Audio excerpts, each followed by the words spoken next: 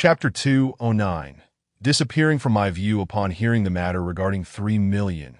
Zhang Xiaoxiao, who had just been taken aback, suddenly perked up. What on earth is happening? What do you mean by 6 million and 3 million? In an instant, all eyes turned to Zhang Linen. Even Zheng Huolan's face displayed a look of confusion.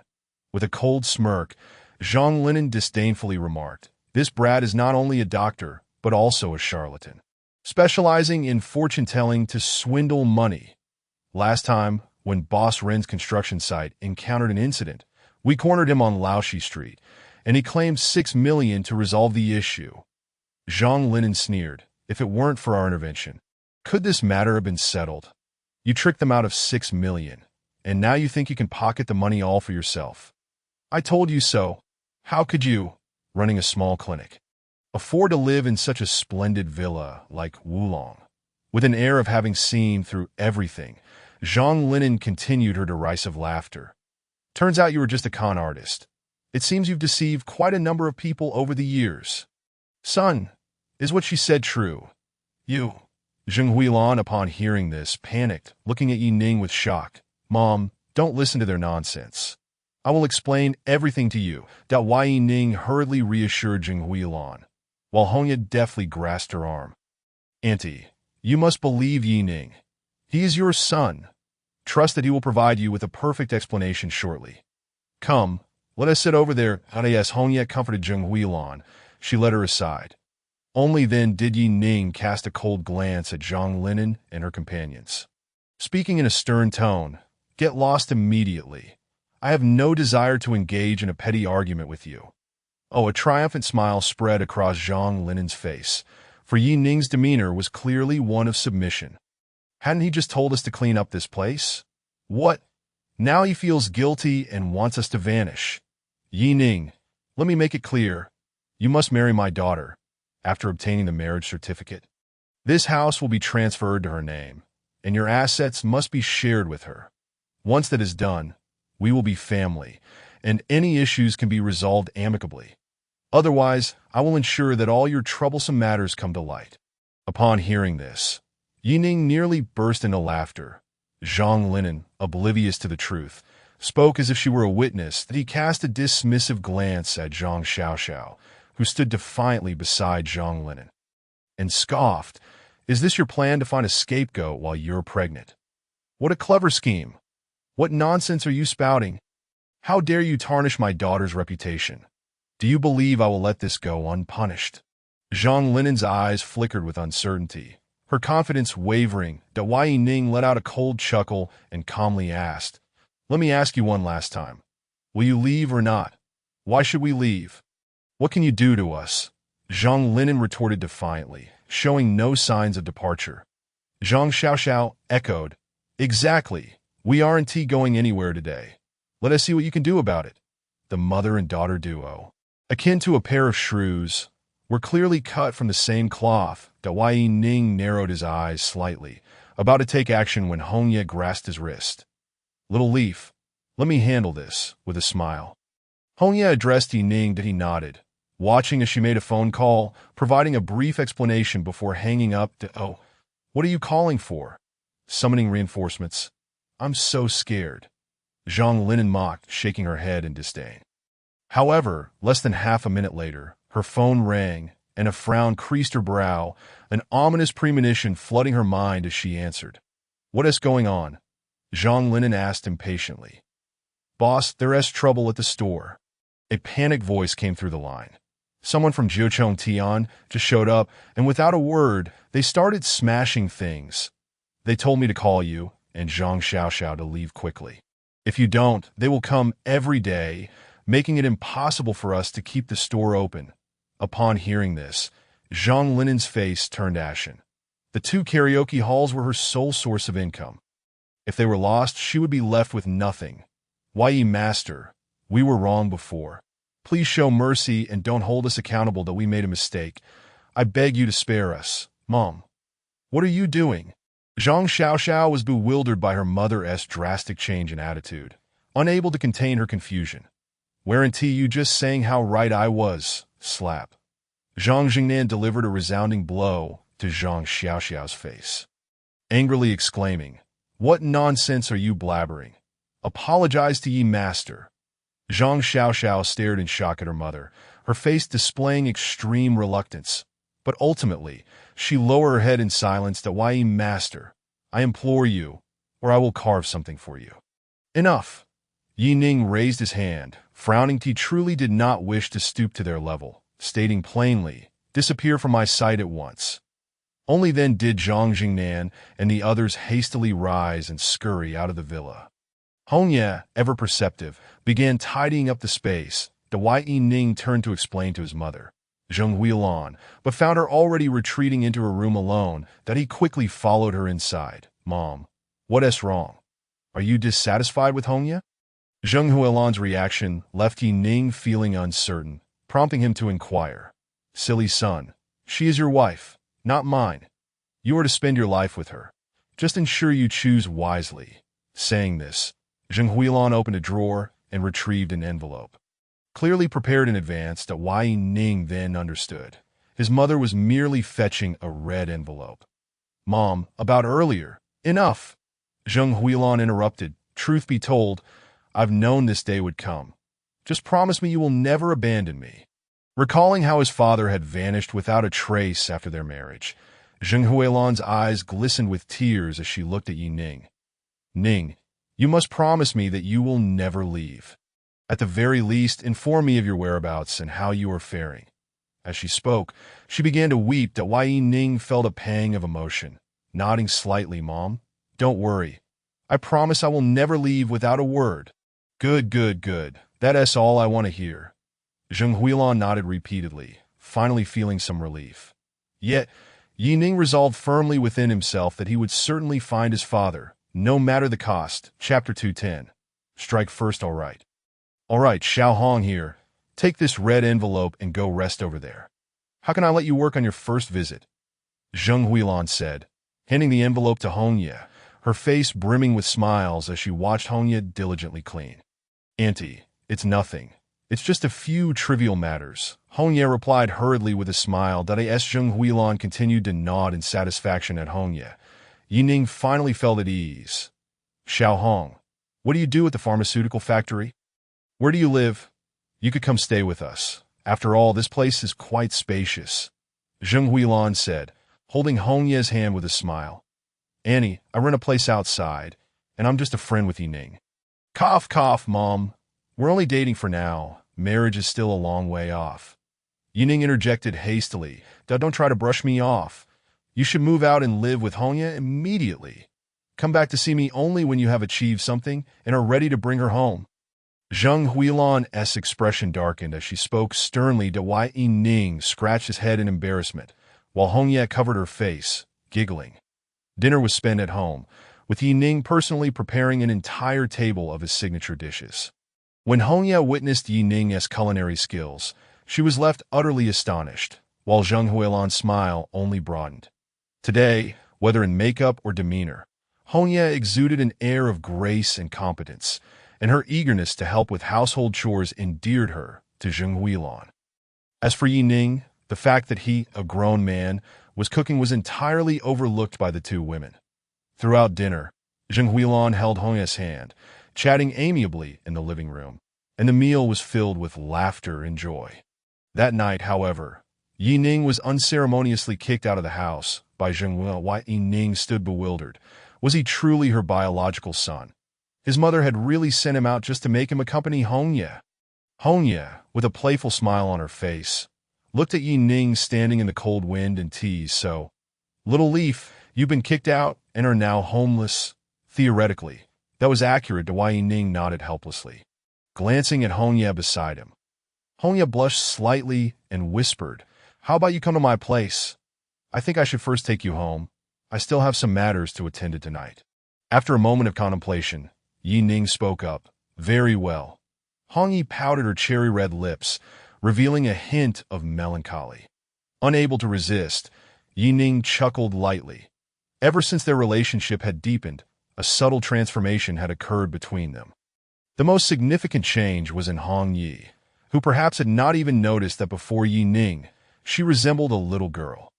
Although the innocence and carefree spirit of youth had long faded, she still acted like a love-struck sweetheart, eager to be together every day. That I do have some matters to attend to tonight. How about this? I promise to visit you once I finish my tasks. Yi Ning said patiently, a gentle smile gracing his lips as he looked at Hong Yi. Then I shall wait for you. Hong Yi readily agreed, her previous sorrow instantly dissipating. That it wasn't until they entered the car that Zheng Huilan, hiding behind the window of the villa, withdrew her gaze, a satisfied smile appearing on her face. Such a child, just like his father, smooth-tongued at the top floor of the Huangshao Kivi in the president's office. Li Haizi and Mad Dog were already waiting respectfully. Having navigated through the bustling crowd, Yi Ning had long since altered his appearance to Mr. Yi. You have arrived. Li Haizi, evidently having waited for some time, quickly extinguished his cigar in the ashtray and rose to greet Yi Ning. How did the investigation I assigned you 2 days ago turn out? Yi Ning inquired as he settled onto the nearby sofa point 2 days prior. Yi Ning had instructed Li Haizi to look into the circumstances surrounding his father's disappearance years ago. For Yi Ning, the only image of his father was the one captured in the old photograph held by his mother. That a handsome face, a somewhat slender physique, and wearing glasses, he exuded an air of refinement. Since Yi Ning could remember, he had no recollection of his father. Ultimately, he learned his father's name, Yi Qinghai, from the household registration book. This, Mr. Yi, my subordinates have failed in their duties, despite 2 days of investigation. We only discovered that there was indeed a person named Yi Qinghai in Yunqing, who later left the city alone. However, this matter seems to be quite complicated, Li Haizi said, lowering his head slightly and speaking solemnly. What do you mean by complicated? Yi Ning's brows furrowed slightly. Could it be that his father truly abandoned his wife and child, callously leaving him and his mother behind, even without any knowledge of this father? It was clear from Zheng Huilan's demeanor that there must be more to the story. That I discovered that before Yi Qinghai left, a significant event occurred in Yunqing, Li Haizi said gravely. The foremost family in Yunqing, the Yu family, was extinguished overnight in a great fire, and the city's former ruler, Qiao Huayu, also vanished into seclusion after the Yu family's downfall. However, despite my extensive inquiries into several prominent families, they remain tight-lipped about the incident. And with my means, I cannot uncover any useful leads that Tio learned the details. We will undoubtedly need the heads of the major families to speak candidly. After a moment of thought, Li Haizi continued. Tomorrow marks the gathering of the families at Huangshao KTV. I believe if Yi wishes to inquire further, it would be best to do so directly. Then Tio stir the pot now might be counterproductive. That's a valid point. I shall wait until tomorrow to seek clarification. Yi Ning nodded slightly, his fists clenched slowly as the matter concerning his father's past weighed heavily on his mind. The next morning, before Huangshao KV had opened, the entrance was entirely empty. Yi Ning and Hong Yi arrived hand in hand, only to find nothing. Li Haizi stood at the entrance, his expression grim. The invitation had been sent 3 days prior. Yet today no one had come to attend. This was a direct affront to him and the Black Dragon Society. Mr. Yi, I apologize. It is my failure in handling matters. Seeing Yi Ning arrive, Li Haizi hastily approached. His face troubled, but Yi Ning furrowed his brows, his voice low. What transpired at that moment? Mad Dog rushed over, his face ashen, and spoke in a hushed tone. Black brother, Mr. Yi, I just discovered that the major families and various elites of Yunqing are currently hosting a banquet at the Yushui Rinjia Hotel. And nearly everyone has gone there. Yi Ning smiled faintly, realizing that these old foxes had sensed danger and were preemptively seizing the initiative. Very well, Yi Ning calmly stated, then let us crash their gathering and see what schemes these old foxes are concocting. With that, Yi Ning raised his hand and swiftly altered his appearance, transforming into Zheng Ning. His previously gentle demeanor shifted, becoming as sharp as a drawn sword. Li Haizi and the others watched with rapt attention. Ha! Splendid! Let us go and witness what kind of storm these old bastards can stir up. Yi Ning and Hong Yi climbed into a Land Rover, while Li Haizi, Mad Dog, and the others followed closely behind. All silent. Several vehicles sped towards Yushui Rinjia. A whirlwind of activity, Daiti Yushui Rinjia. The lights were bright, and laughter filled the air. The so-called elites of Yunqing exchanged toasts and engaged in lively conversation. Many whispering in hushed tones that Wai Ning and his party arrived at the entrance of the banquet hall, where the welcoming staff bowed politely that in a corner behind them. Someone who had been observing quickly picked up the phone, relaying news to Lu Xianju and others. Inside the banquet hall, upon seeing Yi Ning and Li Haizi, the crowd's expression soured, and many hurriedly forced smiles as they approached Mr. Zheng. "You have arrived. Allow me to toast you." Upon recognizing Yi Ning in disguise as Zheng Ning, Zhou Guoming's demeanor changed, and he approached with a glass in hand, saying, "I have only had the pleasure of witnessing Mr. Zheng's elegance from afar twice. It is indeed a remarkable distinction to meet you today." Feigning cordiality, Li Haizi, clad in black, stood robustly beside Yi Ning, unable to suppress a mocking smile as he observed the insincerity of those before him. "Zhou Guoming, you accepted my Black Dragon Society's invitation, yet refused to attend the banquet at Huangqiao, KTV. Only to show up here, that you still have the audacity to come and toast?" The crowd reacted with mixed expressions, and some, seemingly oblivious, looked at Zhou Guoming with amused smiles. Zhou Guoming, however, remained unfazed, forcing a smile as he replied, "Mr. Zheng, to be candid, I truly could not extricate myself today. An old friend is celebrating his 60th birthday here, and I felt it was inappropriate not to attend." "Surely, you have come to extend your congratulations as well?" Zhou Guoming said, turning his gaze to Yi Ning, scrutinizing him closely. Yi Ning raised an eyebrow. It was evident that Zhou Guoming had changed significantly in the days since they last met, with Zhou Guodong having been killed by Qiao Huayu, and Yi Ning having slain Qiao Huayu before many Kunlun masters. The members of Zhou Guoming's faction now regarded Yi Ning with trepidation. This was also why the Zhou family had been the first to curry favor with the Black Dragon Society, offering their newly acquired Zhang Pharmaceuticals and the #1 villa in Wulong District. However, now Zhou Guoming seemed to dismiss Li Haizi entirely, boldly addressing Yi Ning directly, revealing a newfound audacity that it appeared that these so-called elites of Yunqing had found some form of support. How intriguing! Yi Ning narrowed his eyes slightly, a faint smile gracing his lips that I did not come here today to celebrate a birthday, but rather to deliver a eulogy. Zhou Guoming, why don't you enlighten me as to who the guest of honor at this banquet is?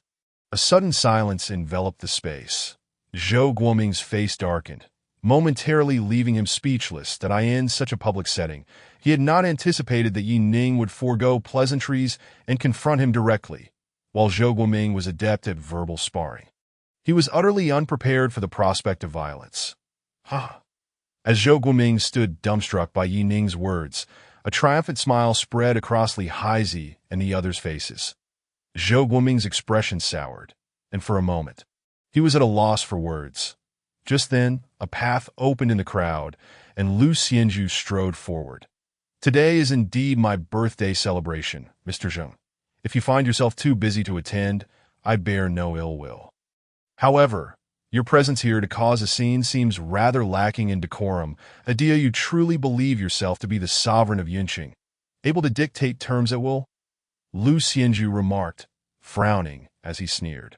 Yi Ning raised an eyebrow, his expression growing ever more amused. 3 days prior, he had thwarted one of this old man's schemes while posing as Yi Ning, and now Lu Xianju had the audacity to confront him again. It seemed that many coveted his position. Decorum? Yi Ning scoffed, then turned his gaze toward a middle-aged man beside Lu Xianju, whose expression was dark and whose eyes bore evident malice, as well as an elderly gentleman in traditional attire beside him. "Did those two grant you the courage to speak of decorum before me? And if so, what if they did?" Lu Xianju grinned, discarding any pretense and laying his cards on the table at this moment. The middle-aged man beside him let out a cold sneer, stepping forward with a frosty expression as he fixed his gaze on Zheng Ning, asking in a low voice, "Are you the legendary young master of Yun City?" Zheng Ning, Indeed, I am, Yining replied with ease. My son, Zhang Cuisong, also perished at your hands, did he not? The middle-aged man's voice suddenly rose several notches, questioning him with formidable intensity that a sharp intake of breath echoed throughout the venue. As many gasped in shock. The enmity of a slain son is one that cannot be overlooked. The man before them, Zhang Guangxi, was a distinguished member of the Zhang family, overseeing a significant portion of the family's enterprises and poised to become the future head of the clan. One of its most esteemed heirs, Zheng Ning had actually slain Zhang Cuisong, the biological son of Zhang Guangxi. Zhang Cuisong? Merely a man who deserved his fate, Yi Ning remarked disdainfully. Should he have wished to kill me? Must I simply present my neck for slaughter, devoid of any right to retaliate? Certainly not. Zhang Guangxi snorted coldly, narrowing his eyes as he spoke with a grave tone. It is destined that people are ranked in hierarchies. Members of the Zhang family are not to be trifled with. Having already taken his life, what can you do now? Yi Ning asked, seemingly unperturbed, leisurely standing in place while observing Zhang Guangxi with a playful curiosity. You shall pay a price 100-fold, 1,000-fold for this, Zhang Guangxi declared solemnly. Not only will I ensure you suffer in your attempts to survive, but I will also not spare anyone by your side. None shall be exempt. I am quite intrigued as to the source of your confidence, Yi Ning replied, shaking his head slightly. Are you truly relying on these pathetic individuals around us? At this proclamation, the faces of the surrounding so-called elite of Yun City changed dramatically, as the words seemed to cast aspersions upon them. However, Zhang Guangxi's expression darkened. After all, Zheng Ning was a young master with remarkable achievements, and he would not underestimate him. He had not only brought the family's top expert, but had also enlisted several masters from the martial world to lie in wait within the banquet hall. Chapter 212. Foes meet. This was all to ensure absolute certainty. Let them all come forth. For my life today, you truly have gone to great lengths. Yi Ning scoffed disdainfully. Suddenly, a commotion arose from the crowd as 7 middle-aged Taoists clad in robes sprang forth, encircling Yi Ning and his companions. If these are the only pathetic individuals you have summoned, Yi Ning remarked, unimpressed, it seems utterly insufficient. You insolent brat, the leading Taoist exclaimed, his face reddening in anger upon hearing Yi Ning's words. Zhang Guangxi chuckled coldly, stating, After all, you are the one capable of vanquishing Xiao Huayu. Do you believe these are my only trump cards? Rest assured, I shall not kill you today. Instead, I will render you powerless, sparing your life, allowing you to witness the brutal demise of those around you. One by one, you will experience a fraction of the pain I will inflict upon you. Attack, with Zhang Guangxi's command. The 7 Taoists simultaneously retrieved jade talismans from their garments and struck them against their chests. In an instant, the atmosphere shifted dramatically. What had merely been a group of ordinary cultivators suddenly transformed, each possessing the strength of a master.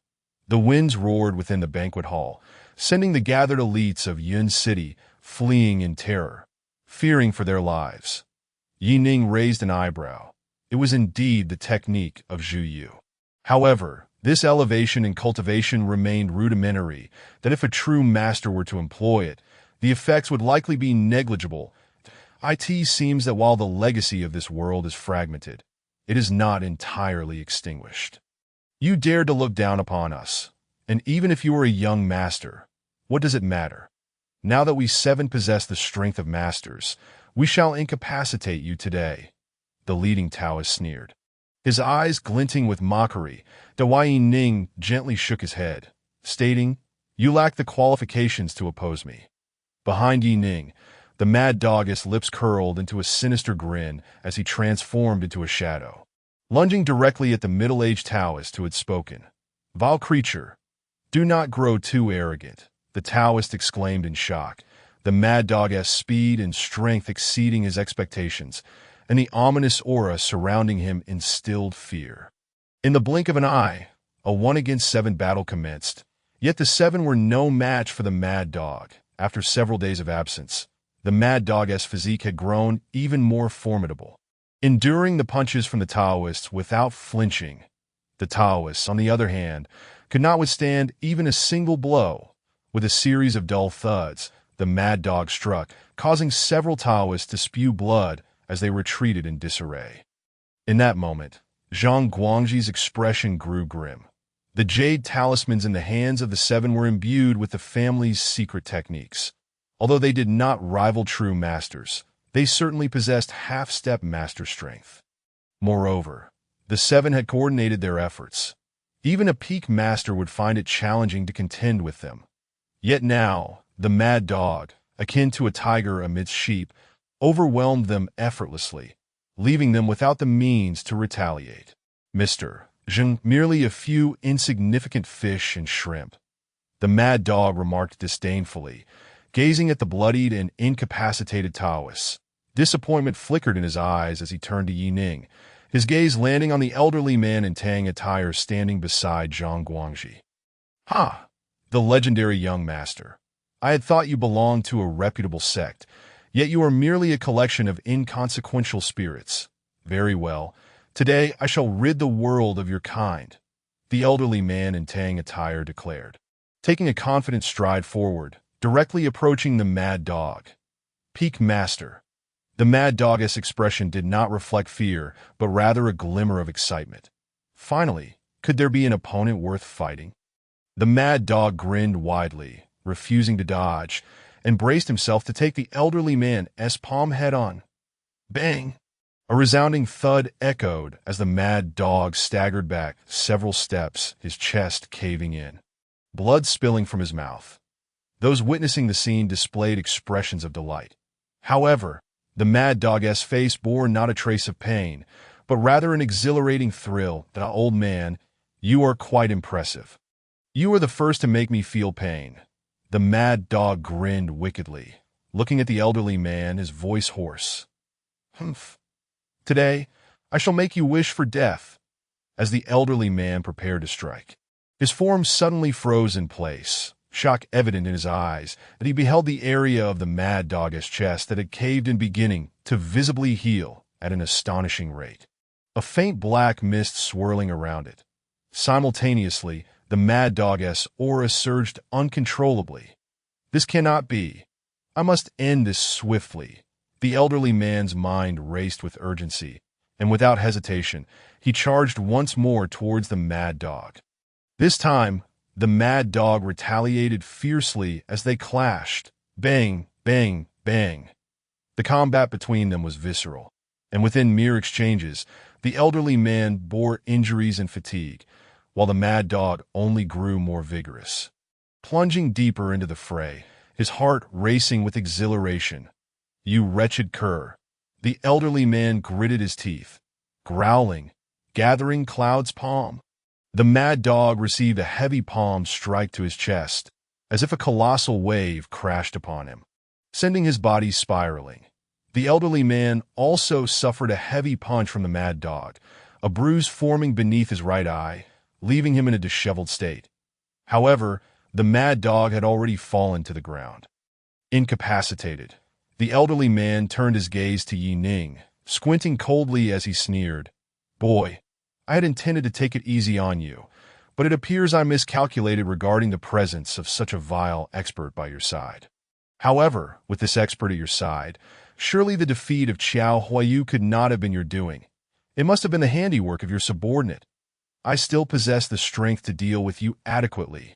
The elderly man's words served as a reassurance to Zhang Guangji, Lu Xinzu, and the others, whose expressions had grown grim just moments prior, now calming their nerves. The Zhang family's foundation was indeed formidable. Whether it was the mysterious jade talismans or the expert before them, both were beyond their reach. Should the Zhang family succeed in eliminating this young master today, it would undoubtedly yield tremendous benefits without any drawbacks. Yet facing the elderly man, Yi Ning merely scoffed and shook his head, glancing at the motionless mad dog beside him, coldly stating, "How much longer will you continue this charade?" "Ha ha ha," in the blink of an eye. The mad dog, who had previously lay on the ground, bloodied and pitiful, now bore a terrifying grin, abruptly sitting up. Chapter 213. Have you had your fill of fun? A dark aura began to envelop the mad dog, transforming him into a demonic figure from the depths of an abyss. Two crimson points of light piercing from his pupils. Terror spread across the faces of everyone in the banquet hall. Those who had come merely to spectate now found themselves gripped with fear as the situation had taken a swift turn. The mad dog now appeared truly fearsome. Even the elderly man, who had just exhibited great prowess in battling the mad dog, now wore a look of alarm. "This is bad, Guangxi. Flee quickly. I will hold them off for you." The elderly man in the Tang suit appeared as pale as a sheet. And it was only at this moment that he truly comprehended that the mad dog from earlier was merely toying with him. The creature had not even unleashed its true power. Now, the overwhelming aura of the mad dog was such that even he could hardly contend with it. In this dire moment, the elderly man could only grit his teeth and resolutely stand guard before Zhang Guangxi. "Old Li, you are the strongest expert in our clan. Can it be that even you?"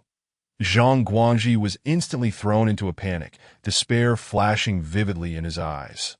Old Li, known as Li Daoxian, was the most formidable individual of the Zhang family over the years, having reached the pinnacle of master-level cultivation, just a step away from entering the coveted innate realm. But now, even Old Li openly declared himself no match. What good would it do for him to flee back to the family? It seemed that even the Zhang family would be powerless to protect him. "Quickly go," informed the clan leader to prepare defenses. "Today, I fear I shall follow in the footsteps of Zhang Xiao." Old Li spoke sternly, a resolute expression etched upon his face. "Haha, so now you realize the need to flee. Today, I shall see who can save you." Li Haizi sneered, his tone dripping with malice. "Right now, the Yushui family is like a web of heaven and earth. This is Yun City, and your Zhang family has grown too large. Perhaps you are unaware of the current situation here." As Li Haizi's words fell, a throng of men in black surged forth, securing all exits that Li Haizi had been well prepared. "Guangxi, I will help you carve a path through blood, ensuring your escape, in gratitude for Zhang Lao's kindness." Old Li gritted his teeth, speaking with fervor. However, just as he made a move, a shadow appeared before him. It was the mad dog. "Old fool, where do you think you're running? We weren't finished with our bout. Let us continue." Before the mad dog could finish speaking, a punch surged towards Li Daoxuan's face. Li Daoxian raised his hands in defense, his aura swirling around him, retreating swiftly. Yet he was still unprepared for the mad dog's sudden strike. The punch shattered Li Daoxuan's protective aura, sending him staggering back several paces, his arms breaking instantly, blood gushing forth. His spirit waned, and he lost all fighting capability. The surrounding black-clad bodyguards quickly advanced, seizing Zhang Guangxi with ease. In a flash, the once proud Zhang Guangxi, ready to seek retribution, had become a lamb awaiting slaughter. Lu Xinzu and the others turned pale with shock. This was the Zhang family. Even Xiao Huayu held them in awe. Yet now they had been instantly crushed by a subordinate of the young master. Yining gazed at Zhang Guangxi with calm eyes, shaking his head slightly as he spoke. "So, you are Zhang Guangxi. Today I can allow you to leave to go back and tell the Zhang family they have offended the wrong person. Within 3 days, come to Huangqiao, KV to bow an apology, and I may, in consideration of mercy, refrain from pursuing this matter. But if not," as Yining's voice trailed off, the threat was unmistakable. "You want to kill me?" Zhang Guangxi had thought his demise was certain today, yet he was taken aback by Yining's unexpected leniency. In reality, the conflict between Yining and the Zhang family had originated from Zhang Cuisong. Had it not been for Zhang Cuisong's repeated provocations, he would not have faced such dire consequences. If this matter could be resolved peacefully, he naturally would prefer to avoid bloodshed. As for whether the Zhang family could seize this opportunity, that remained to be seen. Do you not understand my words? Yi Ning furrowed his brow. Before I change my mind, leave at once. Humph. Zhang Guangji scoffed, and the two black-clad bodyguards reluctantly released him, allowing his escape to MRYE. You are letting a tiger return to the mountain? Li Haizi exclaimed, astonished, as he watched the scene unfold, anxiety creeping into his voice. The mad dog also turned his gaze toward them, still holding the incapacitated Li Daoxian by the collar, asking with a grin, Mr. Zheng, we cannot let Zhang Guangji go. Otherwise, enough. This matter is settled. The Yi Ning interrupted Li Haizi, his eyes fixed on the pallid Zhang Guangji, a cold smirk gracing his lips. Though Zhang Tisong's death was his own doing. It has nothing to do with the Zhang family. This is why I am giving you this chance. Remember my words. Within 3 days, come personally to bow an apology, or I will come knocking on the Zhang family's door to settle accounts. Once Yi Ning had finished, he looked back at Zhang Guangji, speaking in a calm tone. Zhang Guangji revealed a sinister smile, nodding slightly as he replied, Very well. Since you have said so, I shall comply. Rest assured, I will convey your words. With that, Zhang Guangji turned and departed. As he left, the atmosphere grew tense, silence enveloping the scene in that moment. Everyone became anxious, especially Lu Xinzu and the others, their faces paling in horror as they looked at Yi Ning with trepidation. Thud! A soft sound echoed as Lu Xinzu suddenly buckled at the knees, kneeling before Yi Ning. Master Zheng? I was blinded by greed, threatened by Zhang Guangji, and had no choice but to oppose you. Lu Xinzu implored, his face ashen. Please do not hold it against me. Consider me insignificant and let me go. The crowd of prominent figures who had previously slighted Yi Ning now wore expressions of dread. And as Lu Xinzu begged for mercy, they too fell to their knees before Yi Ning. The astonishment on Zhou Guoming's face morphed into sheer terror, and he too collapsed, kneeling before Yi Ning. Yi Ning was taken aback, not expecting Lu Xinzu and the others to be so perceptive. They projected an air of confidence, yet when faced with the prospect of their lives, they displayed no hesitation in their supplication. Ha ha! Yi Ning chuckled softly, remarking, I thought you all were brave enough to oppose me. Prepare to die standing. It seems you prefer to live on your knees. Upon hearing Yi Ning's words, Lu Xinzu and Zhou Guoming's faces turned ashen, burying their heads deep into their chests, rendered speechless. Chapter 214. Pleading for mercy, what? Were you not just speaking with righteous indignation? Yi Ning observed with amusement the prominent figures of Yun City kneeling before him. His voice calm, that I heard that not long ago, you conspired with some sorcerers from Modu to stage a rebellion, intending to overthrow the entire Wulong Mountain. How is it that you are now so cowardly? Nonsense. Absolute nonsense. Lu Xinzu trembled at Yi Ning's words, vehemently denying the accusations. The truth cannot be concealed. It was indeed Yi Ning's suggestion that Li Haizi extend invitations to the major families of Yun City. A pretext to seek retribution. Lu Xinzu had thought that the enmity between the Zhang family and Zheng Ning would be his last chance to turn the tide, but he had been gravely mistaken. Absolute nonsense. Yi Ning sneered, shaking his head as he spoke softly. Are you implying that I am fabricating lies? Lu Xinzu hastily bowed his head, desperately pleading, I mean no such thing. I only wish for Master Zheng to see the truth and grant me my innocence. Yi Ning remained silent, and Lu Xinzu continued to bow, fearing that if he displeased Yi Ning, the Lu family would face annihilation. Yi Ning, with an impassive expression, watched Lu Xinzu's desperate display, and within mere moments, the ground before him was already stained with blood. Yet he continued to strike his head against the floor, his forehead bloodied. The surrounding Zhou Guoming and others quaked in fear, kneeling in silence in that instant. The banquet hall's attendees, witnessing the once mighty heads of the prominent families of Yun City bowing and scraping before Yi Ning, exchanged glances, astonished. They never expected that the so-called first family of Yun City, the so-called elite, would prove utterly inconsequential in the face of this young master's absolute power. At this moment, Yi Ning did not rush to speak, merely observing Lu Xinzu and Zhou Guoming as they knelt before him. Performing their act, after a brief pause, he finally began to speak. In truth, I did come today with matters to discuss with you. Here is an opportunity. I will pose you a question, and if you provide me with a satisfactory answer, I shall overlook today as events. Upon hearing Yi Ning's words, Lu Xinzu and the others felt as if a great burden had been lifted, their faces brightening with relief as they eagerly raised their heads, exclaiming, "Master Zheng, please ask. I shall speak without reservation." "Very well."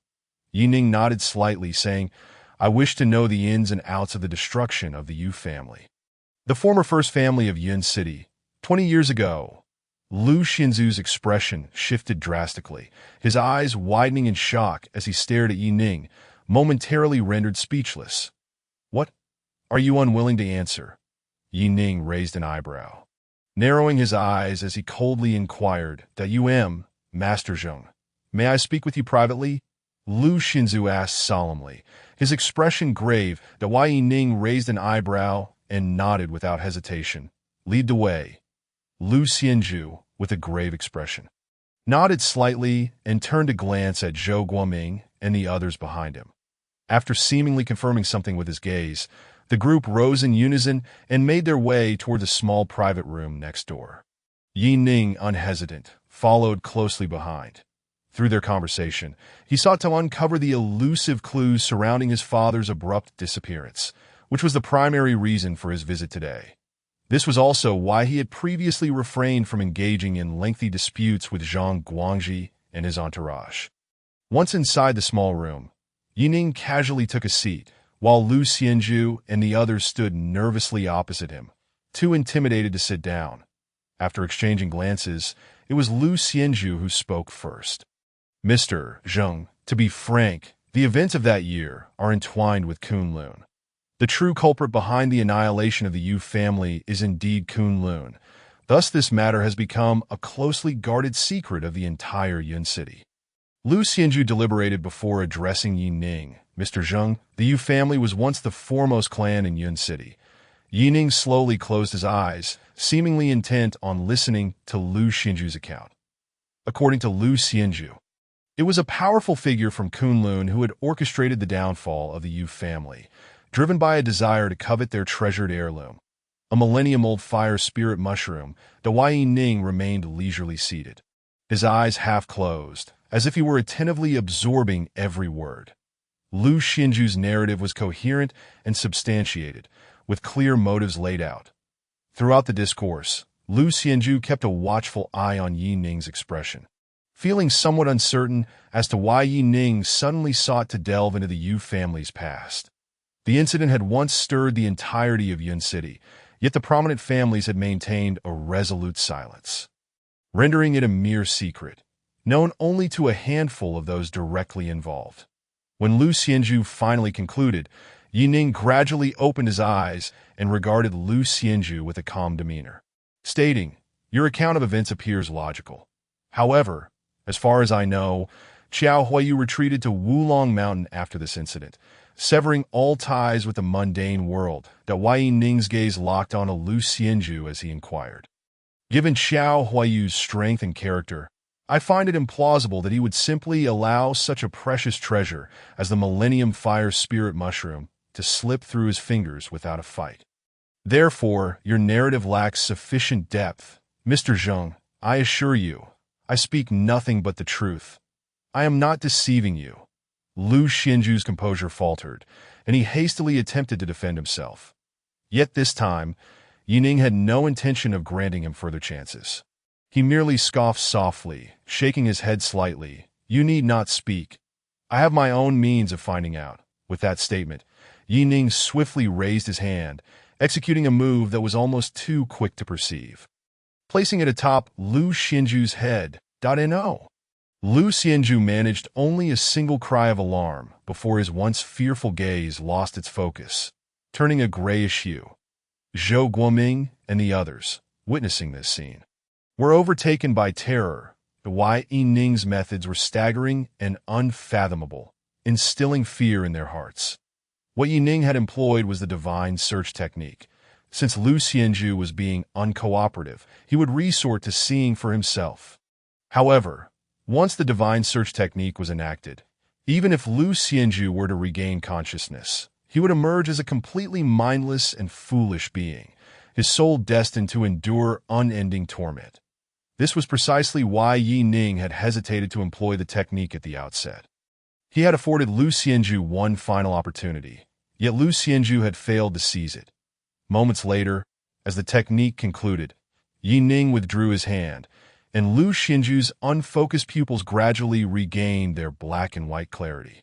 Though his expression remained vacant, rendering him a mere shell of his former self, the Yi Ning, however, sat with his eyes closed, brow furrowed in contemplation in Lu Xianju's memories. He had indeed uncovered a wealth of surprises, not only alleviating his own confusion, but also gaining insight into numerous secrets unknown to him. Chapter 215. Seeking assistance. When Yi Ning reopened his eyes, his gaze fell upon the faces of Zhou Guoming and the others. His expression tinged with peculiarity. It turned out that these so-called luminaries of Yun City had effectively become puppets. Lu Xianju had covertly poisoned and manipulated their families and resources, rendering the major clans of Yun City mere shadows of their former selves. Witnessing Lu Xianju's fate, alongside the amused smile on Yi Ning's face, Zhou Guoming and the others were instantly engulfed by a sensation of being completely seen through, their hearts swelling with complex emotions. "Heh, you treated Lu Xianju as you did. Henceforth, you shall treat me the same," Yi Ning coldly remarked. "I will periodically provide you with the antidote to prolong your lives. Otherwise, you shall meet a grim fate." "Yes," Zhou Guoming and the others nodded in unison, despair evident on their faces. Yi Ning offered a faint smile and chose to disregard them, stepping out of the private room. Mr. Zheng, Li Haizi, seeing Yi Ning exit the room, hurriedly approached. Yi Ning nodded and stated, "From now on, the Zhou family, the Qin family, and the Lu family shall be subsidiaries of my Black Dragon Society. You may command them at will." "Ha ha. Indeed, Mr. Zheng's intervention has made matters considerably simpler." Li Haizi grinned, feeling a mix of nostalgia. In the past, he had carved a path with sheer force. Yet years later, he found himself merely a negotiator for the Black Dragon Society. Were it not for Yi Ning's assistance, he wouldn't even have the standing to engage in equal discourse with these prominent families. However, now that Yi Ning had arrived, in a matter of minutes, the major clans had all bowed in submission. Such was the disparity. Hongye, the revival pill can now be produced, and the Lu family's pharmaceutical factory can commence production. As for the specific details of collaboration, you may instruct them directly. The Lu family will not refuse," Yi Ning said, revealing a confident smile. Hongye's eyes lit up as she nodded earnestly. The revival pill was the finished product derived from the formula Yi Ning had provided previously, according to Li Haizi's experience. The effects of this pill were truly remarkable, and once it hit the market, it would undoubtedly be met with fervent demand. After finalizing arrangements, Yi Ning did not linger, delegating the aftermath to Feng Go and Li Haizi. By the afternoon, Yi Ning felt as though everything had returned to its rightful course, and he made his way to Huichengting, in Xingxing, at the foothills of Guyun Mountain. In a quaint farmhouse, an elderly man, with hair and beard as white as snow and clad in coarse linen, sat comfortably in a decked chair basking in the sun, his eyes closed, appearing utterly at ease. Disheveled figure hurriedly approached. It was Zhang Guangji. The rugged mountain path and the sharp thorns had left his once elegant suit in tatters. Not only that, but his face bore 2 bloody scratches from the brambles. Upon seeing the bedraggled Zhang Guangji appear at the courtyard, the elderly man finally opened his eyes slowly, frowning slightly as he spoke. "Has the sky fallen? What calamity has transpired? Father, something grave has happened."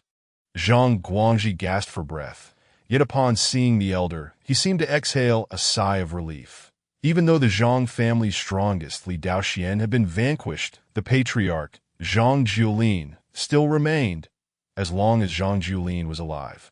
There might still be a chance to preserve their lives, or even to turn the tide.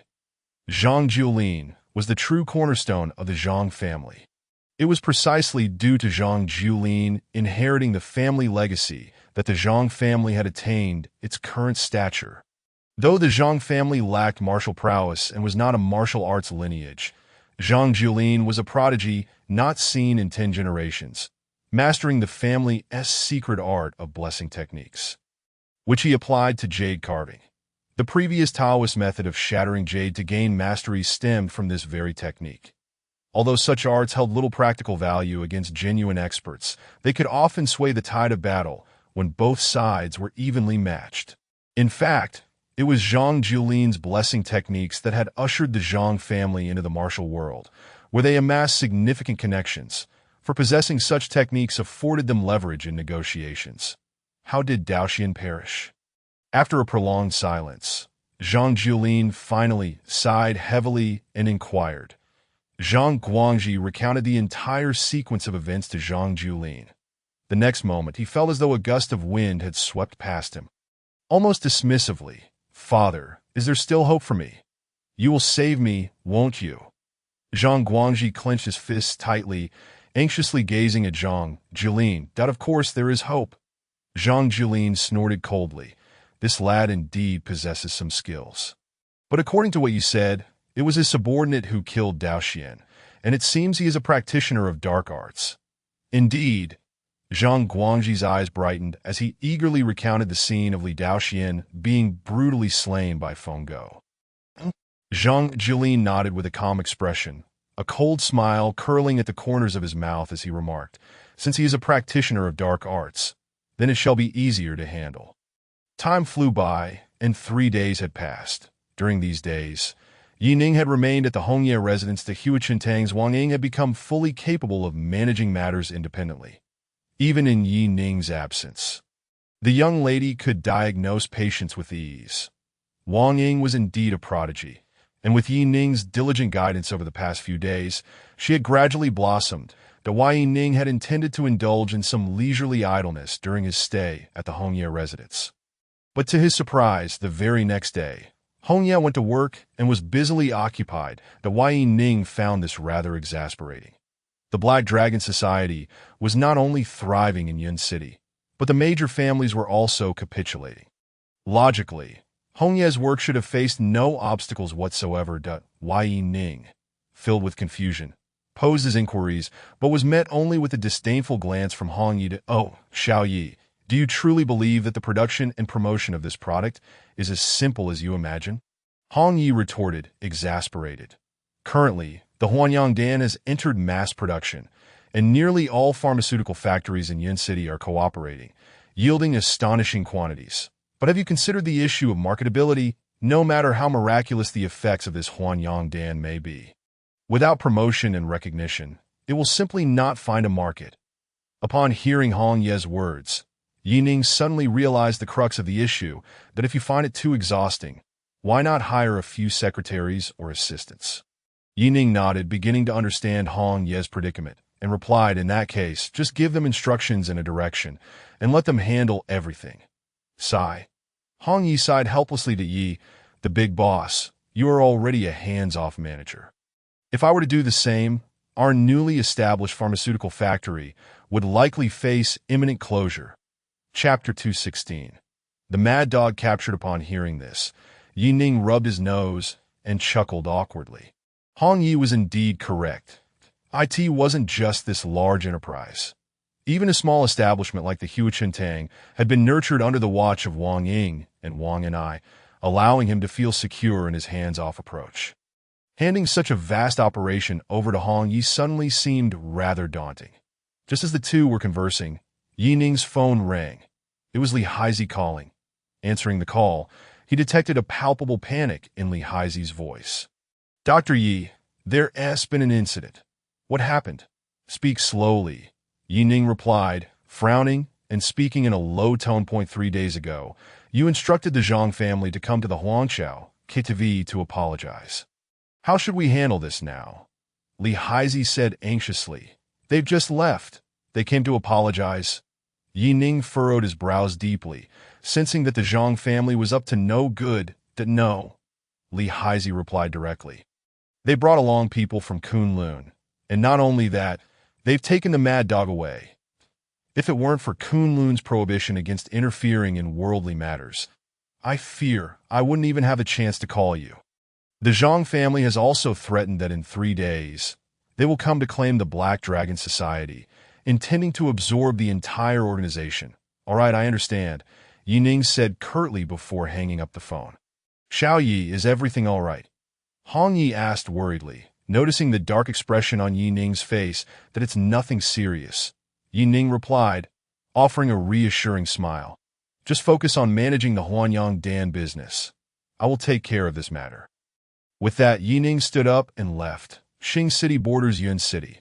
However, in terms of both economy and land area, it far surpasses Yun City. After the Zhang family flourished, they had already relocated their family base to Xing City. At that moment, within the Zhang family villa, the members awaited eagerly. Soon, a black armored vehicle sped towards them, coming to a halt at the entrance of the Zhang residence.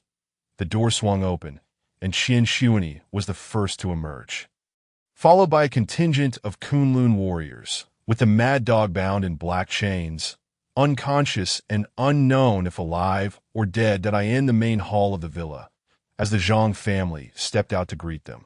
Zhang Guangji, who was anxious, finally felt relieved upon seeing the mad dog secured like a dead dog. Qian Lao's intervention was indeed extraordinary. Zhang Julin hurried forward, wearing a broad smile. Did I wonder about that young master? Zheng Ning. My Kunlun is not merely your Zhang family's servant. I am here in Yun City solely because you mentioned the appearance of evil cultivators. I came to investigate. Now that the evil cultivator has been captured, I must return to Kyoto. Qian Xuani replied, slightly furrowing his brow. Qian Lao. The Zhang family members turned pale at his words, and Zhang Julin exclaimed, Qian Lao, this evil cultivator is a subordinate of Zheng Ning. Now that you have captured him, Zheng Ning will surely hold my Zhang family accountable. If he comes knocking at this moment, my Zhang family will be doomed. I implore you, given the years of service my Zhang family has provided to Kunlun, please spare us. As he spoke, Zhang Julin fell to his knees before Qian Xuani. Qian Xuani pondered for a moment with a frown, then said, very well, I shall stay for a few more days to assist you in dealing with that young master. After saying this, Qian Xuani swaggered into the Zhang family villa, while the members of the Zhang family stood respectfully on either side. Let me out, you old fool. I want to battle you 300 more rounds.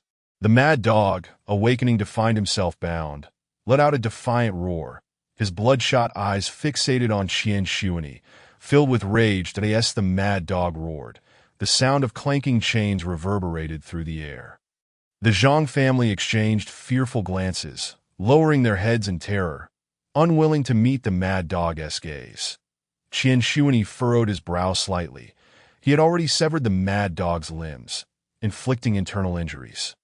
Were he an ordinary martial artist, he would likely be hanging by a thread, but the mad dog astonishingly managed to heal himself in a short time.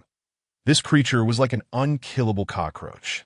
If he could be taken back for thorough study or compelled to reveal the secret of his rapid healing, it would be of monumental significance to Kunlun. Qian Lao. Zhang Julin sneered, narrowing his eyes at Qian Xuani, and said, this evil cultivator dares to speak disrespectfully to you. My Zhang family just happens to possess methods to subdue such a being. May I? Please do as you wish, Zhang Lao. Qian Xuani waved his hand dismissively. I, too, wish to witness what means your Zhang family has beyond the blessing technique. The Zhang family's connection to Kunlun stemmed from their provision of talismans that facilitated the blessing technique, effectively doubling the number of warriors capable of master-level combat. Although master-level fighters surpassed the mundane world, they still could not be considered top-tier experts, which allowed Qian Xuani to regard the Zhang family with disdain while still holding Kunlun in high esteem. It was said that the Zhang family's ancestors must possess some form of Taoist heritage. Otherwise, they could not so easily perform the blessing technique. Qian Xuani felt a surge of interest. eager to see what capabilities the Zhang family could truly display. With a cold smile, Zhang Julin nodded slightly and instructed, "Bring forth the celestial jade to suppress this evil cultivator." The Zhang family members erupted in joy at these words, as Zhang Guangji rushed into the villa. Shortly thereafter, he emerged with several servants carrying a piece of jade as tall as a person, shining brilliantly white like jade, presenting it before the assembly. Zhang Julin personally approached the mad dog, sneering as he spoke, "You slew my grandson. Today, I shall make you experience the anguish of total annihilation. When that fellow named Zheng arrives, he will not escape either." As his words fell, the white jade was placed before the mad dog.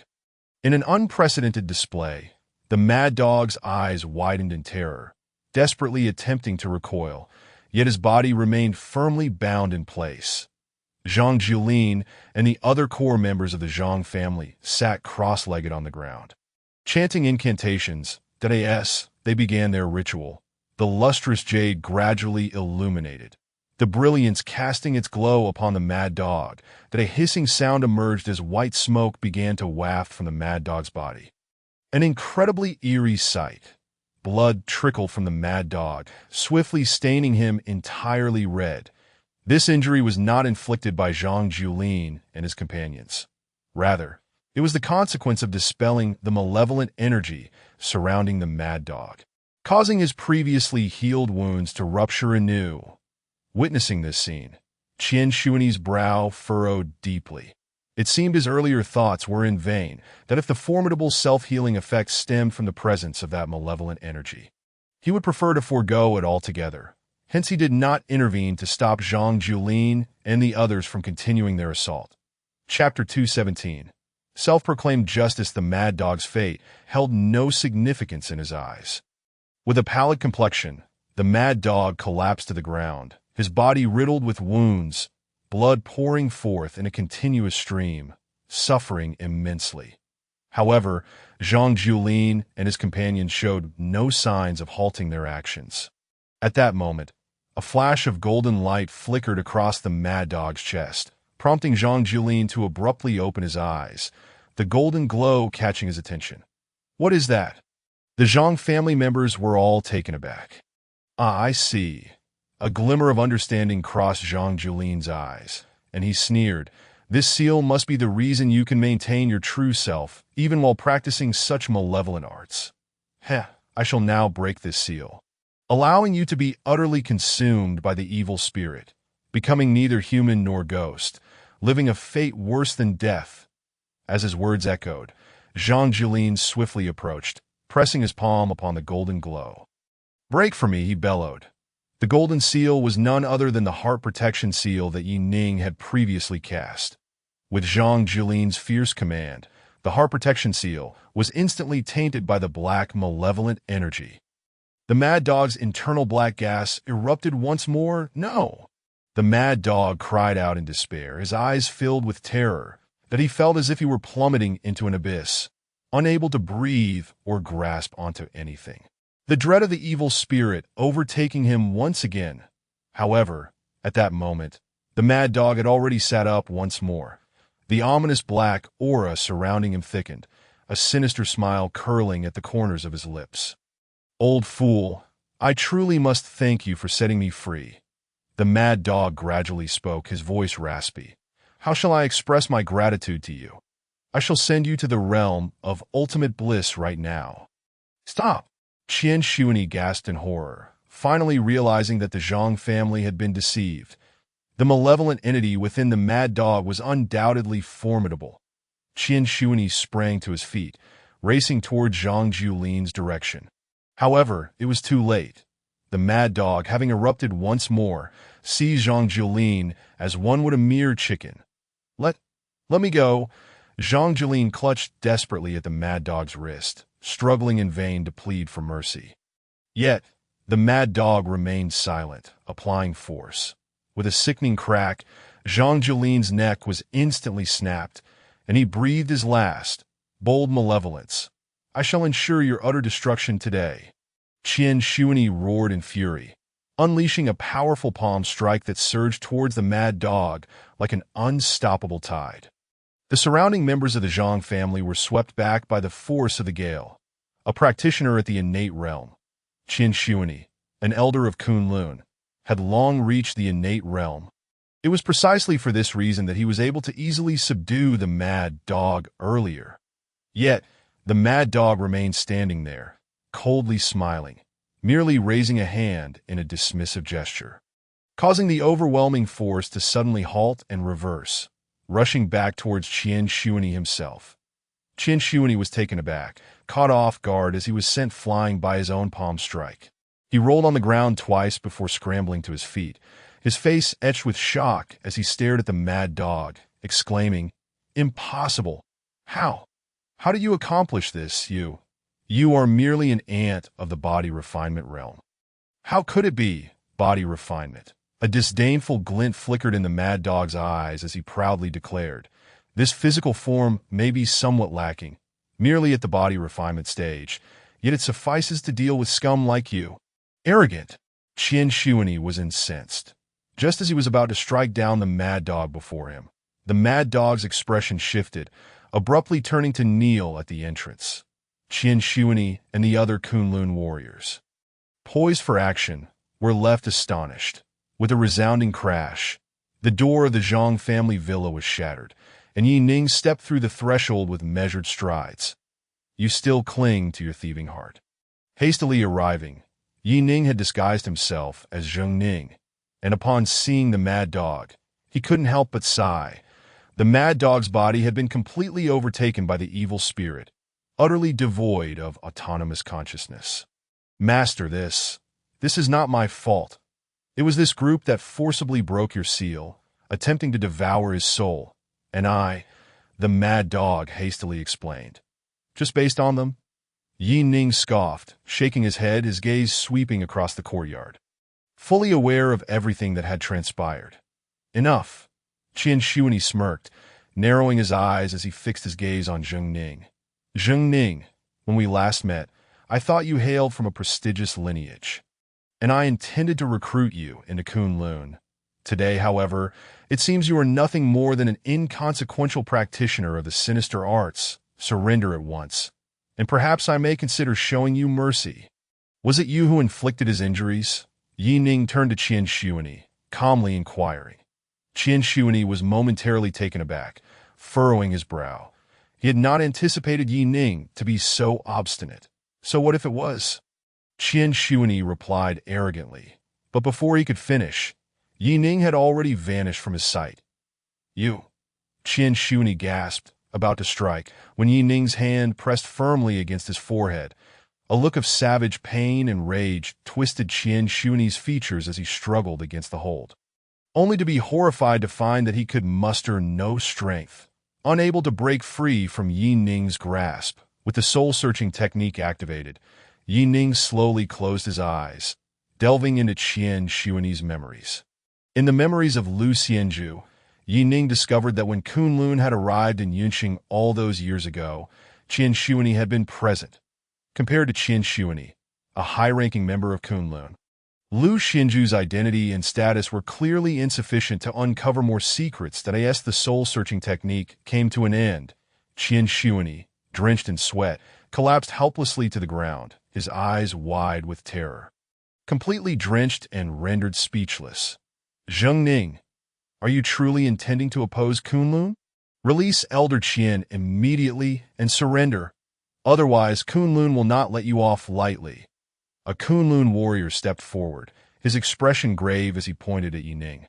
Speaking with righteous indignation, Yi Ning chuckled, casting a nonchalant glance at the warrior, and coldly retorted, "You assaulted my friend without understanding the situation, and now you wish to extinguish his very soul? Am I not entitled to retaliate? Must I surrender, friend?" The young Kunlun warrior scoffed derisively. "He is a practitioner of evil, deserving of execution. If you are also a practitioner of evil, you too are guilty. Your death would be of no consequence." "Of no consequence?" Yi Ning raised an eyebrow, placing his hand upon the motionless, slumped Qin Shuani, And to his astonishment, Qian Shuani's life force rapidly dissipated like a receding tide. Absorbed by Yi Ning, fear gripped the faces of all present. The mad dog, now entirely possessed by the evil spirit, watched this scene with shock, instinctively lowering his head further, wary of speaking, secretly mocking the Kunlun warriors for their delusions of righteousness. Unaware of their impending doom. Chapter 218. So-called Justice Stop. Release Elder Qian immediately. Zheng Ning, let me tell you, do not think that just because you have achieved mastery at a young age, you can look down upon everything. The Kunlun warrior who had just spoken could not help but step forward, raising his voice. I warn you, Kunlun is a crucial asset to the nation. Within Kunlun, not only are there young masters, but also many innate and golden core practitioners. The leader of Kunlun is a legendary figure said to be as eternal as the heavens. Elder Qian is one of our esteemed elders. If you kill him, Kunlun will surely seek vengeance. The young warrior spoke with conviction, and as he mentioned the golden core and transcendent practitioners, a glimmer of pride and arrogance flashed in his eyes, as if the strength of those great figures belonged to him. The Zhang family, now terrified and on the verge of collapse, seemed to regain a glimmer of hope upon hearing these words. Zhang Guangji straightened his chest and proclaimed loudly, Yi Ning, did you hear that? Release Elder Qian at once and surrender, or you shall face dire consequences. Are you threatening me? Yi Ning's face broke into a playful smile as he slowly raised his hand, causing Qian Shuani's body to appear utterly devoid of strength, moving like a soulless husk, rising slowly with Yi Ning's palm. Seeing this, the expressions of the crowd shifted dramatically. A heavy tension gripped their faces, as they finally realized Yi Ning was not jesting. Even though Qian Shuani held a revered position as an elder of Kunlun, what did it matter? With a single misstep, Yi Ning would still take his life. However, they realized this far too late. Just as several Kunlun warriors revealed anxious expressions, desperate to persuade Yi Ning to relent, he had already begun to loosen his grip. Qian Shuani's previously robust essence seemed to drain away entirely, leaving him feeble and lifeless, as if all vitality had been stripped from his being. His withered body fell to the ground like a leaf in the wind, utterly devoid of life in an instant. He was gone. The esteemed elder of Kunlun, a practitioner at the innate realm, had perished just like that, killed by Yi Ning's hand. He had not even had a chance to resist, as if he were a truly frail old man, nearing his end. A chilling dread washed over everyone. What malevolent sorcery had Yi Ning employed? What powers did he possess? Why have you all fallen silent? Yi Ning's lips curled into a mischievous smile as he turned his gaze towards the previously indignant crowd. His voice calm as he asked that in that moment, everyone turned pale, rendered speechless. With Qian Shuani still alive, they had their strongest supporter. Now, if even someone of Qian Shuani's stature could be so easily dispatched by Yi Ning, what hope did they have? In an instant, all notions of justice and righteousness were cast aside, replaced by trembling fear. This moment, Zhang Jilin, whose expression was equally grim, slowly stepped forward, though his face was strained. His voice was strong. Zheng Ning, I advise you once more. Those who commit unjust acts will surely meet their demise.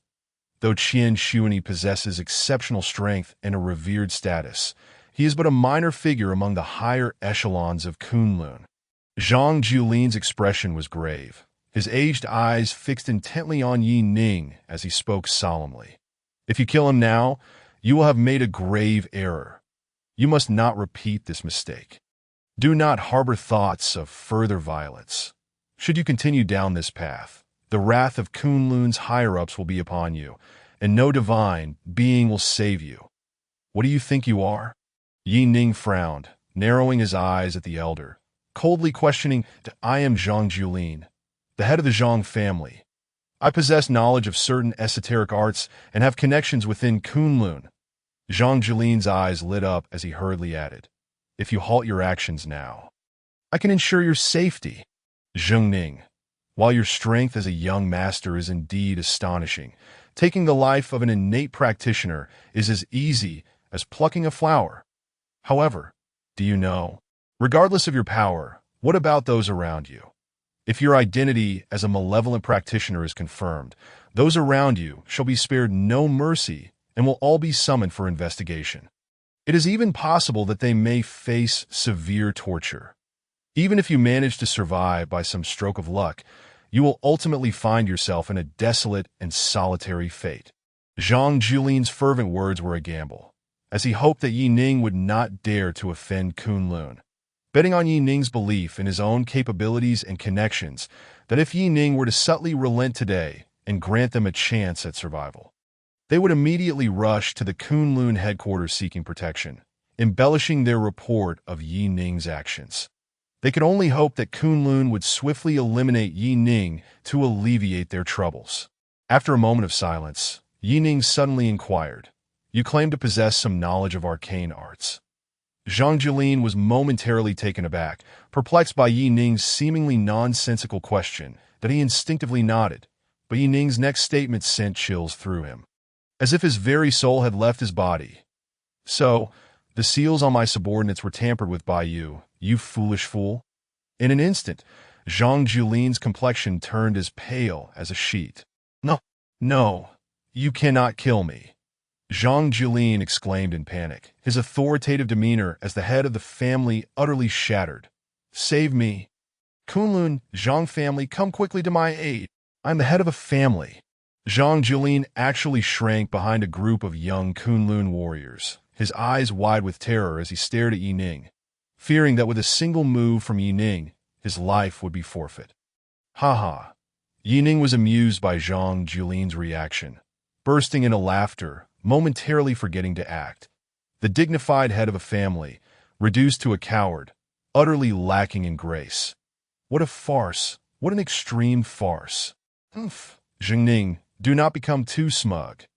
A young Kunlun warrior interjected with a cold snort, casting a displeased glance at Yi Ning, and spoke solemnly. "If you kill my Kunlun elder now, you will be committing a grave offense against Kunlun. Surrender immediately, and perhaps out of consideration for your youth and potential, we may grant you a chance at redemption, allowing you to atone for your sins. We might even permit you your freedom, allowing you to achieve merit in spite of your transgressions." Zhang Lao was not wrong. Surrendering now and seeking leniency is your only option. Or else what? Yi Ning raised an eyebrow, his expression suddenly darkening, his gaze icy as he fixed it upon the young Kunlun warrior, speaking in a low voice. "What is Kunlun? After all, warriors are meant to defy fate, to challenge the heavens. If I do not bow to the heavens, why would I fear a mere Kunlun? What do you even represent? You act with such self-righteousness, making unilateral decisions without understanding the situation. Since you claim to be so morally upright, allow me to ask you, when Zhang family Scion Zhang Tisong killed one of my subordinates, resulting in one dead and one injured, what fault lies in my retribution?" Chapter 219, Annihilation. The Zhang family seeks vengeance, while my subordinates set a trap to eliminate me. It was my superior skills that allowed me to escape. I did not deny the Zhang family an opportunity, as I set a 3-day deadline. If the Zhang family came to apologize, this matter could be resolved a life for a life, but the Zhang family chose the path of self-destruction, showing no intention of repentance, instead bringing Kunlun to bear down upon me.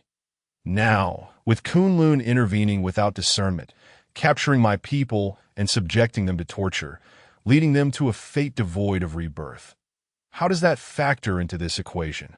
Yi Ning's repeated inquiries left the Zhang family and Kunlun members speechless, especially the Zhang family, who exchanged glances filled with regret. Had they known Yi Ning was such a harbinger of death, they would have never dared provoke him, and Zhang Tsuesong's death was utterly in vain. The blame lay in the fact that the Zhang family had been expanding their business over the years, relying on the blessings of the Ji technique and forging connections with Kunlun, leading them to adopt a haughty attitude, believing that aside from a few true power players in the capital, there was no one in the entire Dragon Kingdom who could rival the Zhang family. Thus, they had brought about today's catastrophic error. The young Kunlun warrior's brow furrowed deeply, and with a cold snort, he declared, "You are deluded. Did your so-called subordinate die?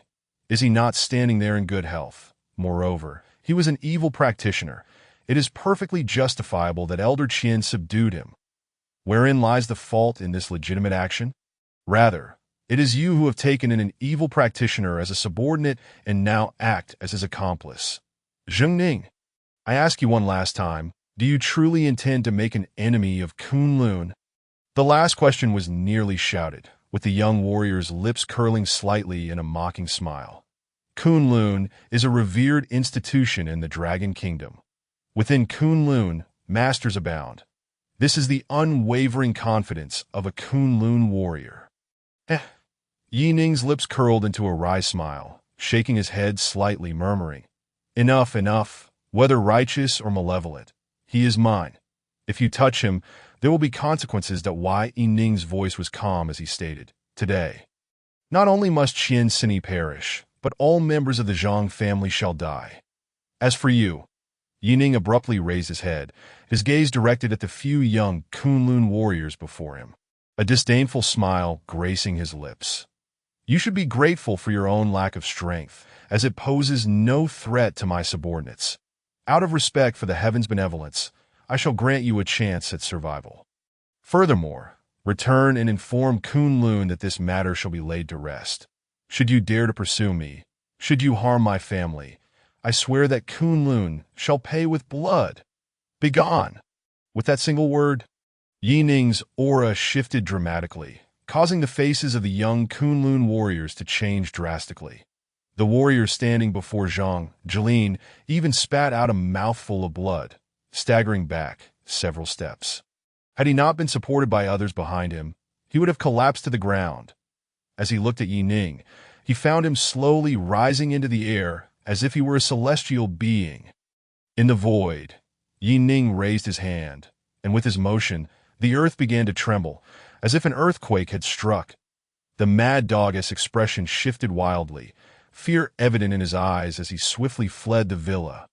The expressions of the Kunlun warriors also shifted dramatically as they hastily retreated. "The do not leave. Kunlun, save me. I, Zhang Jiulin, have served Kunlun for many years. I have made no contributions but have endured hardships." Zhang Jiulin cried out in alarm, while the Zhang family members were equally astonished, attempting to escape. Yet, they were shocked to discover that the ground seemed to possess a formidable gravitational pull, rendering them unable to move their feet. They could only watch in despair as death approached. Yi Ning suddenly turned his hand. In an instant, the earth split open, forming a colossal black hole, and the entire Zhang family villa, along with all its inhabitants, plummeted into the abyss. With one final movement, Yi Ning clenched his fist. Boom! A deafening roar erupted, accompanied by the sounds of crumbling bricks and snapping steel. Not only the Zhang family members, but the entire villa was reduced to dust in that moment of tectonic collision. In an instant, the once boisterous Zhang family villa fell silent, all buried beneath the earth, with none surviving. Exhaling deeply, Yi Ning gazed skyward, slowly closing his eyes, though the mad dog still stood outside the villa. His soul had been utterly extinguished, never to return. This was the reason for his furious wrath. Qian Sini, the Zhang family, and all involved in this matter must pay the price. As for Kunlun, it is best for them to remain at peace. If they, like the Zhang family, resort to underhanded tactics that harm those around him, Yi Ning would ensure they paid 1,000-fold. The healer, through medicine, transcends into the realm of immortality, wielding life and death, capable of resurrecting the deceased, reviving the withered, and bringing forth the vibrancy of all things. Yet in reality, it is far easier to take a life than to save one. Yi Ning calmly walked out of the Zhang family villa. The once towering structure had vanished entirely, leaving no trace even of rubble. Just moments ago, The spectators had witnessed the villa sink into the ground, reduced to powder. The Kunlun warriors stood in stunned silence. Yi Ning cast a detached glance at a few of them, stating calmly, "Return and inform Kunlun. Should they wish to make an enemy of me, let them come." With that, he turned and departed. After taking a few steps, Yi Ning suddenly halted, furrowing his brow deeply as he spoke in a low voice. "What are you scheming in the shadows? Show yourself." As his words fell, a figure emerged from the shadow at the street corner. It was the mad dog. "Hee, should I call you Master Zheng or Dr. Yi? Or perhaps simply boss, as that feels more familiar," the mad dog said, a strange smile plastered across his face as he regarded Yi Ning. "Dare you return? Do you not fear for your life?" Yi Ning raised an eyebrow, a playful smile crossing his lips as he replied, "If you could protect the mad dog, he would not have been reduced to such despair. Therefore, you too share the blame." "Not at all. Not at all." The mad dog waved his hand dismissively, laughing. "I am not like them. If you wish to blame me, then blame my inaction. I merely observed as they put on a splendid performance. It was you who forced me into the mad dog's body.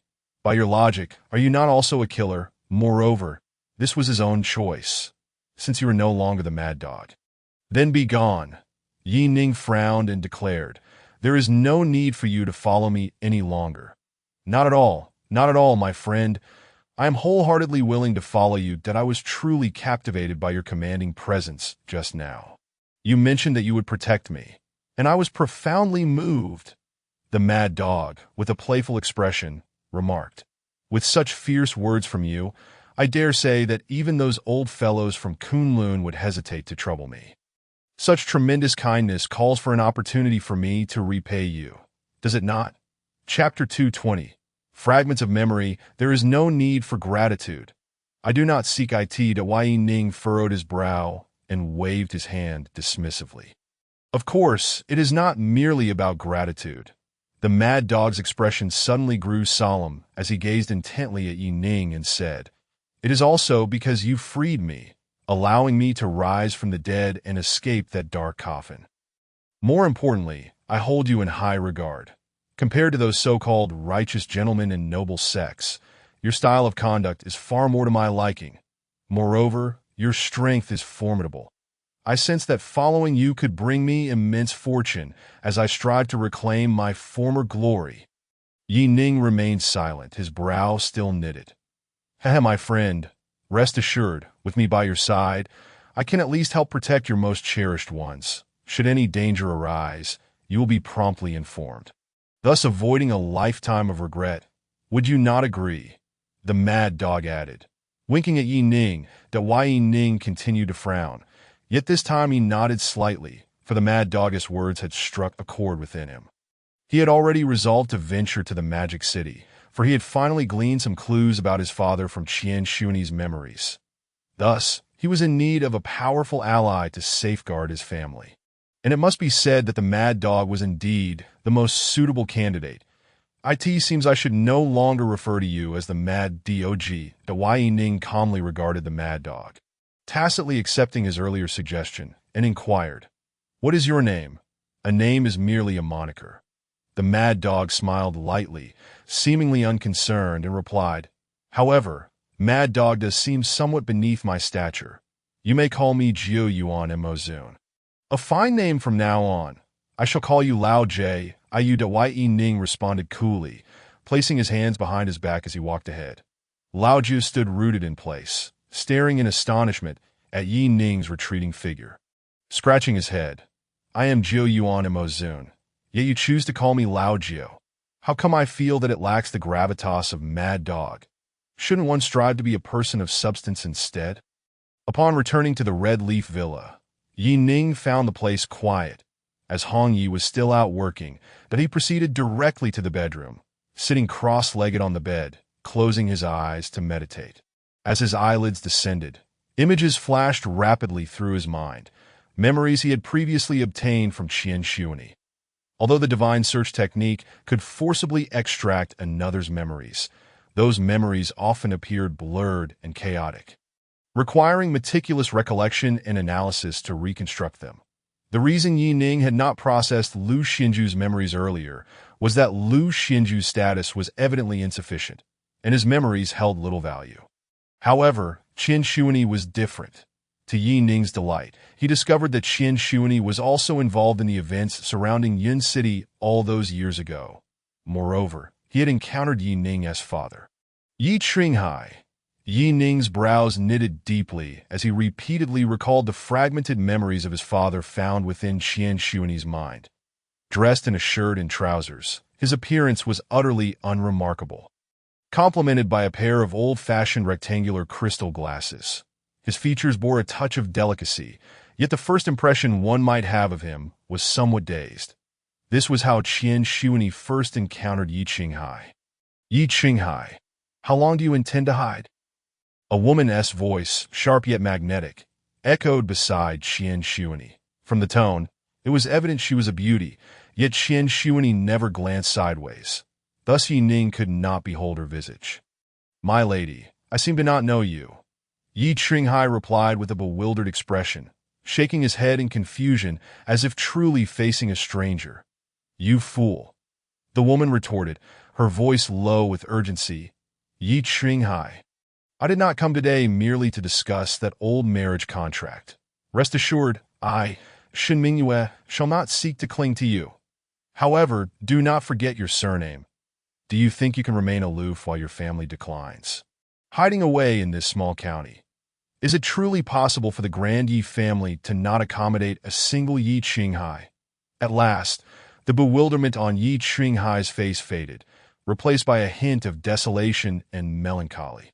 As he sighed deeply, my father sacrificed himself for the family, yet how did the family treat us, the orphans and widows?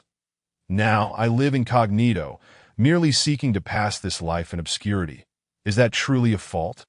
The Grandy family could not find me, yet it was only through your efforts that I was finally seen. Do you not find this absurd?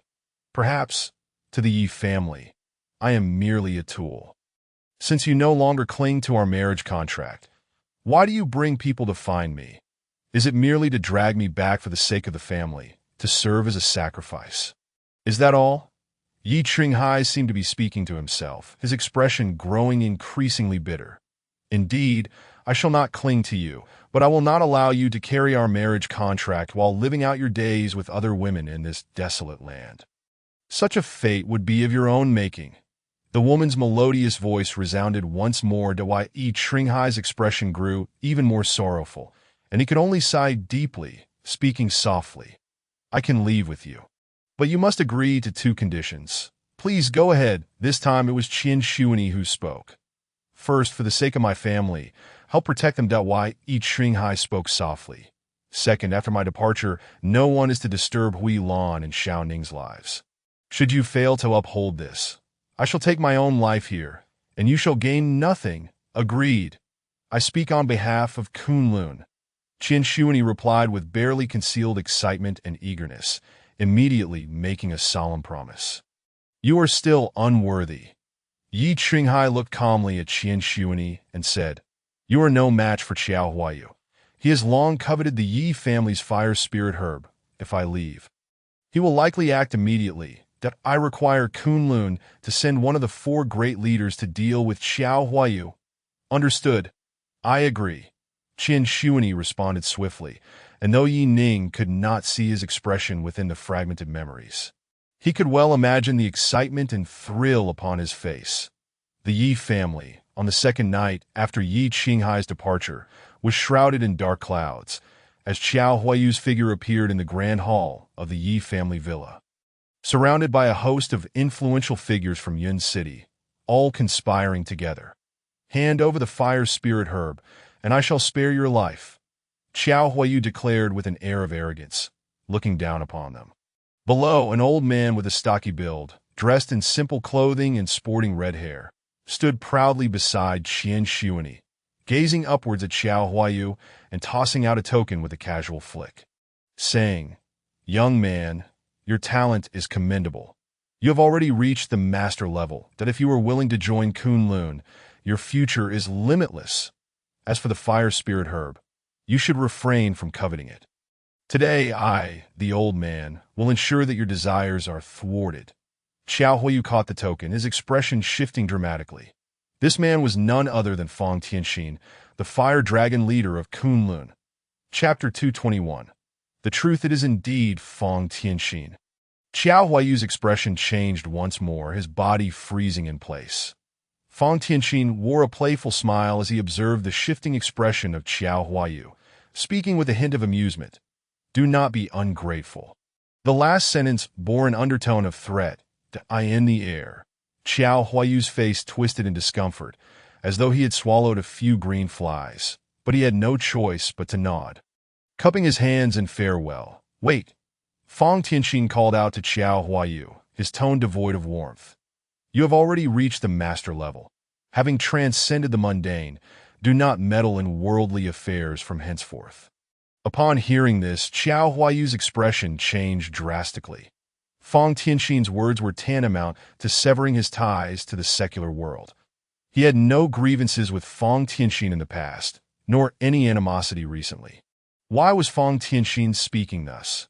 After all, at this level, one should understand that worldly matters are merely trivial. True power seeks higher realms and eternal life, that if one can truly reach the transformative state. Living in harmony with the heavens is our ultimate destiny. Fang Tianxin's voice remained indifferent as he suddenly remarked. Xiao Huayu gazed at Fang Tianxin's smile, as if struck by a revelation. Fang Tianxin's intention in driving him away and suppressing him was to compel him to join Kunlun. Should he refuse, he would become a rootless drifter, devoid of the right to interfere in worldly matters, ultimately relegated to a life of solitude in the mountains until death. A struggle flickered across Xiao Huayu's face. Yet in the end, he bowed respectfully to Fang Tianxin, nodding. I thank you for your guidance, senior. With that, he turned to leave. Fang Tianxin scoffed, his eyes glinting coldly as he watched Xiao Huayu's retreating figure. That evening, the Yi family hosted an internal banquet. The banquet. Yi Xuanyi, the head of the Yi family, occupied a secondary position, while the primary seat was granted to Fang Tianxin and Qian Xuanyi. Amidst the clinking of glasses and cheerful atmosphere, several members of the Yi family raised their cups in toast to Fang Tianxin and Qian Xuanyi. Today's events have truly made me grateful that Kunlun extended its hand to assist. I am profoundly appreciative of the favor bestowed upon me by Headmaster Fang. With a raised glass, Yu Xuanyi sincerely expressed his sentiments towards Fang Tianxin, finishing his drink in one swift motion. Fang Tianxin revealed a playful smile, merely gesturing with his cup, without even a touch. The members of the Yu family observed this scene with unwavering smiles. Regardless of strength or status, Fang Tianxin was not someone they could dare to criticize. After Yu Xuanyi set down his cup, Fang Tianxin smiled and spoke. Since the head of the Yu family is so grateful to me, I have heard that your family possesses a 1,000-year-old fire spirit mushroom. Please present it to me. Fang Tianxin's tone was calm, as if he were discussing a trivial matter or merely instructing a servant. However, upon hearing this, the countenance of everyone in the Yu family changed dramatically. Yu Xuanyi, having the opportunity to have the Flame Dragon Headmaster owe you a favor, is indeed a tremendous chance. Do not let it slip away. At this moment, Qian Xuanyi also spoke up, his voice tinged with urgency.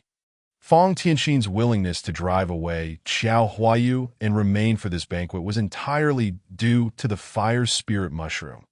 If they were to provoke Fang Tianxin now, anything could happen. Yu Xuanyi's expression darkened as he set down his cup, lowering his head, yet hesitating to act, seemingly engulfed in a difficult melancholy. Why Yu Xuanyi? Do not be ungrateful. Qian Xuanyi's voice was frantic. Fang Tianxin let out a cold laugh, observing Yu Xuanyi and calmly stating, Yu Xuanyi, I know what you are thinking. You are now at the pinnacle of Qi training. With the aid of the fire spirit mushroom, breaking through to the master realm would be effortless. Or, are you intending to pass this fire spirit mushroom to your descendants? I can accommodate you. Rest assured, hand over the fire spirit mushroom to me, and I will owe your family a favor. Whether it is you or any of your descendants, I can take one as my disciple, and in due time, becoming a master will be no problem. Upon hearing this, excitement flickered across the faces of the younger generation of the Yu family. Being able to apprentice under the headmaster was undoubtedly a rare opportunity. Yu Shuni slowly raised his head, clasped his hands in respect towards Fong Tianxin, and with a wry smile, replied, "Headmaster Fong, I appreciate your goodwill, but I, Yu Shuni, was merely an inconspicuous pawn of Kunlun back in the day. It is thanks to the kindness of the Yi family that I have achieved my current status. To be frank, I intend to reserve this fire spirit mushroom for the Yi family. Perhaps it will safeguard the young master's life in a critical moment." At this declaration, the members of the Yu family were taken aback, and Fong Tianxin furrowed his brow deeply. "Yu Shuni, you truly are one who knows how to be grateful." Fong Tianxin nodded repeatedly. To use the fire spirit mushroom to save someone destined to die? Even if it could bring him back to life, he would merely be a useless person. If you hand over the fire spirit mushroom to me, perhaps that you fellow might live a few more days. "I'm sorry, Headmaster Fong. My decision is resolute." Yu Shuni persisted, keeping his head down, stating firmly, "My life was given to me by the Yi family. If the Yi family can grant you a life, why can't I keep yours?" Fong Tianxin finally lost his patience, his eyes narrowing, and with a wave of his hand, a torrent of crimson energy surged towards Yu Shuni. In an instant, Yu Shuni's body ignited in flames. Black smoke filled the entire banquet hall. "Ah!" The screams of Yu Shuni echoed relentlessly. "Hand over the fire spirit mushroom. Otherwise, I will annihilate your entire family." Fong Tianxin had completely revealed his true nature. His voice deep and his expression fierce. We absolutely cannot give up the fire spirit mushroom. That is the young master's only hope. The young master cannot die. The young master must live." The younger generation of the Yu family listened to amidst the raging flames. Yu Shuni's roars mingled with his cries, resonating throughout the banquet hall. The members of the Yu family lowered their heads, afraid to meet Yu Shuni's gaze. Stubborn and unrepentant, he was deserving of death. Fong Tianxin let out a cold laugh and struck a palm towards the struggling Yu Shuni engulfed in flames. Yu Shuni was immediately sent flying, losing consciousness. Fong Tianxin slowly closed his eyes, sensing the surroundings, before raising his hand to summon a beam of crimson light that shot out from the Yu family villa and landed in his palm. It was indeed the fire spirit mushroom. "Did you truly think that I needed you to hand this fire spirit mushroom to me?" Fong Tianxin sneered, gazing at the fire spirit mushroom glowing in his hand with a frigid smile. "I have given you sufficient face. Yet you fail to appreciate it, forcing me to resort to bloodshed." "Headmaster." Fong Tianxin was about to take direct action to annihilate the Yu family when Qian Shuani suddenly interjected. "What? Qian Shuani? Do you wish to teach me how to act?" Fong Tianxin looked at Qian Shuani with a playful smile, laden with threat. Qian Shuani stepped back 2 paces, lowering his head, and respectfully said, "Headmaster, you misunderstand. The Yu family is merely a group of ants, unworthy of concern, but we have just located Yi Qinghai, and the Yu family has a clear connection with him." Chapter 222. Farewell if the Yu family encounters trouble at this moment. I fear that if you were to catch wind of it, it could jeopardize significant matters. Qian Shuani hurriedly explained, keeping his gaze fixed on the ground, anxious and restless. You do present a reasonable point." Fong Tianxin's voice finally calmed, casting a satisfied glance at the fire spirit mushroom in his hand, before turning to leave, a voice trailing behind him. "Then you shall handle this trivial matter." Subsequently, Fong Tianxin's figure vanished outside the villa, leaving the members of the Yu family to helplessly gaze at Yu Shuni, who lay in a pool of blood, speechless for a long while. Half an hour later, under the astonished gazes of the Yu family members, Qian Shuani set fire to the entire villa. That night, Qiao Huayu seized the fire spirit mushroom from the Yu family and annihilated the entire Qiao family. From now on, leave Yun City, change your names, and you may continue to live as ordinary people. Qian Shuani coldly regarded the distraught members of the Yu family, speaking in a calm tone. Otherwise, You will meet a dead end. Do you understand? The air fell silent for a long while. Finally, as the first member of the Yu family yielded, one by one, the rest nodded in response. Once everything was settled, Qian Shuani turned to leave, and the Yu family members set off to distant lands. Yi Ning unraveled the events of that year, his emotions surging, unable to find tranquility. Where exactly had his father been taken? And what had been done to him? Yi Ning silently gazed out at the quiet street, lost in thought, feeling an inexplicable heaviness in his heart. Just then, a few soft knocks came at the door. Hongye had returned, while Yi Ning remained quietly standing in place, gazing out at the tranquil street under the night sky, seemingly oblivious to her presence. "Darling, I'm back." Upon seeing Yi Ning standing in the bedroom, Hongye's eyes sparkled with delight. She had initially thought that her connection with Yi Ning was merely a fleeting romance, never expecting much, thus cherishing every moment they spent together as a divine blessing. Hongye smiled as she approached, concerned. "Have you eaten? Tonight, I bought salmon and lamb. Let us have hot pot." After exchanging a few words, Yi Ning remained unresponsive, prompting Hongye to realize something was amiss. She stepped into the bedroom and asked, "Little Yi, what's wrong? Give me a cigarette." Yi Ning's calm voice came, not turning around, with a hint of melancholy in his tone. Hongye bit her lip. Although she had a habit of smoking, she had never done so in front of Yi Ning. As their relationship deepened, Yi Ning had long since realized this, and it was no secret. Hongye took out a pack of lady cigarettes and a lighter from her handbag and handed them to Yi Ning. He extracted one, lit it, and took a slow drag, finding it neither irritating nor devoid of a subtle sweetness. "Hongye, I'm fine. Let us eat." Yi Ning turned to reveal a smile as he spoke. Hongye quietly nodded.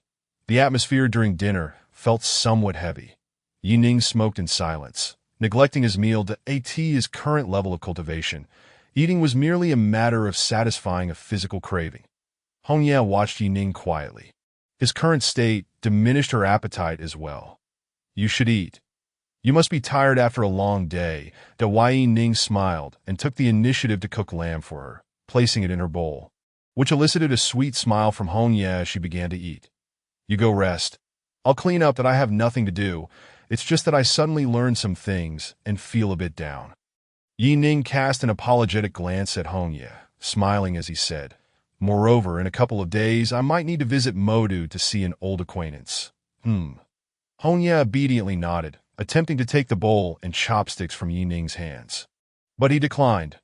"All right, you should rest first. I'll clean up the dishes and come right over." After Yi Ning finished speaking, he busied himself with the chores. The descendants of the Yu family were in Modu, and a little girl appeared in Qian Shuani's memory. Although it was only a fleeting moment, Yi Ning still recognized from the girl's features that she was indeed Yu Xian. Suddenly, Yi Ning recalled that he had some interactions with this little girl in his childhood and even found a photo of the two of them taken in Yushui Park. As a current top-tier celebrity, her hometown was no longer a secret. Her hometown was Modu, and she had long lived there, which essentially clarified everything. The Yu family of that year had now concealed their identities, changing their surname from Yu to Yu, living in seclusion in Modu. Although many years have passed since their last meeting, the unwavering spirit of Yu Shuani towards his father still resonates deeply within him. Furthermore, the whereabouts of his father and the many secrets of the Yi family may well be unveiled to the descendants of the Yu family. As night fell, Yi Ning returned to his room and climbed into bed. Hong Yi, familiar with the routine, wrapped her arms around Yi Ning's waist. "Xiao Yi, I do not know what you intend to do, but is there any danger? Will you return?" Hong Yi whispered in his ear. Yi Ning turned to embrace her, reassuringly saying, "Fool, of course I will return. This is my home, and with you here, how could I possibly not come back? Do not overthink it. The one capable of killing Yi Ning has yet to be born."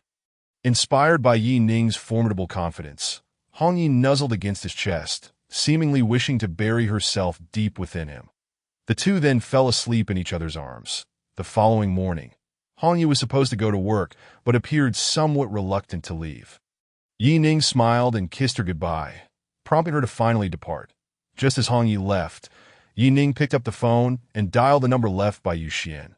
Upon connection, the voice on the other end was not Yu Xian, but Gu Xiuwen. "Hello, Dr. Yi, are you looking for Miss Yu?" Gu Xiuwen's tone was calm and efficient, devoid of unnecessary embellishments. "Yes, I do wish to discuss some matters in person. Miss Yu mentioned that her holiday was short, and she has other commitments in Yun City, that if it is convenient for us to meet." "I am afraid, Dr. Yi," Gu Xiuwen interrupted, sighing slightly, her voice tinged with a hint of resignation, "that we are not currently in Yun City, and it is unlikely we will return. Our last visit was merely a coincidence, so I truly apologize." Yi Ning paused, taken aback, and after a moment of silence, Gu Xiuwen continued, "If you have something to discuss, you may convey it over the phone. She is right here with me." "Xiao Xian, answer the phone." "I won't, Sister Xiuwen. I told you, I am not taking any calls."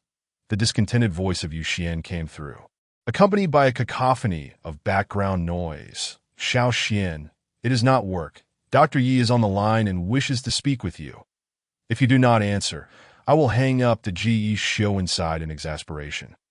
Upon hearing it was Yi Ning, Yu Xian, who had been engrossed in a game, suddenly jumped up, dropping her controller. "Answer, answer, answer. Give me the phone, Dr. Yi. You are looking for me." The excitement in her voice was palpable. Yi Ning instinctively nodded and then inquired, "Miss Yu, where are you now?" "There are some matters we should discuss in person." "Me to talk." Yu Xian's voice held a note of surprise, followed by a tone of despondency. "But, Dr. Yi, I am currently in the Magic City." "All right, I will take the next available flight to the Magic City. Let us meet at the airport," Yi Ning concluded, promptly hanging up the phone on the other end. Yu Xian stood in shock. "What happened?"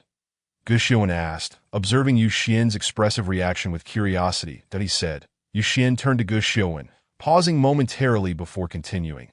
"He wants to meet me and is flying over to the Magic City." "Sister Xiuwen, do you think Yi has taken a liking to me and wishes to pursue me?" Yu Xian finally voiced her thoughts, her face lighting up with youthful exuberance. "However, if Yi desires to court me, I might consider it. Furthermore, he is quite the man, arriving without hesitation. Has he suddenly had an epiphany? Xiao Xian, I advise you to prioritize your career." Gu Xiuwen frowned, cautioning her. "You should be aware of the potential impact on your career if you publicly announce a romantic relationship. While I acknowledge that Yi possesses excellent medical skills and seems to have a decent character, those attributes alone do not make him worthy of you.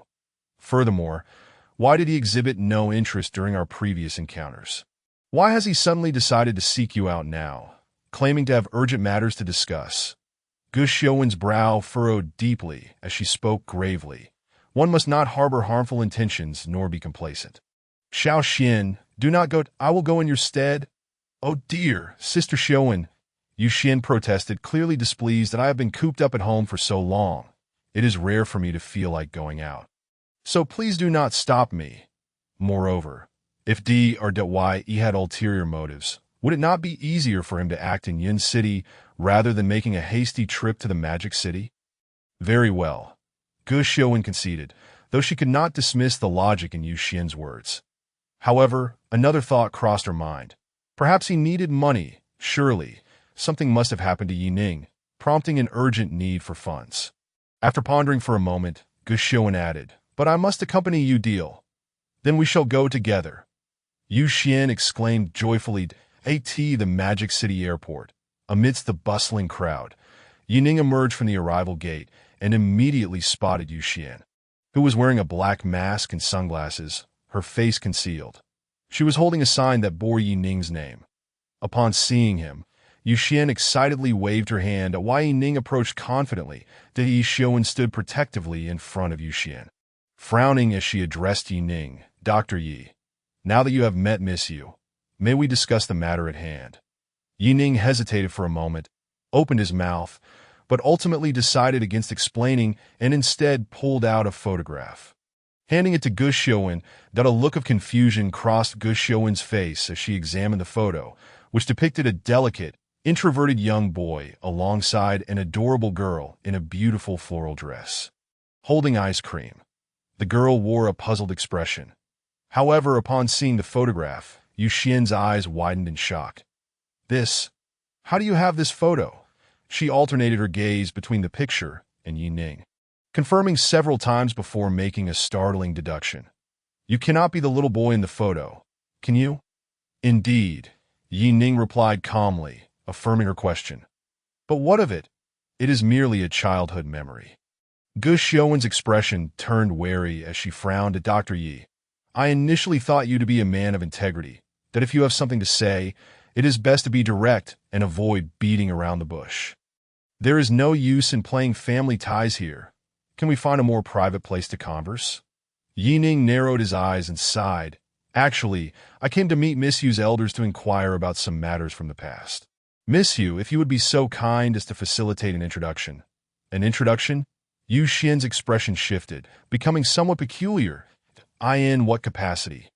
Taking a deep breath, Yi Ning replied straightforwardly, to be frank, my father had a close relationship with your family's elders. When I was young, he disappeared without a word, and I have recently uncovered some clues. Your family's roots should be in the imperial capital, but later moved to Yun City, and eventually to the Magic City, changing your surname from Yu to Yi. I wonder if you are aware of this. However, I wish to know where my father went after he left, and I believe your family's elders may possess some insight. Thus, I seek to inquire in person. I see. Yu Xian's eyes widened in astonishment, as if everything had clicked into place. She recalled that during a recent filming trip to Yun City, her decision to remain there stemmed from curiosity. In an album belonging to her family, she discovered numerous scenes depicting landscapes from Yun City, indicating that her family had lived there at some point. Yet, why had they suddenly relocated, and why did they refer to the Magic City as their homeland? Countless questions swirled in her mind.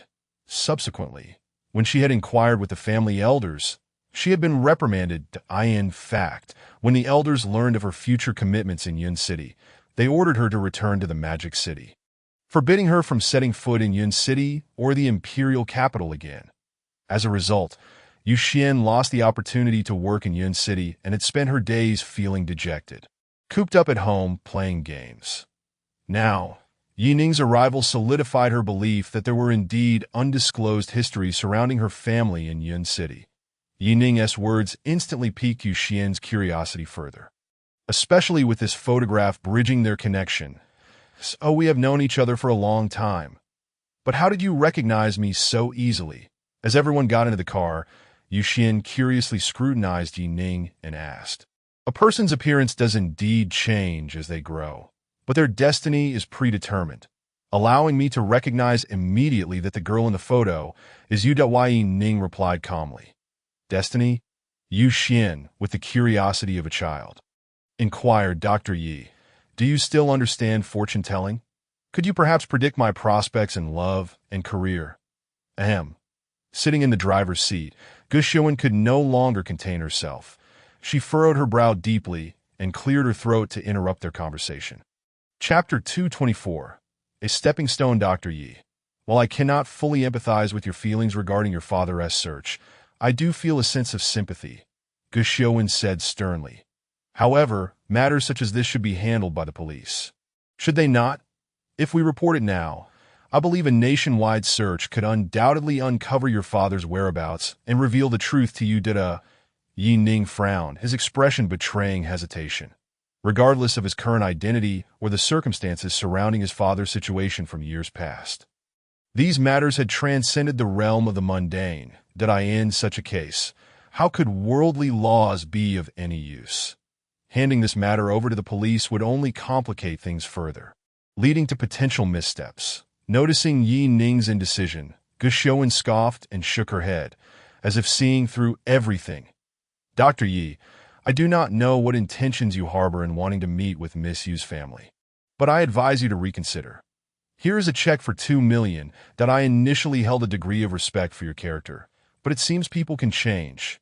Calmly, Gu Xiaowen extended a check to Yi Ning and continued. I trust you have your own unspoken burdens, but upon accepting this money, I hope you will refrain from further troubling Miss Yu, as you must be aware of her unique position. Yu Xian also furrowed her brow slightly. feeling discontent with Gu Shouwen's actions. However, upon seeing the 2 million check that Gu Shouen had prepared, she obediently closed her mouth. If Yi Ning had indeed come for the money, 2 million was no trifling sum. Yet Yi Ning furrowed his brows deeply and replied, "There is no need for the money. My intention in coming here was merely to meet with Miss Yu's family and inquire about matters from years ago. If this brings any inconvenience to Miss Yu, then so be it." After speaking, Yi Ning attempted to exit the vehicle, but was halted by Yu Xian. "Dr. Yi, please don't go. I promise to introduce you to my family. I am quite curious about the events of the past as well." Yu Xian hurriedly grasped Yi Ning, who was about to alight from the C.A.R. Ji Shouen, who had just relaxed her expression, furrowed her brow once more, and shook her head. However, seeing Yu Xian's annoyance beginning to surface, she ultimately relented and started the car that a black SUV navigated the bustling streets of the metropolis. One cannot deny that this city, on par with the capital, boasts remarkable development, with towering skyscrapers standing in a row, a stark contrast to the small city of Yuncheng that the vehicle traveled. They exited the busy district and, under Yu Xian's guidance, arrived at an older street in the city center, Lan Hai Alley, that a glance revealed a quaint and charming alley nestled at the edge of the urban center. This alley has now been designated as an intangible cultural heritage site, transformed into a tourist attraction with visitors coming and going incessantly. The Yu Xian exited the vehicle and led the way to an old-fashioned courtyard. Knocking on the door, the Yi Ning was somewhat taken aback, surprised to discover that the Yu family resided in such a place that a middle-aged woman opened the door, and upon seeing Yu Xian, her face immediately broke into a smile. "Little Xian, you're here, and these two are—" "Annie, hello." Yu Xian greeted politely, then introduced, "This is Sister Shouen, my manager, and this is Dr. Yi, a friend of mine Is grandma at home." "Dr. Yi?" The middle-aged woman furrowed her brow slightly, displaying an unhappy expression as she replied, "Little Xian, your grandmother cannot endure much more. So many medical experts have failed to cure her ailment. Now you bring in such a young doctor. He appears rather unreliable." "Annie," Yu Xian grasped the woman's hand, smiling as she explained, "I brought Dr. Yi not to treat Grandma. He claims to be an old acquaintance of hers, so I merely brought him to visit." "Oh, so it's just a visit?" The woman scrutinized Yi Ning with a frown, her displeasure evident. "Even for a visit, you lack the proper demeanor. Please do not disturb the elderly lady's rest. You should leave at once." Feeling somewhat awkward, Yi Ning rubbed his nose. His eagerness to find someone had led him to neglect bringing a small gift, which was why the woman was so cold. "Auntie, I truly came to visit the elderly lady. My haste has rendered my arrival somewhat inappropriate." Yi Ning smiled and suggested, "How about we add each other on WeChat? I can send you a red envelope. You could buy some treats for the elderly lady, which would reflect my good intentions." Indeed, upon hearing Yi Ning's words, the woman's expression softened momentarily, but she quickly reverted to her frostiness, with a huff. She retorted, "Young man, do you think this is just any place? The elderly lady is quite advanced in age. Do you think you can simply see her whenever you wish, despite her harsh words?" The woman nonetheless took out her phone and added Yi Ning on WeChat. Without further ado, Yi Ning transferred 100,000 directly. "Annie, is this sufficient?" "That's enough. That is plenty." The woman smiled broadly, nodding vigorously, and welcomed Yi Ning and Yu Xian inside. Yu Xian's cheeks flushed slightly, and she couldn't help but stick her tongue out at Yi Ning, clearly feeling a bit embarrassed. Ji Shouen, pursing her lips in contemplation, followed behind them, unable to fathom Yi Ning's true intentions. Why was he being so extravagant just to meet the elderly lady? The more she puzzled over it, the more uneasy she felt, convinced that Yi Ning's motives were far from simple. As they navigated past the screen, a quaint little courtyard filled with the essence of life came into view. Within the courtyard stood a poplar tree, a common sight in Yuncheng, but it was Yi Ning's first encounter with one in the metropolis.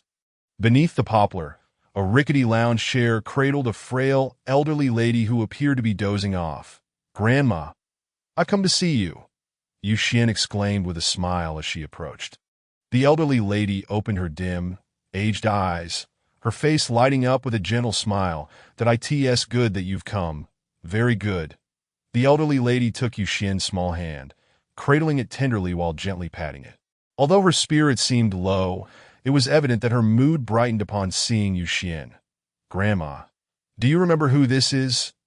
Yu Xian pointed at Yining, smiling at the elderly lady.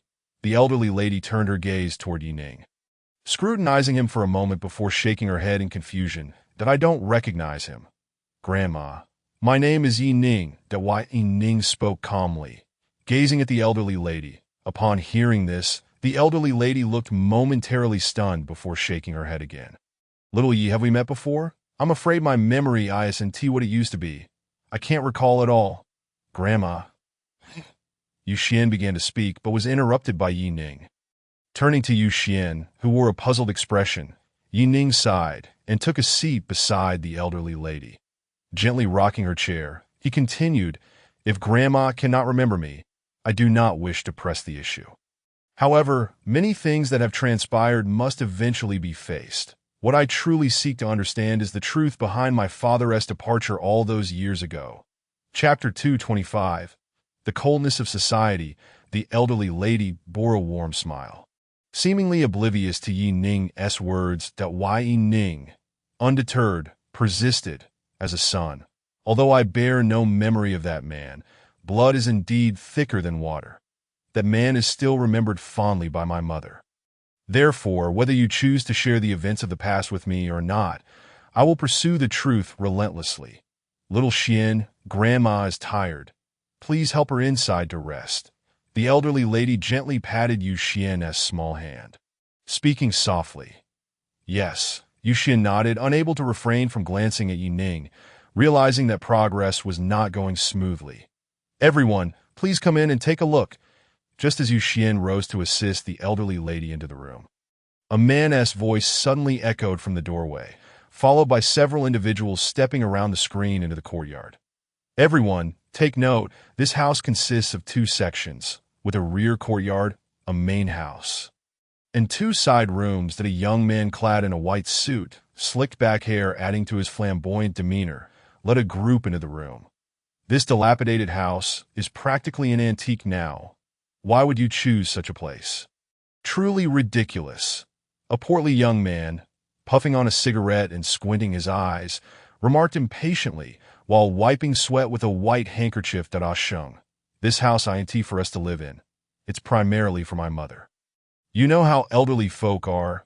They enjoy these old residences, tending to flowers and plants for convenience. That a striking young woman, adorned with heavy makeup and an alluring figure, clung to the portly man's arm, pouting her red lips in a pitiful manner. I put in a lot of effort to find such a place. Fine, kid. Name your price. The portly man frowned at the young man, urging him, his face clearly marked with impatience. Hi, Boshunsha. The elderly lady's fury ignited upon witnessing this scene, and she bellowed at the young man, I'm still alive. Are you really planning to sell this place like this? Grandmother, I know you are still alive. So rest assured, once this house is sold, I will purchase a grand residence elsewhere. I assure you, it will be far more comfortable than this one. A young man with slicked back hair immediately interjected. Upon noticing the 2 women beside the elderly lady, Yu Xian and Yining, he cast a threatening glare. When he turned back to the plump owner, a smile once again adorned his face. His name was Yu Junkai, the grandson of the elderly Yu.6 million. For just 6 million, this house can be yours. 6 million? The small eyes of the rotund owner widened in disbelief, his voice suddenly rising by 8 octaves. You expect me to pay 6 million for this dilapidated house?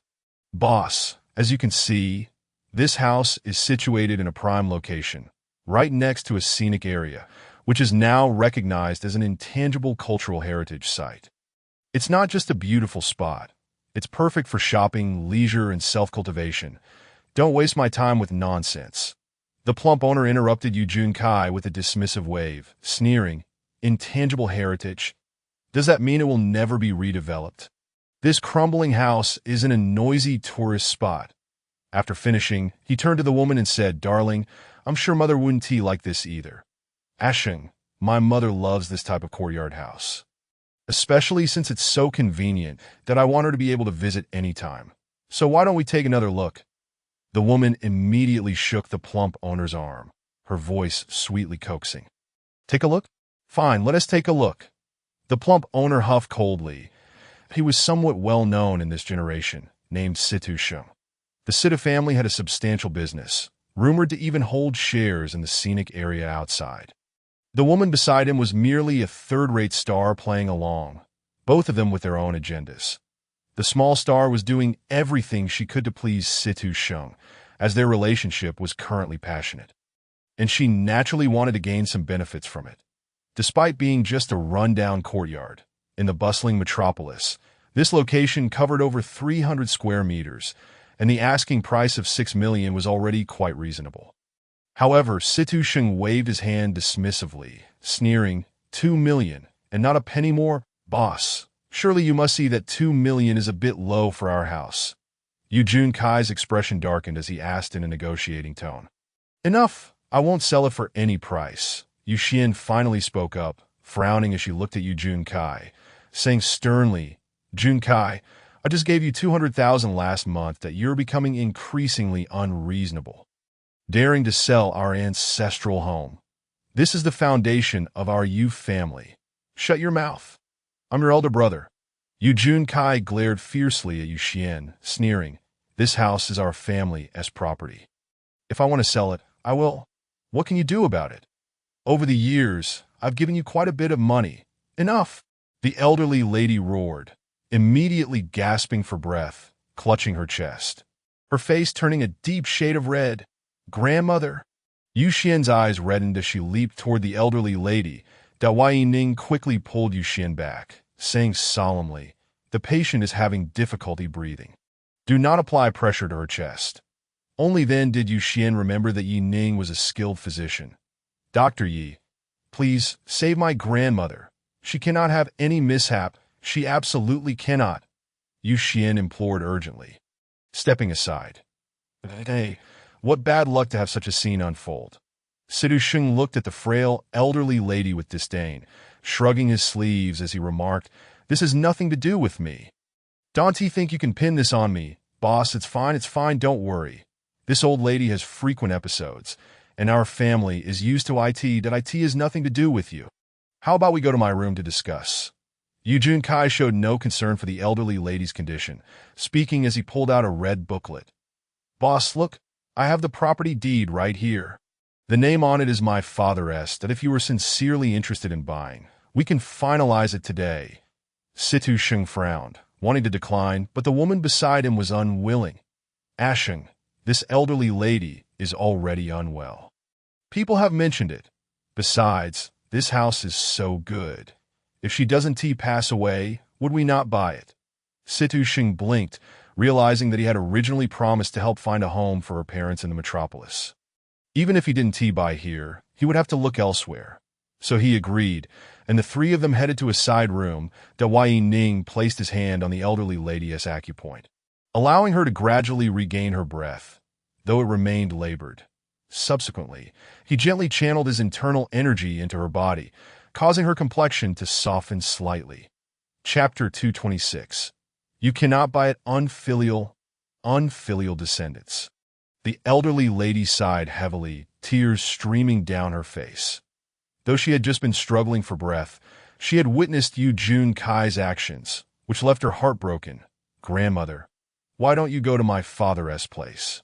I'll buy you a house in the city center for your retirement. If you're not comfortable, I can accompany you every day," Yu Xian said, her eyes reddening.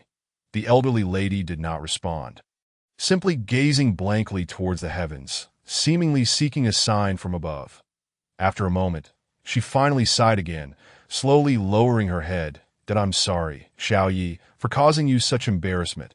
Ultimately, a bittersweet smile crept onto the elderly lady's lips, and two cloudy tears fell from her eyes as she despondently spoke. "Grandmother, the Yu family was once the foremost family in Yun City, though Yun City may not compare to the metropolis. The glory of the Yu family back then was unparalleled. Yi Ning lowered his head, speaking softly. Ultimately, all of this stems from my father. Now that I am here, let me help you. Yi Ning looked earnestly at the elderly lady, speaking sincerely. The current Yi Ning was no longer the naive university student. He had endured hardships before receiving the legacy of the medical sage. What saddened the elderly lady was not merely Yu Junkai, but also the woman and her family present. After leading them to the side room, the woman returned to her room, where a middle-aged man, presumably the elderly lady's biological son, was seated. However, when Yu Junkai had created a scene earlier, they had neither intervened nor drawn the curtains. Even while the elderly lady was gasping for breath, they had not come to inquire about her condition. Long illness breeds unfilial children. Long poverty breeds unworthy wives. This saying rang true. Yet, what Yi Ning could not comprehend was how, with Yu Xian's lifestyle and status in the entertainment industry, the Yu family had fallen to such depths. However, this was clearly not the time for questions. The elderly lady finally looked at Yi Ning, her eyes glimmering with emotion, but she ultimately sighed, saying, "Xiao Yi, your kind heart brings me great comfort, but I fear my days are numbered, and I may not have the fortune to enjoy it. You should leave, grandmother." Yi Ning attempted to speak again, but the elderly lady wearily waved her hand, trembling as she attempted to rise. That Wei Yuxian hurriedly supported her, guiding her back into the room. That Wei Ning stood awkwardly in place, biting his lip. It seemed the elderly lady did not wish to reveal the truth of the past to him. Yuxian assisted the elderly lady into the room and then took her hand. Accompanying her, the elderly lady gazed longingly at the old poplar tree in the courtyard, tears cascading down her cheeks as she sighed. "Xiao Xian, promise me one thing." "Grandmother, what is it?" Yu Xian, moved by the elderly lady's emotions, immediately replied, "If I pass away, bury my ashes at the roots of this old poplar tree. I do not wish to leave. I want to stay here." "Grandmother, what are you saying? You will live to a ripe old age. You will still see your great-grandchildren," Yu Xian exclaimed urgently. Mentioning great-grandchildren seemed to remind the elderly lady of her inept eldest son and grandson, prompting a disdainful chuckle as she shook her head slightly, saying, "You've all had it tough these years. Junkai is just a good-for-nothing. Don't help him again. That if this house is truly sold, I will take my life in this old house." "All right, grandmother, don't think too much. Here, have some warm water." Wei Yuxian fetched a cup from the side and poured some water for the elderly lady. After drinking a bit of warm water, the elderly lady soon closed her eyes, drifting off to sleep. "Dr. Yi, does your father have a history with the Yu family?" At the entrance of the old house, Yi Ning squatted on the ground smoking a cigarette, feeling somewhat disheartened by the inauspicious start. At that moment, Gu Xiaowen curiously spoke up, having observed everything, especially the conversation between Yi Ning and the elderly lady. Although the elderly lady initially ignored him, her later words clearly acknowledged Yi Ning's sentiments. Yi Ning did not respond, simply nodding as he continued smoking. Unbeknownst to him, he had also taken up smoking. "Dr. Yi, that elderly lady is quite advanced in age. That I advise you not to push too hard. After all, it is difficult for impartial officials to resolve family matters. You saw that the Yu family is quite complex." The Ji Xiaowen observed Yi Ning's troubled expression and spoke up to offer some advice. "Old lady, you has two sons, Yu Kongwu and Yu Xiaowen. Wei Yu Kongwu, the elder, currently resides with the old lady, while Yu Xiaowen is the younger brother. Wei Yu Xian is the daughter of Yu Xiaowen. Presently, Yu Xiaowen has gained a respectable position in the business world of the Magic City, making quite a name for himself. However, Yu Kongwu is rather ineffectual. That it's said that Yu Xiaowen has supported him generously. At least, to my knowledge, Yu Xian sends money to that rascal Yu Junkie every month. Alas, one must try before knowing the outcome." Wei Ning offered a faint smile, just as Sidu Sheng and his entourage emerged from the courtyard. Wei Yu Junkie still wore a subservient demeanor. Situ Sheng, with his arm around a female companion, listened as she whispered a few words in his ear. A mischievous grin spread across his face as he squeezed her voluptuous form. prompting her to let out a soft yelp. It appeared negotiations had concluded successfully. The trio approached a sleek black BMW, where a young driver clad in a black suit stepped out to respectfully open the door, just as Sidu Sheng and the woman were about to enter. Yi Ning called out, "Wait." The three of them paused in surprise. "Who are you, kid?" A fling of Yu Xian. Yu Junkie frowned. Glaring at Yi Ning with evident displeasure, he scoffed. "That woman Yu Xian is in no position to speak freely before me. And who do you think you are to act so brazenly? To befriend Miss Yu is indeed a stroke of good fortune for you, my good fellow." Sidu Sheng shot Yi Ning a knowing glance, grinning broadly, and asked, "What brings you to us?" "Nothing much. Merely to inform you that this house is not for sale anymore," Yi Ning replied directly with a smile. "What the hell? Are you asking for a beating?" Yu Junkie exclaimed, his temper flaring at Yi Ning's interruption, that he had just negotiated a price of 3 million with Sidu Sheng, and was merely waiting to finalize the paperwork. How dare this outsider disrupt his plans? Yu Junkie shouted, but he made no move to act. Instead, he glanced at Sidu Sheng and smirked. "Boss, you saw the name on the property deed. It belongs to me. Yu Junchi that my parents transferred the property to me last month. Let's proceed with the paperwork and ignore this fool." Chapter 227. Conversation beside them. Guxiu sighed softly upon hearing this. The house had originally been under the name of Yu Kongwu and his wife, and now it had transferred to Yu Junqi. It seemed they were determined to sell the property for cash. Moreover, they had no right to interfere in this matter, being outsiders. Nevertheless, Yi Ning showed no signs of retreating. He rose to his feet, looked past Yu Junqi, and addressed Sidu Sheng calmly. "As I said, this house is not for sale, and I hope you won't deceive yourselves." "Ha ha." Sidu Sheng laughed heartily, shaking his head. "My friend, you must be new to the Magic City. Everyone here knows that I, Sidu Sheng, am not one to be intimidated. To have the company of a beauty like Yu Xian, I don't care whether you are living off her or if you truly have what it takes. In any case, we are kindred spirits, and I'll give you this face, but don't spout nonsense, or you'll face the consequences." The last remark was delivered with a serious tone, his jovial demeanor replaced by a menacing glare. "Regarding your transaction, I indeed have no business meddling." Yi Ning nodded slightly, calming himself as he continued. "However, should you be willing to relinquish this property, I assure you a satisfactory compensation." "Satisfactory compensation?" Sidu Sheng raised an eyebrow, intrigued, extending his fingers in Yi Ning's direction, nodding enthusiastically. "All right, 8 o'clock tonight at Mingzhu Restaurant. Let us see what you offer me. If it pleases me, I want to proceed with the purchase. I'm not greedy. I'd be quite satisfied with just one night in the company of Yu Xian." Sidu Sheng leered as he disregarded his companion's protests. Stepping into the sea, Yu Junqi attempted to follow, but was unceremoniously yanked away by the driver and left behind. The black BMW sped off, leaving Yu Junqi seething with rage as he glared at Yi Ning, advancing menacingly. "Yu Junqi, what do you think you're doing? You'd best calm down and not act rashly." Unexpectedly at that moment, Guxiu instinctively stepped in front of Yi Ning. Yu Junqi halted before them, sneering, with no intention of striking, instead fixing his gaze on Yi Ning with a cocky demeanor. "Kid, do you know you've disrupted my plans?" "I did it on purpose," Yi Ning replied, a statement that nearly choked Yu Junqi. Yu Junqi opened his mouth, his expression shifting to one of fury. "If I'm not mistaken, you must be pursuing my sister.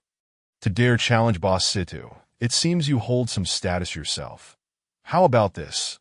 Since you've ruined my business today, you owe me 6 million, or you can forget about being with my sister." Upon hearing this, both Yi Ning and Guxiu couldn't help but laugh. 6 million. Why don't you go rob a bank? Yi Ning shook his head in disbelief, realizing that Yu Junqi was truly beyond redemption. "Sorry, I don't have a single cent, and you're not selling this house. That if you dare sell it, I'll break your legs." Yi Ning issued a stern warning. "You little smack," just as Yu Junqi raised a finger to point at Yi Ning. He was met with a sharp slap across the face that he stumbled back, nearly falling, as a fiery pain erupted on one side of his face, leaving it swollen. The deal you dare to lay a hand on me? Yu Junkie glared, lunging at Yi Ning smack. As he drew near, Yi Ning raised his hand again without a second thought. This slap was even harder than the first, sending Yu Junkie crashing to the ground. After a clumsy scramble to his feet, he realized he no longer dared to confront Yi Ning. Kid, you're finished. Just wait. You'll never marry my sister. You two are done for. Yu Junkie clutched his face. Feeling dizzy and retreating step by step, only able to hurl empty threats at Yu Junkie. What are you saying? At that moment, Yu Xian emerged and, upon hearing her brother's words, frowned in confusion, her eyes widening in astonishment at his state. Ah, how wonderful! Yu Junkie sneered repeatedly at Yu Xian. Your family has always looked down on others, and now you bring outsiders to bully your own kin. Yu Xian, just you wait. You're finished. I'm going to the hospital now. Prepare to pay for my suffering. As he spoke, Yi Ning raised his hand once more, causing Yu Junkie to panic and flee to oh dear. Yu Xian sighed helplessly, casting an apologetic glance at Yi Ning. I am truly sorry, Dr. Yi, for the trouble you've endured that it's nothing. Let us go grab a bite and chat a bit. Yi Ning replied with a smile, not taking it to heart. Chat about what? Yu Xian asked, slightly puzzled that of course, we'll discuss matters concerning your family. Yes, that is exactly what I intended. Yu Xian perked up, intrigued by the earlier conversation between Yi Ning and old lady Yu. Much like her curiosity about why her grandmother often gazed at an old photo album. Perhaps Yi Ning held many secrets about the Yu family that she was unaware of. Why Yu Xian and Yi Ning arrived at a Western restaurant, ordering 3 portions of steak. They quickly found common ground and engaged in conversation that lasted an entire afternoon. From Yi Ning, Yu Xian learned many stories about the Yu family's past, while Yi Ning gained insights into the Yu family's struggles after they left their hometown and settled in the Magic City. It turned out that the Yu family had left in haste and all their assets in Yunqing had been seized by other families, leaving them impoverished in just a few days. They had been reduced to having nothing. Old lady Yu had to part with a pair of jade bracelets she had received as a wedding dowry, which were said to be quite valuable. Yu Kongwu and Yu Xiaowen had pawned the bracelets. Splitting the proceeds, Yu Xiaowen used his share to purchase a bulk of fabric and rented a shop to start a business, while Yu Kongwu brought his money home, deciding that living in hotels was not a sustainable solution for their family. Thus, he used the money to buy the courtyard where old lady Yu now resided that time. The Magic City had not yet developed, and that old street was not regarded as a cultural heritage site. So the 30,000 from the bracelets was just enough. Over the years, property prices in that area surged, and with Yu Xiaowen thriving in business, Yu Kongwu harbored a lingering resentment that led him to consider selling the house. After hearing Yu Xian's account, Yi Ning expressed his understanding, recognizing that everything had its reasons. Did you manage to redeem those jade bracelets later? Yi Ning suddenly inquired. Chapter 228. Acquiring Medicine No. Yu Xian shook her head, a look of regret etched on her face as she spoke. Later on, when my father became wealthy, he wished to redeem the bracelet. However, the other party proved untrustworthy and had already sold it off. At this point, Yu Xian pouted, choosing to say no more. Yi Ning smiled faintly. It seemed that the individual who had acquired the bracelet was someone whom even the current Yu Shuwen could not afford to offend. Then, who currently possesses the bracelet? Yi Ning continued to inquire. Yu Xian rolled her eyes and sighed. Dr. Yi, I know your intentions are good, but the current owner of that jade bracelet is someone whom my father cannot offend. Let alone you. Things can be accomplished through effort. One must at least Yi Ning instinctively reached for a cigarette, contemplated for a moment, and then put it back. I've come all this way. Surely I can't leave without taking any action. It's quite all right, Dr. Yi, I don't mind. Yu Xian's large eyes curved like crescent moons, her smile accentuating her cherubic cheeks, revealing 2 small canine teeth. My father often smokes in front of me. Yi Ning was taken aback. He hadn't anticipated her playful nature. Ahem. I merely thought that smoking might not be suitable for this setting. With a dramatic roll of her eyes, Yu Xian placed an ashtray directly in front of Yi Ning, seemingly displeased with his lack of charm. Any other man would have likely acquiesced to the situation to leave a favorable impression.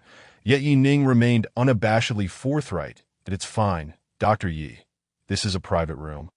And we have some premium Gabbana cigars. Would you care to try one? Gu Xiaowen also smiled, finally reconciling with Yi Ning. Why Yi Ning remained unchanged, still the indifferent healer towards Yu Xian, merely engaging in casual interaction. Oh, heh. Yi Ning scratched his head awkwardly. Compared to the bustling metropolis of Modu, Yun City indeed felt rather quaint. This was his first visit to such an upscale venue, and it had led to this comedic misunderstanding. Go ahead and smoke. Don't hold back, Dr. Yi.S, a guest in Modu. How could I possibly let you feel uncomfortable? Yu Xian remarked with a teasing tone. Yi Ning expertly lit a cigarette, taking a couple of puffs. Though the atmosphere felt somewhat strained, smoking is not good. It's not a healthy habit that I'm actually considering quitting. Let us return to the matter at hand, Yu Xian. Tomorrow, we shall go see your grandmother's jade bracelet and see if we can retrieve it. Please bring along the pawn ticket from back then. Wow, we're going tomorrow.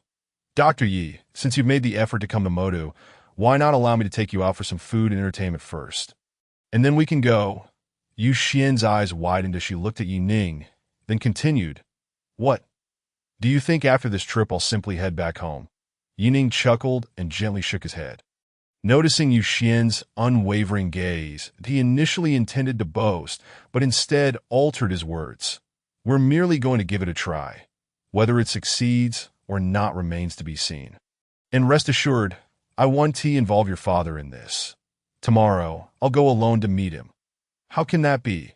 Yu Xian shook her head vigorously, as if caught in a wave, promptly retorting, Dr. Yi. You new to Modu and unfamiliar with the area. You will at least need a guide, right? Besides, this is a family matter. Since you've stepped up, how can I, a member of the Yu family, back down? I will definitely accompany you tomorrow.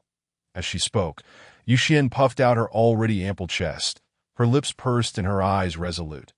Through fire and water, I shall accompany you. Today, I shall risk my life for a gentleman. All right then. Yi Ning nodded. By the way, do you know this person's background? Of course, in Modu, no one is unaware. Yu Xian replied without hesitation, the head of the Zhong family, old lady Zhong, Lu Chaoga, as a few of them exited the restaurant.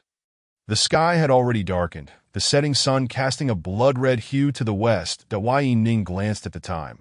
It was already 6 in the evening. Yu Xian, still brimming with enthusiasm, attempted to drag Yi Ning to a nightclub. While Gu Xiaowen's admonitions fell on deaf ears, Ji Xiaowen could only cast a hopeful glance at Yi Ning, wishing he would be discerning enough not to stir up trouble. After all, Yu Xian's status, if spotted in a nightclub, would undoubtedly become the headline news by the following day. Yi Ning, understanding the implications, tactfully declined, citing other commitments. What kind of commitment? Yu Xian pressed, still insistent. Yi Ning merely smiled gently, replying, I'm going to meet an old friend. Only then did Yu Xian reluctantly relent. In truth, Yi Ning indeed had matters to attend to that evening. He needed to meet Sidu Sheng.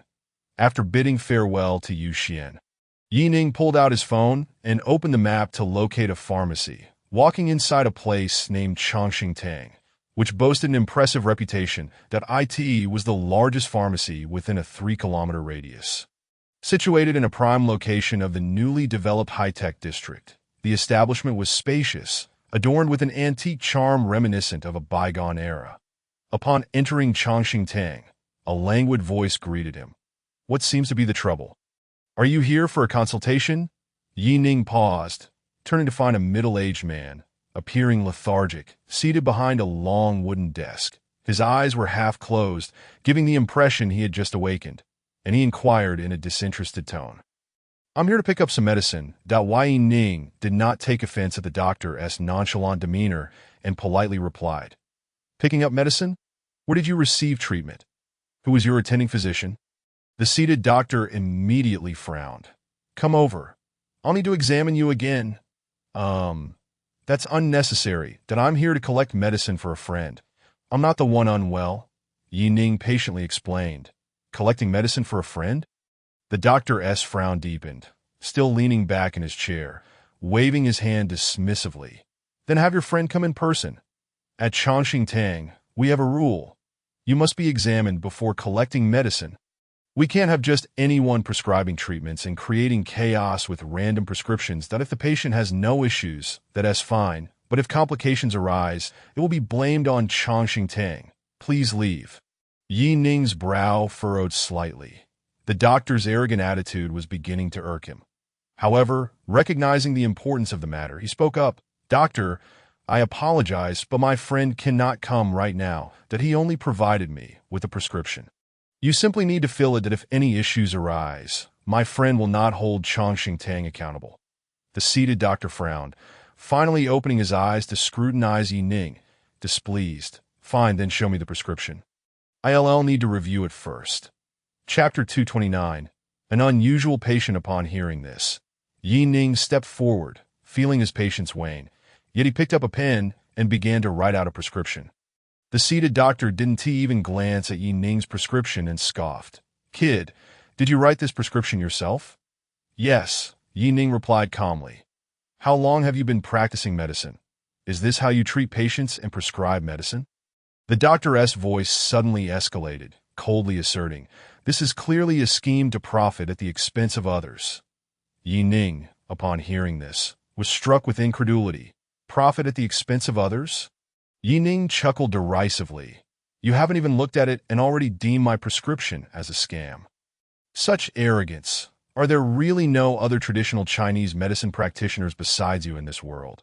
Are you going to fill the prescription or not? If not, then I demand to see your boss. The seated doctor sneered.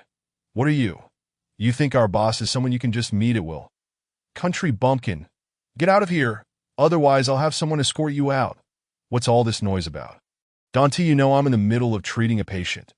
At that moment, a strong voice resounded. An elderly man in traditional attire, Jin Xiangnan, peeked out from the inner room, chiding them. Old Jin, my apologies. The seated doctor immediately changed his demeanor, bowing obsequiously. There is a country bumpkin here causing trouble. I'll throw him out right now. What? Is it considered causing trouble for a customer to come in for medicine? Yi Ning retorted with a cold smile, unyielding. Jin Xiangnan furrowed his brows deeply, his gaze fixed on Yi Ning. Not to mention Modu, even throughout the entire Long Country, there were few who dared to act so brazenly in his presence. However, when Jin Xiangnan recognized Yi Ning's face, he was taken aback. Dr. Yi, it's you? Jin Xiangnan exclaimed in delight. At the last medical exchange conference, he had the fortune to witness Yi Ning's remarkable medical skills, which left him utterly astonished. He had intended to get to know Yi Ning better at the graduation banquet, but to his surprise, Yi Ning had not attended the event. Yi Ning slightly furrowed his brow. The elder's face seemed somewhat familiar, yet he could not place him. You are Dr. Yi. Allow me to introduce myself. I am Jin Xiangnan, the honorary president of the Long Country Traditional Chinese Medicine Association. Jin Xiangnan hurriedly stepped forward, extending his hands to shake Yi Ning's, his face adorned with a broad smile as he exclaimed, We met at the last medical exchange conference. It is entirely understandable if you do not remember me, but I certainly hold a vivid impression of you. Oh, so you are Dr. Jin. Yi Ning nodded slightly and continued, I just came here to collect some medicine, only to be reprimanded by the attending physician for not being allowed to do so. What's going on? Does your Chongqing Hall not sell medicinal materials? What is the meaning of this? Jin Xiangnan turned to glare at the attending physician, whose expression immediately darkened as he asked in a low voice. The attending physician, taken aback, realized that Yi Ning was merely a young man, his speech tinged with an accent, clearly indicating he was not a local. He had presumed Yi Ning to be a simple country bumpkin, never anticipating that he would possess such an impressive background. Even Jin Xiangnan treated him with utmost respect. In the past, whenever Jin Xiangnan made an appearance, people would invariably extend their politeness. Yet this young man remained unfazed. What frightened him even more was that Jin Xiangnan appeared utterly unconcerned, instead displaying even greater deference towards Yi Ning. Jin Xiangnan was already a figure of considerable stature. Who, then, Was this young man? Boss, I am truly sorry. It was my oversight. I did not recognize that this esteemed individual was Dr. Yi. I mistakenly thought he was a fraud, so the attending physician, filled with guilt, dared not raise his eyes to meet theirs. Lowering his head and speaking in a subdued tone. This was quite understandable. The Wai Ning nodded slightly and replied, "However, you didn't even glance at the prescription I provided. Moreover, I merely came to collect medicine. What could I possibly deceive you about? Is your attitude not a tad too arrogant?" I am sorry, Dr. Yi. I acknowledge my mistake." The attending physician repeatedly apologized. "Enough. Starting tomorrow, you shall no longer serve at Chongqing Hall." Jin Xiangnan, visibly irritated, remarked, Dr. Yi, he is a divine physician of the highest caliber, delivering speeches at the Medical Exchange Conference in front of the leading experts of traditional Chinese medicine in Longhua, demonstrating unparalleled skill. To think he could be so rudely dismissed by a mere attending physician. This is intolerable, boss. I have my elders to care for and my children to raise. I implore you not to dismiss me. Get out. Jin Xiangnan waved his hand dismissively, showing no desire to waste time on a lowly attending physician. Wai Ning remained silent, watching as the attending physician was escorted out of Chongqing Hall. Dr. Yi, I shall personally assist you in collecting your medicine. The keen-eyed Jin Xiangnan noticed the prescription on the table, promptly picking it up to gather the medicine for Yi Ning, that I in under 5 minutes. Jin Xiangnan returned with several well-measured packets of medicinal powder. Already prepared, the Wai Ning accepted the packets with a smile and a nod, preparing to pay and leave. Dr. Yi, wait. Jin Xiangnan suddenly interjected. Since you have come to Modu, I have a matter to request of you. Please, do not hesitate to speak, old Jin. Yi Ning responded with a slight nod. Jin Xiangnan then elaborated, Dr. Yi, I currently have a rather challenging patient. Jin Xiangnan began to explain in detail. I have been treating this patient for several months, yet there has been no notable improvement. This case is quite peculiar. They have visited large hospitals and even organized expert consultations, all to no avail. I have only been able to use some ancient methods to alleviate the symptoms. As he concluded, Jin Xiangnan's eyes were filled with hope. Eagerly anticipating Yi Ning's intervention, Wai Ning furrowed his brow and replied, Old Jin, unfortunately, I have an appointment at 8 this evening, so it may be inconvenient. If that is the case, I shall not press the matter that we can discuss it another day, Jin Xiangnan hastily replied. But the patient is awaiting you in the room. Dr. Yi, would you like to take a look? It would facilitate your future treatment. Very well. Yi Ning nodded and followed Jin Xiangnan into the patient's room. Upon entering, they were immediately engulfed by a strong scent of medicinal herbs. Inside sat a middle-aged couple. The man was comforting his wife, whose eyes were swollen from crying, her complexion dismal. Before them sat a small bathtub filled with medicinal herbs, within which lay a pale infant. The baby appeared to be less than a year old, yet bore a ghastly pallor, with lips tinged purple and an alarming appearance, silently staring with wide, unblinking eyes. Chapter 230. Encountering the Malevolent Spirit, Old Jin. The man acknowledged Jin Xiangnan's return with a slight nod, then turned his gaze to Yi Ning, seeking clarification. Jin Xiangnan smiled and addressed the couple. Mr. Detsu, Mrs. Su, allow me to introduce this esteemed Dr. Yi, a divine physician whose medical prowess surpasses even mine. With his assistance, there may yet be hope for your child. Dr. Yi is so young and yet practices traditional Chinese medicine? Su Jingyan finally focused on Yi Ning, though skepticism was evident in his gaze. Yin Cheng's Hui Chun Tang, Dr. Yi. Yi Ning introduced himself without concern. Su Jingyan furrowed his brow and nodded, saying if it cannot be done, do not force it. Dr. Yi, I implore you to examine my son. The woman beside Su Jin attempted to speak, but was silenced by his disapproving glance. 0.5 months prior, she had given birth to the infant before them. The child had been unusual from birth, exhibiting no cries or wails, his heartbeat weak and refusing nourishment. Initially, the hospital conducted comprehensive examinations, but found no issues, only able to sustain the child's life with nutritional fluids. warning the couple that this child would not survive beyond a week. The arrival of such a new life was met with such grim news, leaving the couple devastated, desperately seeking medical help. They eventually found Jean Xiangnan, who had managed to sustain the infant's life for 5 months through traditional medicinal baths. Yet this merely treated the symptoms, not the underlying issue. Continuing on this path would lead to the baby being unable to grow. And even if he survived, he would be severely impaired. The couple was in utter despair. Until today, when Yi Ning arrived at Yi Ning approached the infant, observing him closely before nodding slightly and stating, "This child is not ill. He is merely afflicted by a malevolent spirit." "What do you mean by that? Are you a doctor or a charlatan?" The woman could no longer contain her frustration and interjected. Sujin also furrowed his brow, fixating his intense gaze upon Yi Ning as he solemnly remarked, "Young man, what is the basis of your claim? It is the 21st century. Everything has scientific justification. Why invoke supernatural forces? My son is possessed by a spirit. I would like to ask, who dares to disturb my Sujin?"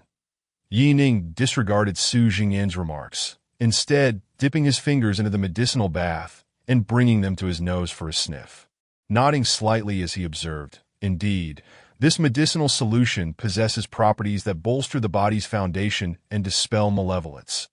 However, the infant is frail and cannot endure for long. I estimate he will not survive for many more days. I have said all I can. Should you wish for my assistance, I will extend my hand to save him. Otherwise, who do you think you are? Do not touch my son." The woman coldly rejected without hesitation. Su Jingyan's expression darkened as he fell silent. "Dr. Yi, the heavens bestow life. A healer's heart must not turn away from those in need." Jean Xiangnan urgently interjected, glancing at the Su couple with concern. "You too. Dr. Yi is a renowned divine physician. If he believes your child can be saved, then he surely can." "Enough," Su Jin interrupted Jean Xiangnan with a wave of his hand, stating in a low voice. "Old Jean, I have never believed in such supernatural claims. They are merely nonsensical superstitions. If you require a sum of money, just name your price. As long as you can save my son, I, Su Jingyan, will acknowledge it. But do not bring this young boy here to speak of spirits and ghosts. Are you suggesting my son is possessed? That is enough, old Jean. Do not push the matter further." Yi Ning, seeing Jean Xiangnan's intent to continue persuading, smiled and gently pulled him back, saying, "If we press the issue now, they will only regard us as frauds. Dr. Yi, life and death are matters of fate. Some things cannot be forced." Yi Ning waved his hand with a smile, declaring, "Very well, I shall take my leave. We will meet again." With that, Yi Ning departed Chongqing Hall without a moment's hesitation, leaving Jean Xiangnan to lament and sigh in frustration. "Old Jean, he is merely a young man. What are you doing? If he wishes to leave, then let him go." Su Jin questioned Jean Xiangnan with confusion, despite being an esteemed elder in the realm of traditional Chinese medicine. Jean Xiangnan had managed to prolong their child's life for these past few months. Thus, Su Jin felt a deep sense of gratitude towards him. Alas!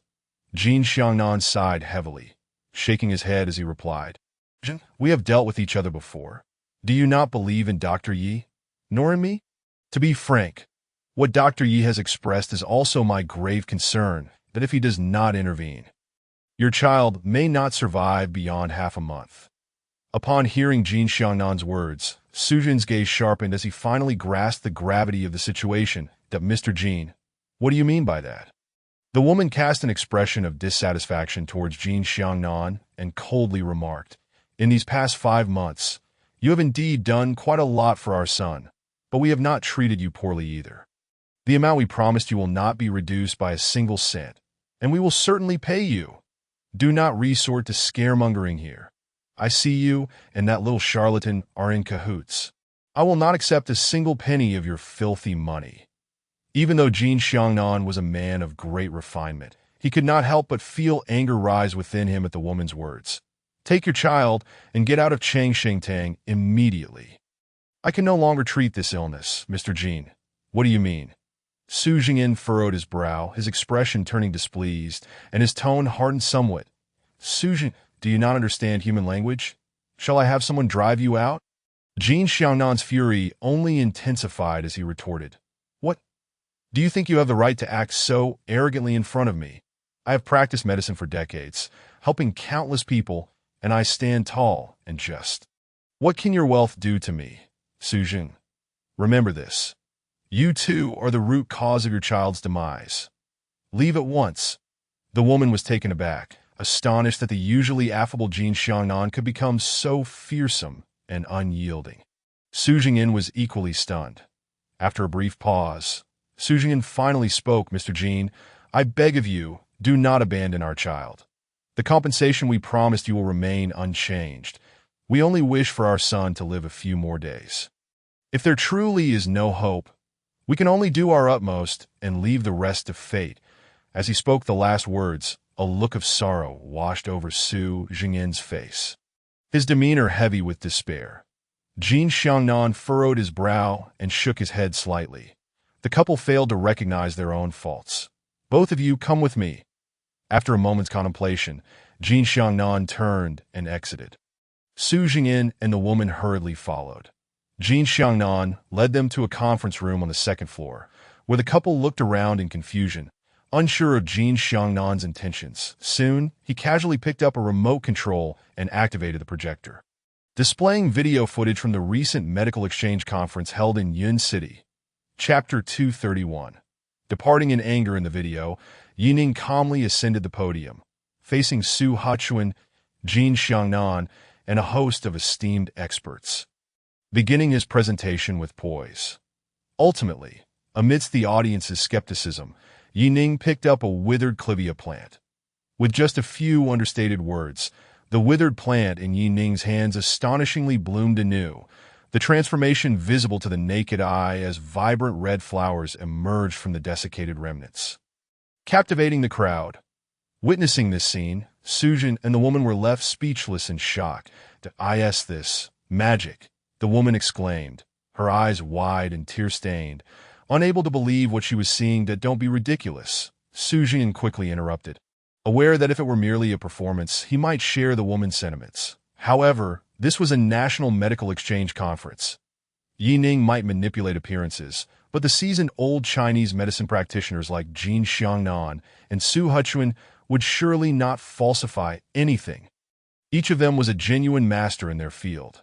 The woman cast a resentful glance at Su Jin, biting her lip in silence. It dawned on Su Jin just how foolish he had been. Mr. Jin, do not seek me out. Jin Xiangnan waved his hand dismissively, stating, you squandered your opportunity. I have already brought Dr. Ye to you. It is your own folly.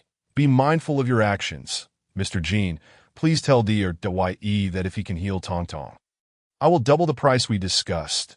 The woman implored immediately. Su Jin pressed his lips together, looking at Jin Xiangnan with a serious expression, declaring, Mr. Jin, you know that Tong Tong is my own flesh and blood. I would do anything for her. I will contact Dr. Ye later. Jin Xiangnan hesitated, fully aware that Su Jingyin's words bore a threatening undertone. The Su family wielded considerable influence in the bustling metropolis.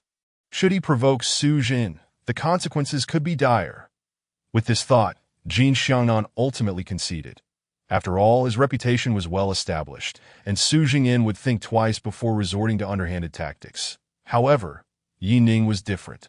His reputation was limited to the realm of traditional Chinese medicine, especially now in an unfamiliar city, that if Su Jin were to take action, it would be all too easy. All right. Su Jin nodded in satisfaction and continued. Mr. Jin, let us not dawdle. You just mentioned that Tong Tong's condition is dire. Very well. I shall call Dr. Ye right away.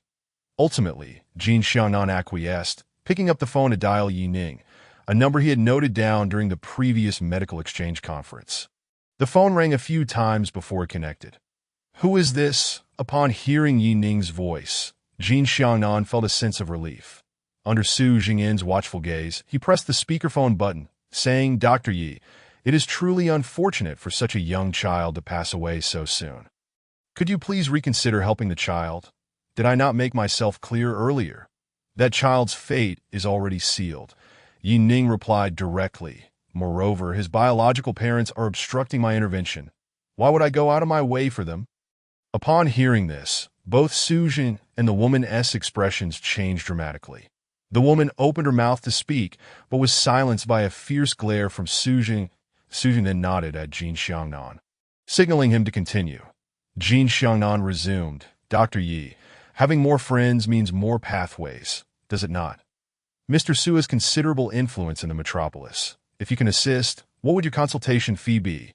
Anyone seeking treatment from Mr. Jin is not an ordinary character. I understand that, came Yi Ning's calm voice. However, what does that have to do with me? Besides, Hui Chun Tang has its own rules. I cannot break them for one individual. Just as Jin Xiangnan was about to speak again, Yi Ning interrupted him. Enough, Mr. Jin, I have matters to attend to this evening. The sound of a car door closing echoed from Yi Ning's end. Do not mention this matter again, Dr. Yi. As it appeared the situation was deteriorating, Jin Xiangnan could no longer remain passive, and Su Jing'an finally spoke up to Dr. Yi, please do not hang up. We were foolish not to recognize your stature earlier. But we have come to acknowledge our mistakes. That Su Jing'an addressed the phone. We are currently with Mr. Jin.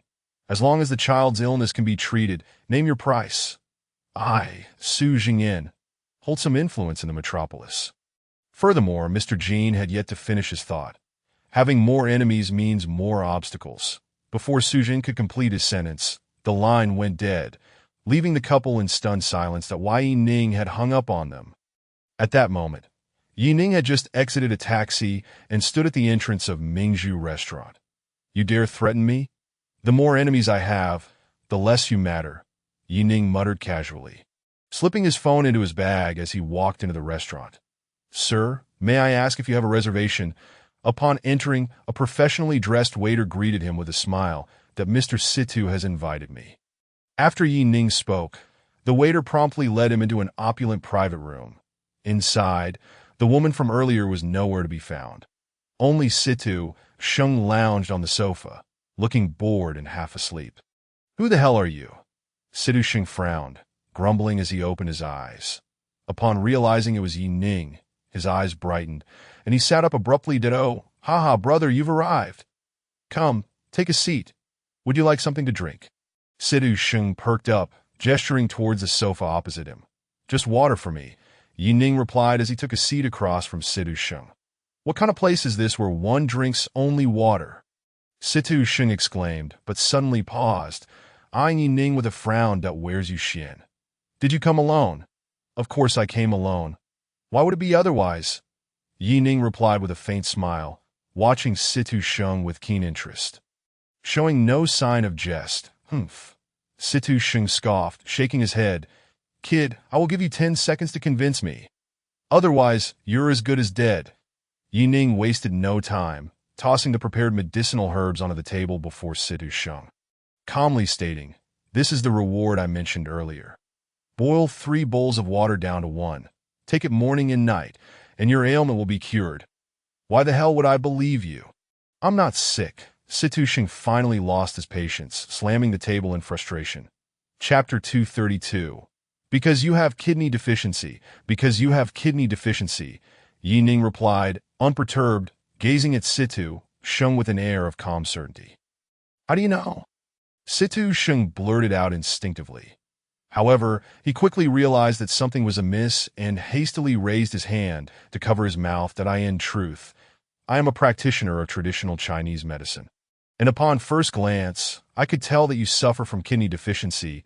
Yi Ning smiled faintly and said, moreover, your kidney deficiency is not of the ordinary kind. It is compounded by congenital insufficiency and excessive indulgence. I believe that even the most esteemed masters would find it challenging to remedy your condition. However, with this medicine of mine, you shall see results within 3 days. All you need to do is abstain for 3 days. Why should I trust you? Situ Sheng retorted, glancing around furtively, relieved that the private room contained only himself and Yi Ning, as he had intended to enjoy a night of revelry with Yuxian, leaving his girlfriend behind. Whether you believe me or not, you will find out if you give it a try. Yining replied calmly, "It is quite possible to remedy your chronic ailment. I take you for a sensible man. You're just putting on a show." C2 Sheng frowned and scoffed, his gaze towards Yi Ning tinged with hostility.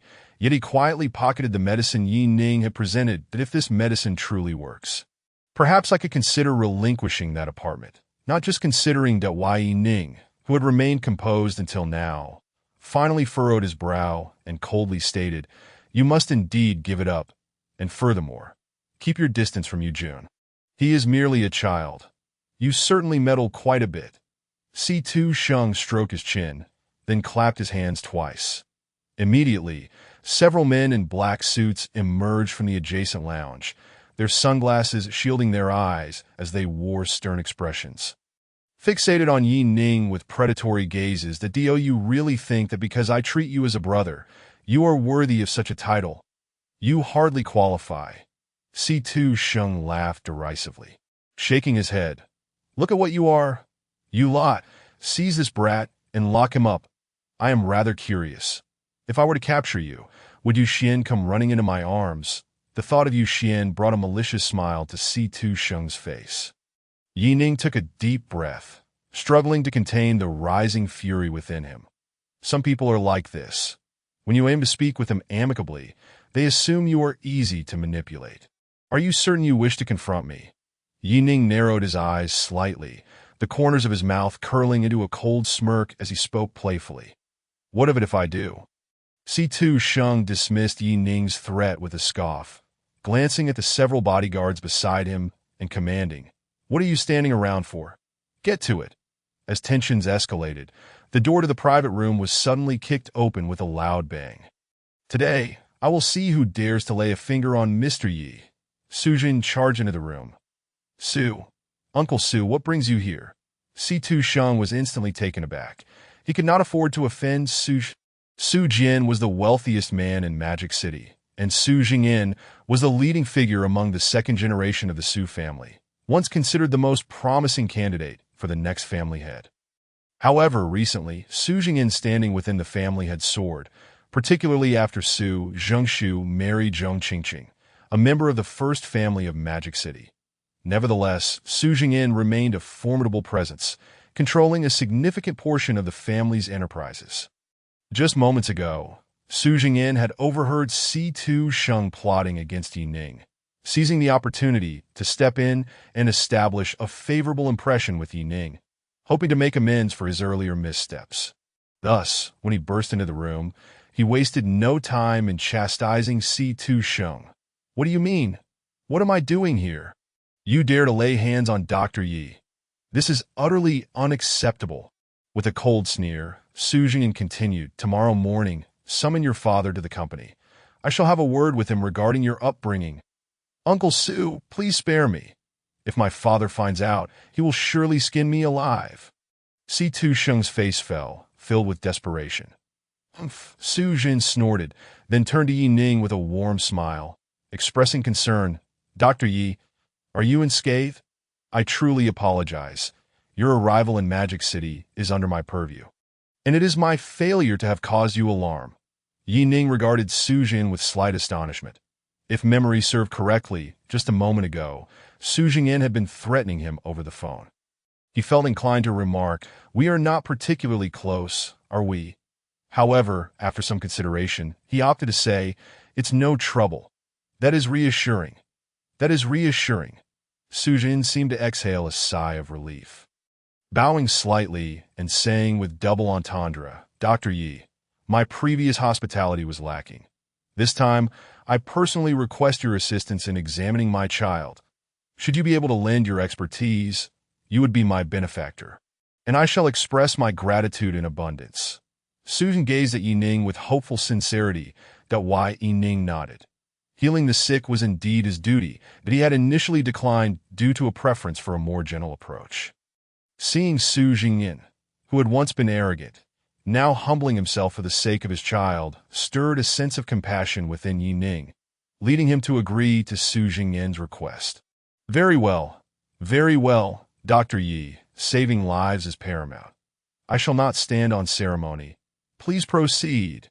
Su Jin was overjoyed, Making a gesture for Yi Ning to go ahead, Yi Ning shook his head slightly, glancing at the dumbfounded C2 Sheng, and said coolly, "There are still matters here that need addressing.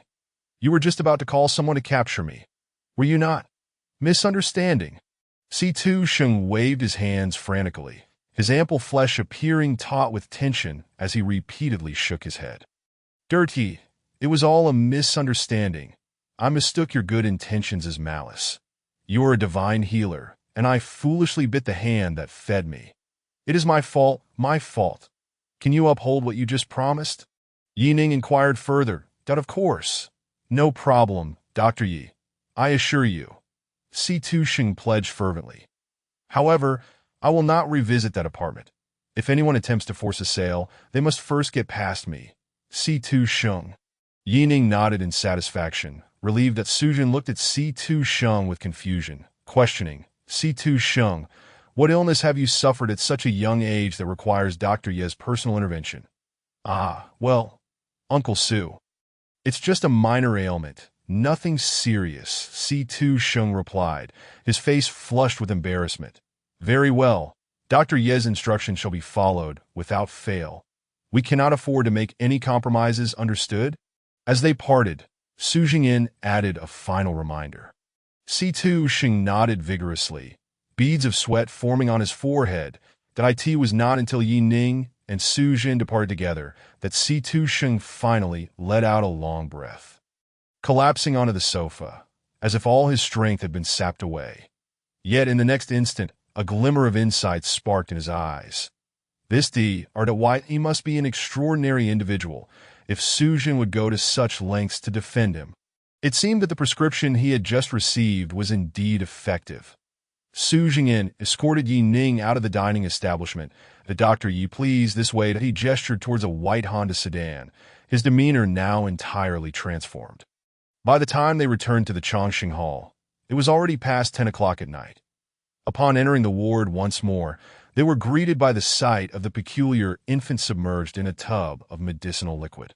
The woman was still weeping profusely, her expression souring upon seeing Yi Ning, though she fell silent under Su Jin's stern gaze. "Let us get the child out. Time is of the essence that I will treat the child immediately." Having made the decision to act, Yi Ning wasted no time that moment. Jin Xiaonan had already left Chongqing Hall, and the on-duty nurse assisted him in lifting the infant out of the tub, placing him on a clean hospital bed nearby. As the child was lifted from the medicinal solution, his skin began to darken at an alarming rate, an utterly bizarre sight that caused Su Jing and his wife to clench their fists. Their hearts racing, Yi Ning extended his right hand, forming a pointing gesture, and pressed it against the child's forehead. His finger made contact. The infant's body trembled slightly, the dark energy surrounding him gradually dissipating, and his eyes slowly opened. He did not cry or fuss. Instead, his large eyes sparkled with confusion as he fixated on Yi Ning, appearing both adorable and spirited, finally resembling the innocent child he was meant to be. Behind Yi Ning, the woman wept tears of joy, while Su Jin nodded earnestly, his gaze towards Yi Ning filled with gratitude. "Look, what is happening?" Just as everyone had begun to relax, the on-duty nurse suddenly displayed a look of terror. Exclaiming in alarm, Yi Ning furrowed his brow slightly. To his dismay, a red line of blood had inexplicably appeared on the infant's abdomen, eerily spreading across his body like a crimson vine, as if it sought to consume him entirely. Yi Ning's brow furrowed deeply. This child was indeed not merely afflicted by the supernatural, but rather there was someone orchestrating these sinister events from the shadows. Even the newborns are not spared. Such a grievous sin. Gazing at the crimson veins slowly spreading across the infant's body, Yi Ning murmured to himself, a glint of cold light flickering in his eyes. As Yi Ning raised his sword, the baby let out a wail. The chubby little hands reached out to grasp Yi Ning's larger hand. Clearly unwilling for him to cease his actions, Yi Ning had not withdrawn his hand from the infant for long. After lifting it, he once again placed it upon the red veins on the baby's abdomen. The woman and Su Jing grew anxious.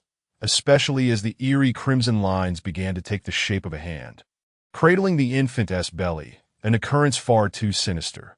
The onlookers were struck dumb, their faces drained of color that moment.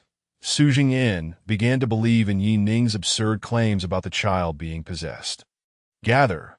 With a gentle command from Yi Ning, the portion of his palm that touched the infant glowed with a faint white light.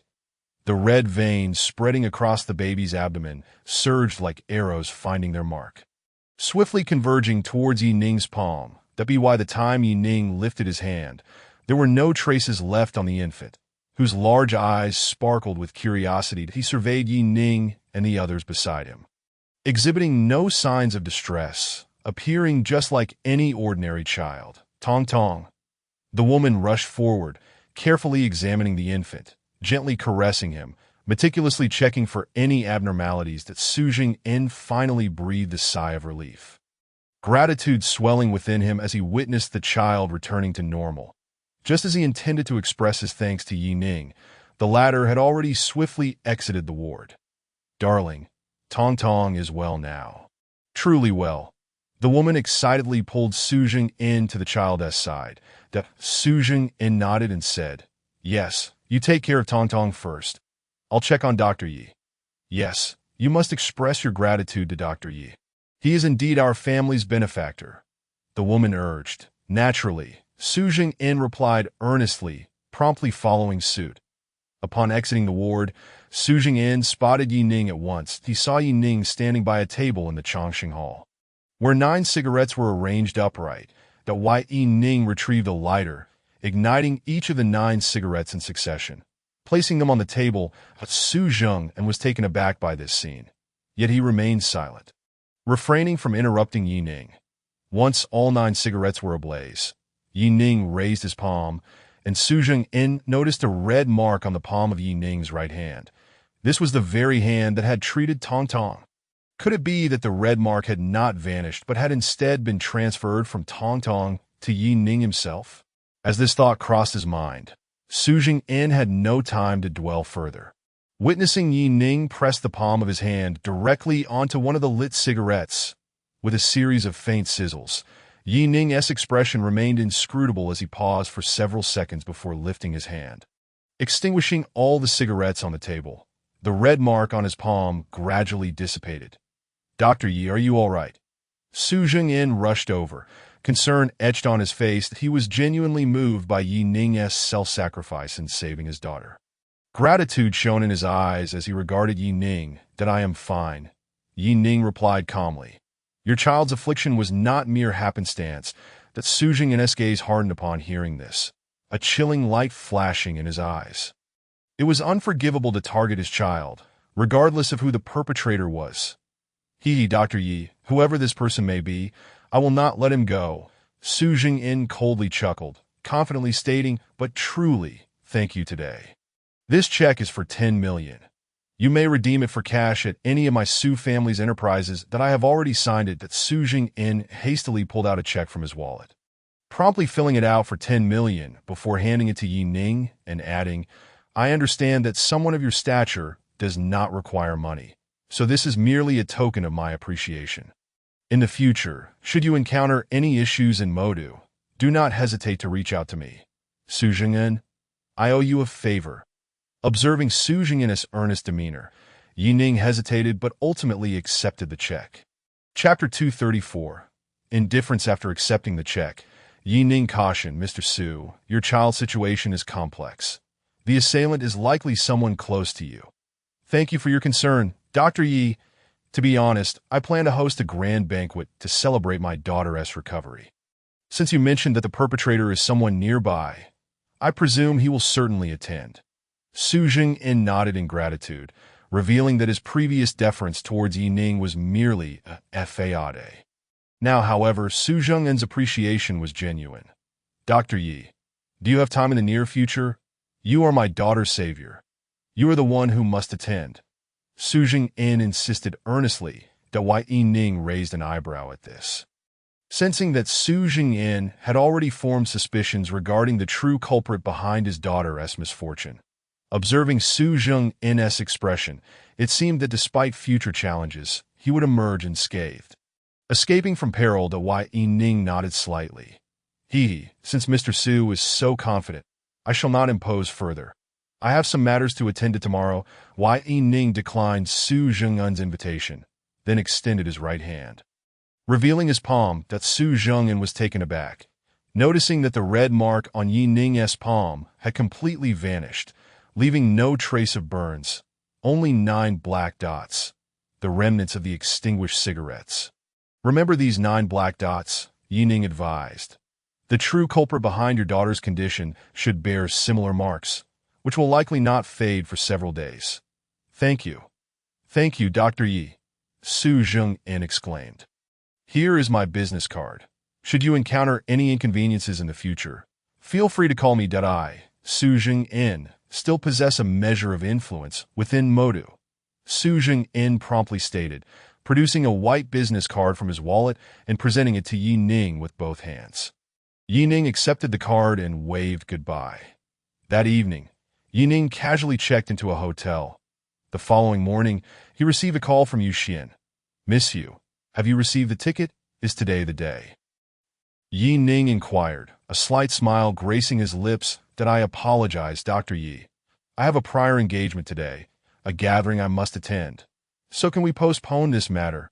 Yu-Xian replied, her voice tinged with regret. I am truly sorry. My father will also attend this gathering and insisted that I participate. Hence, no worries, Yi-Ning replied lightly, unfazed that we can discuss this matter tomorrow as well. Thank you for your understanding. Dr. Yi, on the other end, Yu-Xian's tone brightened immediately. After a brief pause, she continued, Dr. Yi, would you accompany me to this gathering tonight? I've heard that much of the upper crust of Modu will be present, including perhaps Lu Chaoga from the Zhong family. Upon hearing this, Yi-Ning felt a stir of interest.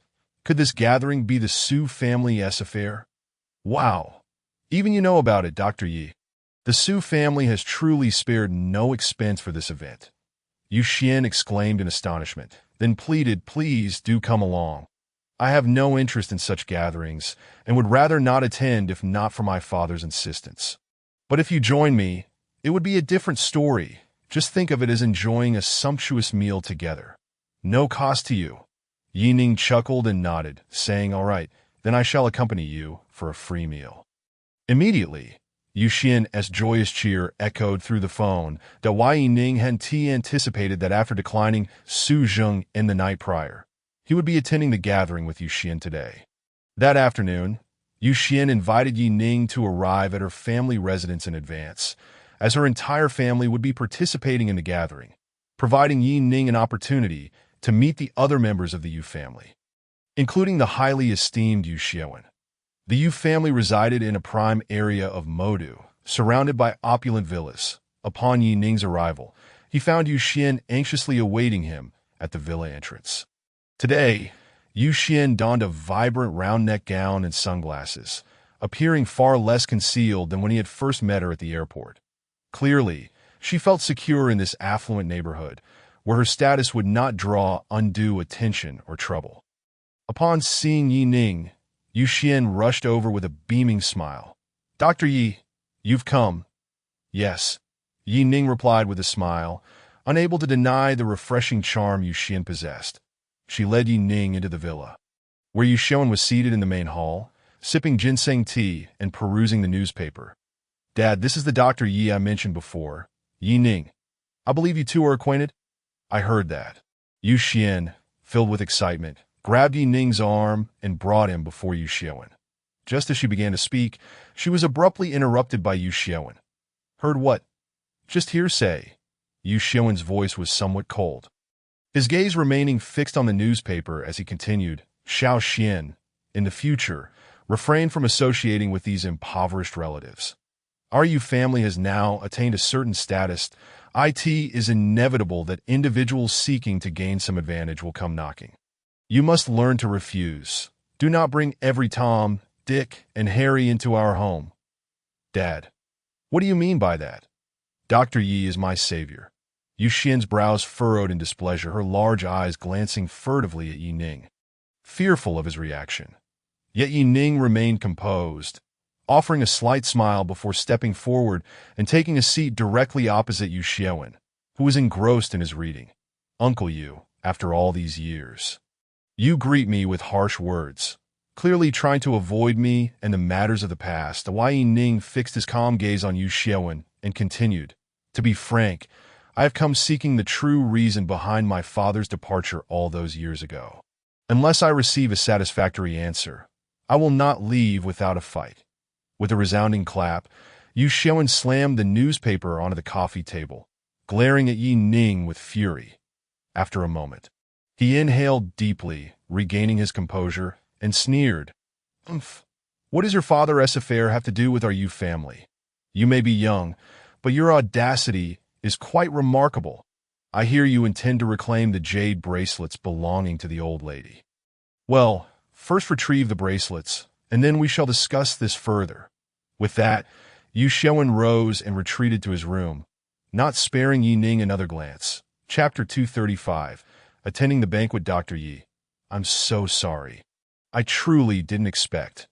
Yu Xian looked at Yi Ning with a face full of grievance. Speaking softly to Yi Ning took a deep breath and sighed. "Although my knowledge of past events is limited, it is undeniable that my family owes a great debt to the Yu family, that I completely understand your uncle's attitude. Such matters cannot be rushed." While he reassured Yu Xian, Yi Ning felt an even stronger urgency to reclaim those jade bracelets, wishing he could confront the Zhong family immediately. That evening, the Su family villa hosted the banquet, as planned. To Yi Ning's surprise, prior to attending the gathering, Yu Xiaowen had made a special trip to the old street to fetch Elder Yu and the Yu Kongwu family. As Yi Ning sat in the white Rolls-Royce beside Yu Xian, he finally caught a glimpse of Elder Yu's eldest son, Yu Kongwu, who had remained out of sight until now, though he bore some resemblance to Yu Xiaowen. Overall, he lacked Yu Xiaowen's sharpness, presenting an impression of mediocrity, even timidity. The Su family villa was ablaze with lights that night. Upon entering, Yu Xiaowen promptly sought out a corner seat, positioning the Yu family in a secluded table, highlighting Yu Xiaowen's marginal status not just within the Yu family, but in the broader landscape of Madyu. Yu Xian affectionately linked her arm with Yi Ning's, resembling a young couple as they settled in, prompting the other members of the Yu family to finally notice Yi Ning's presence. Elder Yu wore a benign smile, offering Yi Ning a slight nod, to which he hurriedly returned the gesture. Yu Jun scoffed dismissively, turning away, while Yu Kongwu merely smiled at Yi Ning and fell silent. As for Yu Tsongwu's wife, she merely shot Yi Ning a disdainful glance without uttering a word. It was evident that she was in good spirits that day. Despite their peripheral status, the Yu family still felt a sense of pride, as such gatherings were not accessible to everyone. They assumed that Yi Ning was fortunate to have the opportunity to attend due to their family's influence. Yi Ning simply rubbed his nose, choosing to remain silent. Though the so-called elite gatherings of Yunqing paled in comparison to the opulence and camaraderie of this evening, he could nonetheless discern that the Su family occupied a distinctly marginalized position, and not just in a trivial sense. The members of the Yu family gazed in awe at the lobster and abalone being served, eagerly indulging without any semblance of decorum, clearly there to take advantage of the feast. With the exception of Yu Xiaowen, Yu Xian, and the somewhat picky Elder Yu, the others displayed little sophistication, hardly paying attention to their surroundings, Yu Xiaowen even neglected to rise for toasts or networking, instead quietly sitting beside his family in anonymity. In the context of Yunqing, such a status and position would render them invisible to Yi Ning, who had no opportunity to acknowledge their presence. Yet they felt a sense of accomplishment merely by attending this high-profile banquet, relishing the exquisite dishes and mingling with prominent figures. In reality, to the true protagonists of the evening, they were utterly inconsequential. Accepting the situation, Yi Ning quietly accompanied Yu Xian, refraining from speaking much. Initially in good spirits, Yu Xian's enthusiasm visibly waned under the atmosphere's influence, though she still made an effort to serve Yi Ning a piece of lobster. Smiling as she said, "Dr. Yi, please don't take offense. We are here primarily to enjoy the meal." After all, with a faint smile, Yining picked up his chopsticks and began eating some vegetables that I in truth. He was unbothered by the situation, but he felt a sense of discomfort on behalf of Yu Xian and Yu Xiwen. Just as they were dining, a group of well-dressed young men and women at a nearby table drew attention with their lively chatter and laughter. Suddenly, Su Lin, seated at the head of the table, caught sight of Yu Xian in the corner and paused in surprise, asking her companions, "Guys, do you see that over there? Isn't she a beauty?" At her words, her companions quickly turned to look in the direction Su Lin indicated, their eyes lighting up. "Ha, Su, you don't even know her. That's Yu Xian.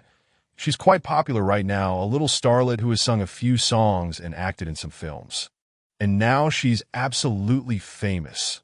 One of the chubby men grinned lewdly, addressing Su Lin as so. "She's a little star, is she?" Su Lin mused, stroking her chin, continuing, "When did our Su family's gatherings lower their standards to accommodate such small-time celebrities? Haha, Su, your status is certainly beyond their understanding that why Yu Xian's father, Yu Xiaowen, is in the construction materials business, and he has some reputation in the industry that it's likely Yu Xian is here as a family member. What else could she be? Look at that table. Who isn't here just to mooch off the food?" A bunch of country bumpkins that a heavily made-up girl scoffed disdainfully, rolling her eyes. "Interesting, very interesting," Su Lin mused, surveying her companions before suddenly grinning. "Guys, I'm taking a fancy to that little lady today. I want to take her to bed. You all help me create a distraction, and let's have a little chat with these hicks." Once Su Lin spoke, there was nothing more to be said. The chubby man was the first to agree, rising immediately. The others followed suit, with one proclaiming, "Su, in such a small scene, which of us can't handle it? It's just a little star, after all. Throw enough money her way, and she'll be kneeling before you in no time. You're really overthinking it. You don't understand. What kind of fun is that? I could just go to a club instead. If I'm going to play, I want something pure. At least the act has to be convincing, right?" Su Lin replied with a faint smile, leading the charge as the other young rascals trailed behind her. "Si-Tu Sheng, why aren't you coming with us?" One of the girls, who had just spoken, noticed that the lecherous chubby man was still seated and not following. "Your family is in the construction materials business. Wouldn't you Xiaowen kneel and call you daddy if he saw you? You're not interested in that little vixen, are you?" "Ah, sorry, urgent business." Si-Tu Sheng chuckled awkwardly as he finally got up and quickly left his seat. His reluctance to join was primarily due to having spotted Yi Ning among the guests. That foolish Su Lin planned to make a move on Yu Xian, yet just yesterday, Su Jian had treated Yi Ning with utmost respect. Si-Tu Sheng hurriedly made his way to find Su Jingyan for assistance. Chapter 236. Try touching me and see. As the Yu family continued their meal, they noticed a group of rascals approaching with great fanfare. Leading the procession was Su Lin, a wine glass in hand. The Yu Jun's spirits rose immediately as he nudged his mother, Wu Meiwan, with feigned gravity, saying, "Mum, did you see? The one holding the red wine is Su Lin, the most notorious rascal in Modu, the legitimate eldest son of Su Jingshu." Upon hearing this, Wu Meijuan's eyes sparkled with excitement, especially as she saw the group making their way toward her table. "Yu Xian miss you, right? Allow me to toast you. You are even more beautiful in person than you appear in films," Su Lin said, approaching Yu Xian with a playful smile, raising her wine glass in salute. Yu Xian was momentarily taken aback, her countenance growing somewhat unpleasant as she raised the juice in front of her and smiled. "I beg your pardon, but I do not consume alcohol. I shall toast you with this drink instead." "A drink? Do you look down upon others?" Upon witnessing this, Su Lin's expression darkened immediately, and among the several ruffians by his side, one could not help but shout at Yu Xian, "Just look at yourself. They are offering you a toast out of respect. How could you respond with juice?" Wu Meiwan chimed in, casting a reproachful glance at Yu Xian and coldly remarked, "Shu Wen, pray tell, how do you educate your daughter? She lacks manners." Yu Shu Wen furrowed his brow, his expression also turning grim, that he glanced at Yu Xian but refrained from rebuking her. Instead, he lifted his own glass, forcing a smile towards the ruffians and said, "I apologize, gentlemen. My daughter typically abstains from alcohol. I shall drink this on her behalf." What do you think you are? I am toasting, and you deem yourself worthy, Su Lin interjected, his countenance darkening, showing no regard for Yushu at the gathering. Many began to notice the commotion, casting curious glances and whispering among themselves that why you Shu Win, you have raised a fine daughter. Now that the esteemed Lin has taken an interest, it is an honor for you. How could you be so ungrateful?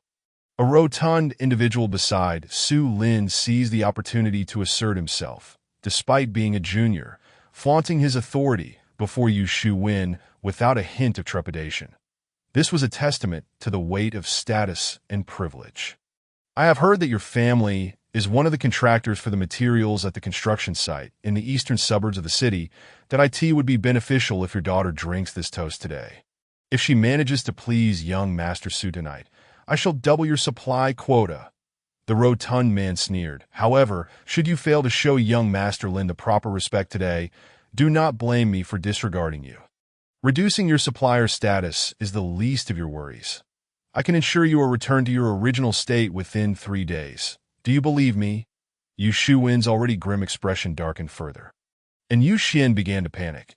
The entire Yu family was in a state of alarm, while Wu Meiwan and Yu Junkie wore mocking smiles to Ha, Yu Shuin. While you may flaunt your power in our home, how do you fare now? Faced with someone of stature, you cannot even muster a retort. Wu Meiwan sneered, her tone dripping with sarcasm. Uncle Yu, it is a blessing that Xiaoxian is beautiful. You must learn to capitalize on that. What is wrong with accompanying young Master Su? Is it such a disgrace? Even if she does not accompany him, she will eventually have to share a bed with a man, won't she? Besides, young Master Su is a person of extraordinary caliber. Slap! The matriarch of the Yu family could no longer contain herself and delivered a resounding slap to Yu Junkie's face, her voice laced with fury. Wretched child, I have no grandson like you.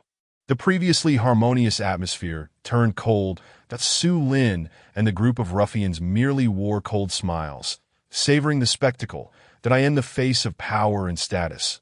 So-called familial bonds, dignity, and chastity became insignificant. They awaited the moment when Yu Shuin would yield, anticipating Yu Xian's humiliation as she would be compelled to raise her glass, eager for the evening's entertainment. Ultimately, with a pallid face, Yu Xian grasped the glass before her, just as she was about to raise it. A hand pressed down on hers, and Yi Ning, with a calm demeanor, halted Yu Xian's action. Did you not say you do not drink? Yi Ning smiled, his face devoid of any alarm, as if he were unaffected by the unfolding drama. You little brat, who do you think you are? Do you have the right to speak here? Wu Meiwan snapped, her annoyance palpable, but Yi Ning did not spare her a glance, instead addressing the group of ruffians directly. His voice steady, while I am still calm. Get out of my sight immediately. Oh, how terrifying. Su Lin was taken aback, not expecting someone to dare act so brazenly before him. And if you do get angry, what then? Do you dare lay a hand on me? Su Lin approached, brazenly staring down Yi Ning, a mocking grin plastered across his face. Come on, country bumpkin, try to touch me, and let me see what you've got. Slap! Before Su Lin could finish his taunt, Yi Ning had already delivered a sharp slap to his face. Su Lin spun around in place before collapsing to the ground. You actually dared to hit young Master Su. You are dead meat today. The ruffians were taken aback, yet none dared to move forward. Some rushed to help Su Lin up, others stood by threateningly, and some had already begun to call for security to retaliate. Following the resounding slap, many eyes in the hall turned towards the commotion. Upon witnessing Su Lin toppled by Yi Ning's slap, expressions of pity emerged on numerous faces. This lad was finished. They marveled at Yi Ning's audacity, daring to strike Su Lin, yet no one was willing to step in at that moment that a horde of security personnel arrived in a flurry. This was Su's family gathering. Who would dare to act violently in their midst? The head of the security team, brandishing a rubber baton, stormed through the crowd, his fury palpable. Upon seeing that the victim was Su Lin, his agitation heightened. You dare to strike young Master Su. Do you wish to throw your life away? You were the one who initiated it, weren't you?" The security chief aimed the baton at Yi Ning, poised to take action that Wu Meiwan and Yu Junqi both wore expressions of schadenfreude. Yi Ning furrowed his brow slightly, his eyes glinting with cold light. Ever since he inherited the legacy of the medical sage, no one had dared to speak to him in such a manner. Just as he was about to respond, a commotion arose in the hall. Once more, Su Jin and his entourage hurriedly arrived. "What is happening?" Su Jin charged into the crowd, his voice grave that Mr. Su. "Someone just assaulted young Master Su. We were about to teach that brat a lesson." The security chief ground his teeth, stepping closer to Su Jin to report urgently. "Indeed, we were merely coming over to offer a toast when this brat struck us. Mr. Su, this person dared to act violently at your gathering and assaulted a member of the Su family. This cannot be overlooked." A ruffian immediately piped up, the villain crying out first, "Toast. Dr. Yi is my esteemed guest. Do you lot even qualify to offer a toast?" Su Jin scoffed, casting a cold glance at the ruffians. The ruffians were momentarily stunned. Even Su Lin, who had just been helped to his feet and was in a state of disarray, was taken aback. "Uncle, I was assaulted." Before Su Lin could finish his sentence, Su Jin delivered another slap to his face. "What? Have you not had enough of being hit? Allow me to further educate you on behalf of Dr. Yi." Su Jin's voice was stern. Su Lin was left utterly bewildered, unable to fathom that he would be reprimanded for the actions of an outsider. "Dr. Yi? Who exactly is this Dr. Yi?" This question flashed through the minds of everyone present. "Get over here before I make you look foolish." Su Jin's brother, Su Jingshu, yanked his son back to his side, and Su Lin's eyes reddened, tears streaming down his face. "Dr. Yi is my esteemed guest. Do not think I am unaware of your little schemes." Su Jin's expression darkened as he turned to the other ruffians, speaking sternly. "You lot better behave. Whoever crosses Dr. Yi will be crossing me. Su Jin, if he strikes you, consider it a mercy, but I, Su Jin, am not a pushover." The ruffians fell silent, their earlier bravado evaporating as they lowered their heads, trembling with unease, devoid of their previous arrogance. The Yu family stood agape, and even the elderly matriarch, with her failing eyesight, appeared to have tears welling up, gazing at Yi Ning's retreating figure, lost in thought. "Esteemed guest." At that moment, a sharp voice pierced through the crowd, and a tall woman clad in a qipao, with striking features, coldly laughed. Her elongated phoenix eyes and sharp chin gave her an air of harshness, and as she spoke, the entire assembly fell silent. This woman was Su Lin's mother, the second of the Su family, Su Jingshu's wife, Zhong Qingqing. Zhong Qingqing cast a dispassionate glance at Yi Ning before turning her attention to Su Jingyin, stating calmly, "No matter how esteemed a guest may be, they remain a guest." Regardless of what transpired earlier, he resorted to violence here, striking a member of our Su family during our gathering. "Jin, as the eldest of the Su family, is this not a sign of weakness on your part?" "Weakness?" Su Jingyin curled his lips into a cold smile, addressing Zhong Qingqing with a composed demeanor. "If you believe me weak, you may wish to test that theory." Gasps filled the room as everyone absorbed the tension. Zhong Qingqing, a member of the foremost family in the city, had married into the Su family, and rumors had long circulated that she had supplanted Su Jingshu's authority, emerging as the second in command of the Su family. Today, after Su Lin was publicly struck, Su Jingyin not only refrained from defending him, but also retaliated with a slap.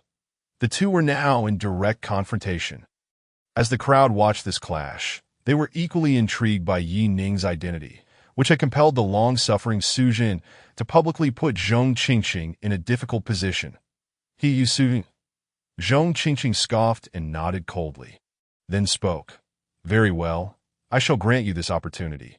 Today, you must elucidate why this Dr. Yi possesses such extraordinary merit that you fawn over him so shamelessly. Otherwise, I assure you, I shall not let this matter rest easily. Allow me to inform you that this Dr. Yi is none other than the miraculous healer who recently saved my daughter's life. From this day forth, he shall be a distinguished guest of the Su family. Even if Zhengshu disrespects him, I will reprimand him. What do you count as? Do not presume that by marrying into the Su family, you possess the right to meddle in our affairs, Dr. Yi. Come, let us proceed to the front and enjoy some drinks. I wish to raise a few glasses in gratitude for your kindness. After Su Jingyan finished speaking, he disregarded the visibly displeased Zhong Qingqing, who, with a smile, extended an invitation to Yi Ning. Yi Ning nodded slightly, casting a meaningful glance at the troubled Zhong Qingqing, before taking the hand of Yu Xian and following Su Jingyan out. Yu Xian was equally astonished, never having anticipated that at such a moment, Yi Ning would still remember to invite her along. Zhong Qingqing's gaze flickered before she ultimately lowered her head and hastily departed. In the lounge, Zhong Qingqing's hand trembled slightly as she held her cup of water, clearly infuriated. Mother, this matter cannot simply be overlooked. You must stand up for me. Zhong Lin lamented with a face full of grievance. Zhong Qingqing snorted coldly, then splashed the water from her cup onto Zhong Lin's face. Good for nothing. Just like your father. Get out and reflect on your actions. Do not embarrass me any further. With that, Zhong Qingqing kicked Zhong Lin out of the room, her hand still trembling as she picked up the phone. The call connected. That you're calling me at this time. What has happened? A strong voice of an elderly man came from the other end. Uncle, you must help me this time. Zhong Qingqing spoke in a panic. You must assist me. What did I not tell you? Su Jian's newborn will not survive this winter. He remains without an heir in due time. Old Master Su will still pass the family fortune to Zhengshu, so you need not worry. What a chaotic display of panic. The elder's tone turned stern, clearly displeased. Uncle, today I saw that child. He is alive and well, and seems even more spirited. It appears we have miscalculated. What did you say? How is this possible? The elder's voice rose in pitch, revealing his shock. Could it be? Yes. Uncle, I have just confirmed that Su Jingyan has undoubtedly invested heavily in securing a master. The gaze of that master made me uneasy, and I now feel my face burning. I suspect. Enough. Do not speak of such useless matters. The elder interrupted Zhong Qingqing, his voice low and serious. Describe to me precisely what characteristics this so-called master possesses. In the realm of mysticism in Magic City, who would dare to disregard the Zhong family? Hearing the elder's words, Zhong Qingqing took a deep breath to steady herself, finally regaining a semblance of calm as she furrowed her brow and recalled Yi Ning's appearance. Yet, to her horror, she realized she had been so frightened that she had completely forgotten what Yi Ning looked like. Thus, she could only vaguely describe a few key attributes: a male, undeniably young, appearing no older than 30, and giving off the impression of not being a local. All right. The elder interrupted Zhong Qingqing once more, his voice grave. Rest assured, this is not solely your affair. The entire Zhong family stands behind you. I shall head over immediately. No matter who he is, whether a dragon or a tiger, they must bow down before me. Chapter 238.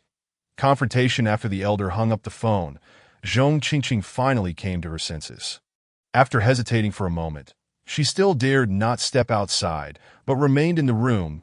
The banquet. The atmosphere underwent subtle changes.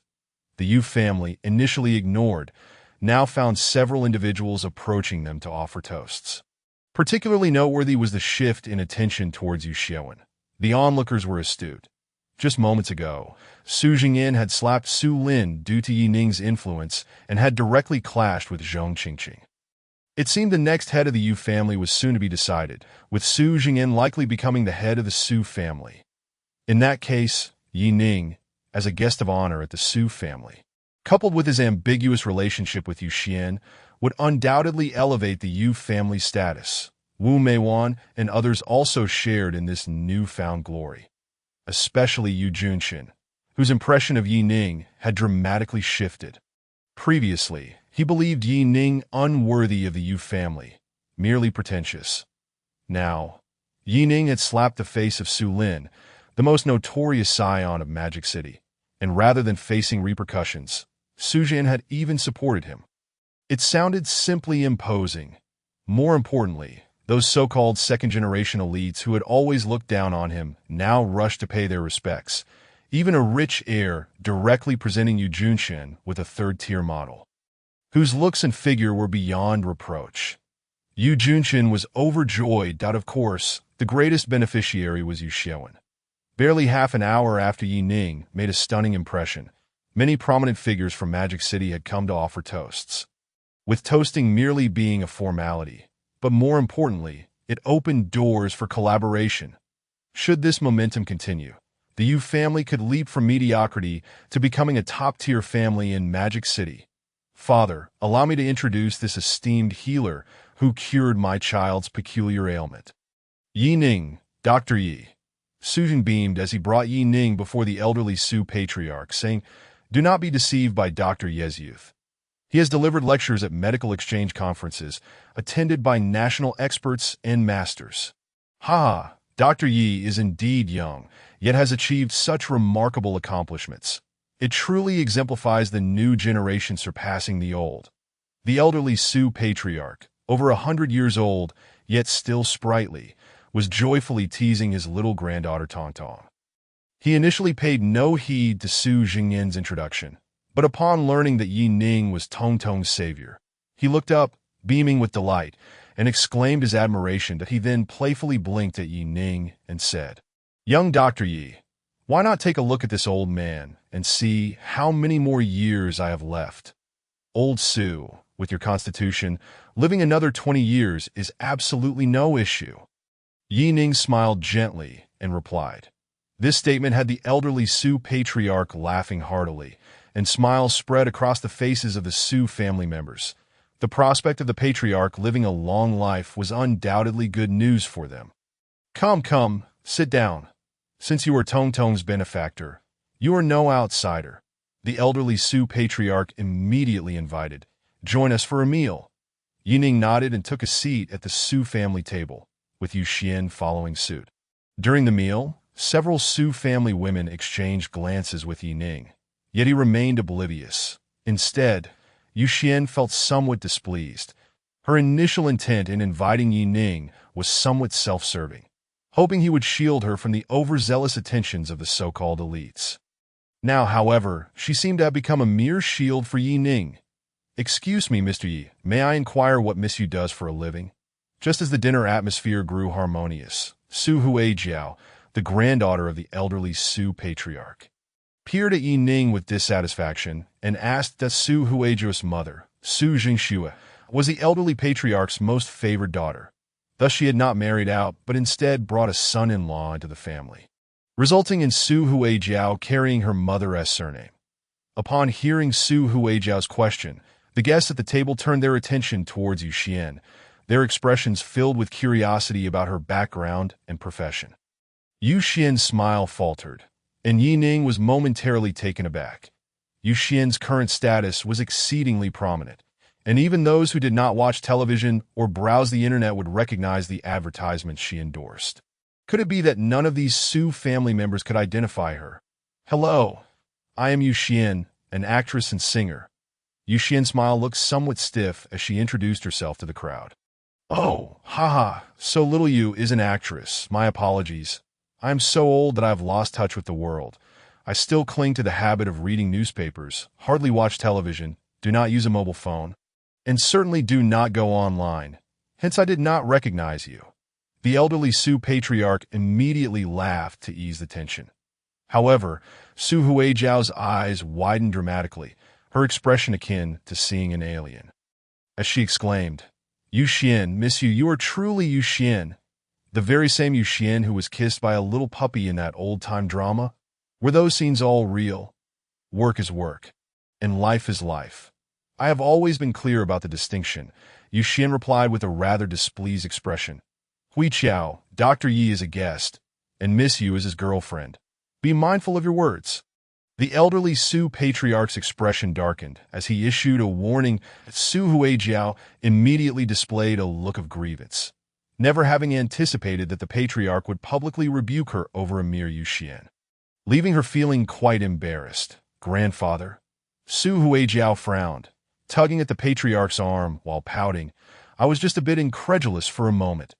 I was utterly unprepared for the revelation that Dr. Yi, a remarkably talented young man, has a girlfriend who is merely an actress. Truly, this is a fault of mine, entirely my fault. I shall impose upon myself a drink, Su Huqiao remarked, feigning innocence as she raised a glass of juice, intending to punish herself. Yet, Yi Ning frowned and spoke in a low voice. That drink is inappropriate. If you are to impose a penalty upon yourself, it must be with alcohol. Drink this instead. As he spoke, Yi Ning filled an empty glass beside him with strong liquor and placed it before her to Dr. Yi.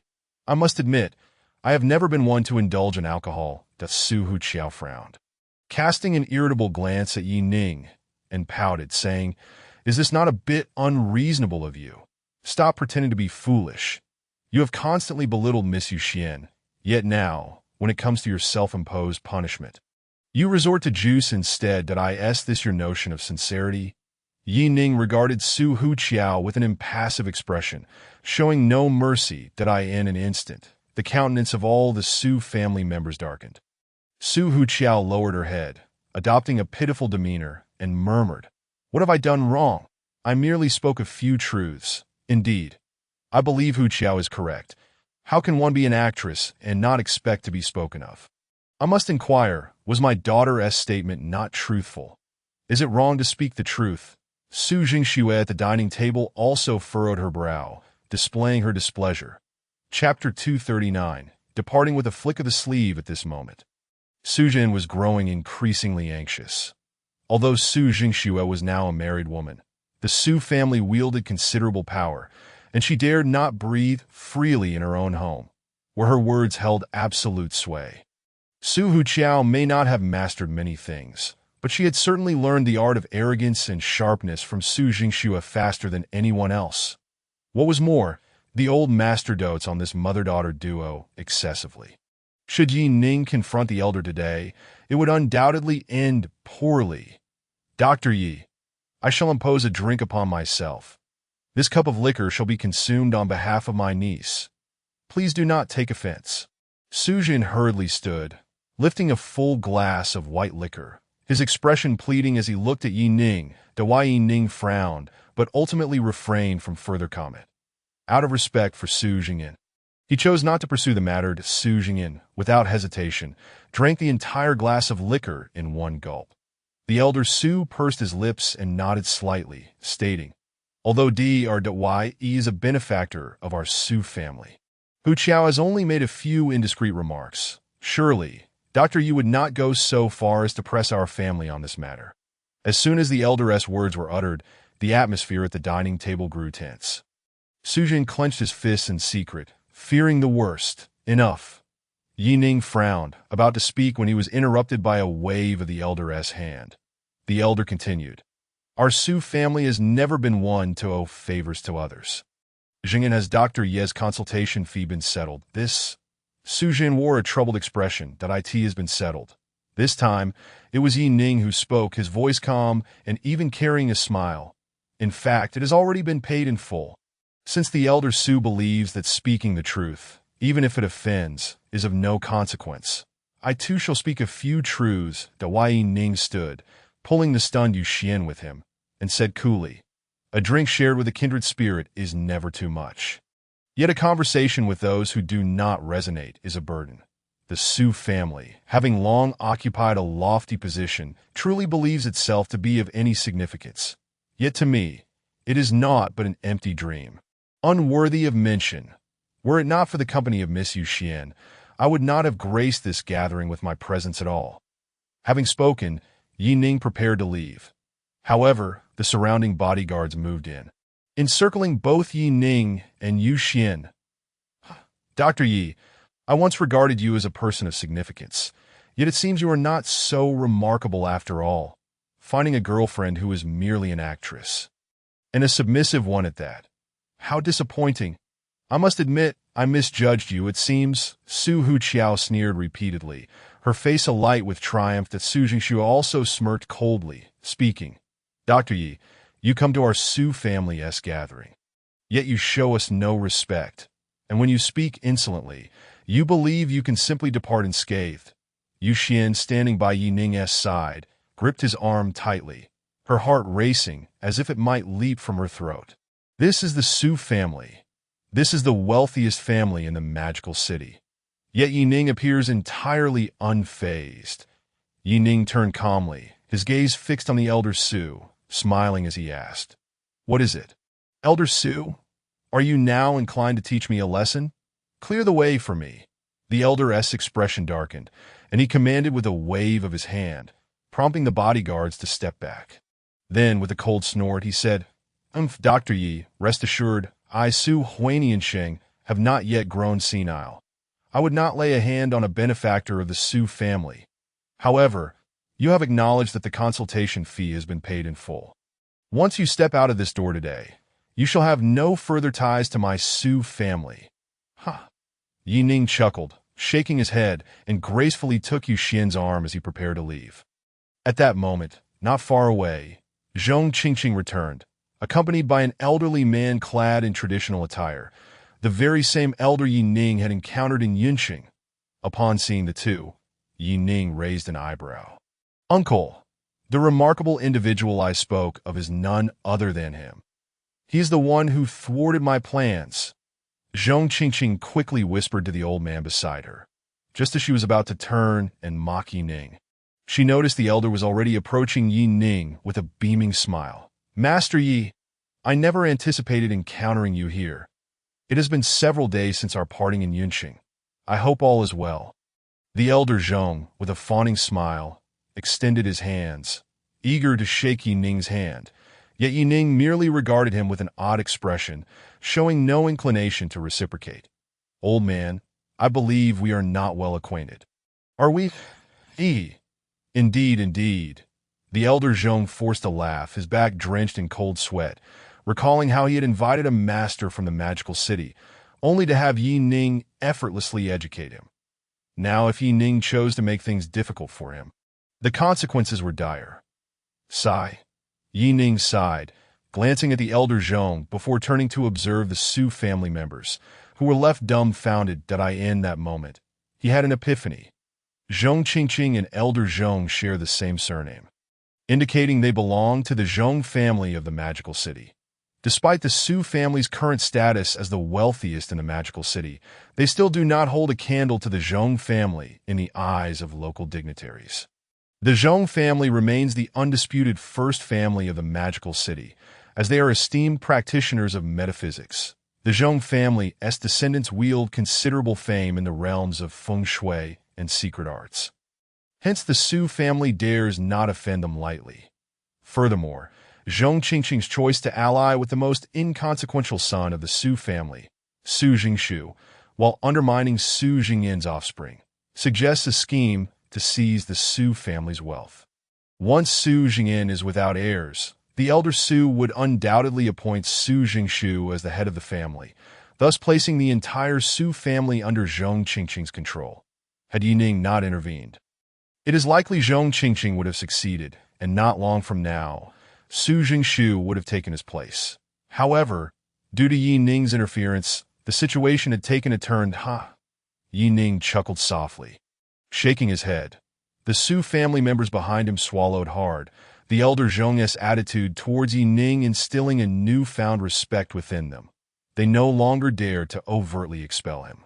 After the laughter subsided, Yi Ning turned his gaze to Su Jin seated at the table, saying coolly, "Although I now have no ties to the Su family and no standing to meddle in your affairs, since I have witnessed what has transpired, I shall offer you some guidance." Just as Su Jin was pondering this, Yi Ning seized a cup from the table, flinging its contents toward Zhong Qingqing's face. "Ah!" Zhong Qingqing cried out, hastily covering her face as she wiped away the spilled liquor, while Yi Ning shook his head slightly, pulling Yu Xian along as he departed.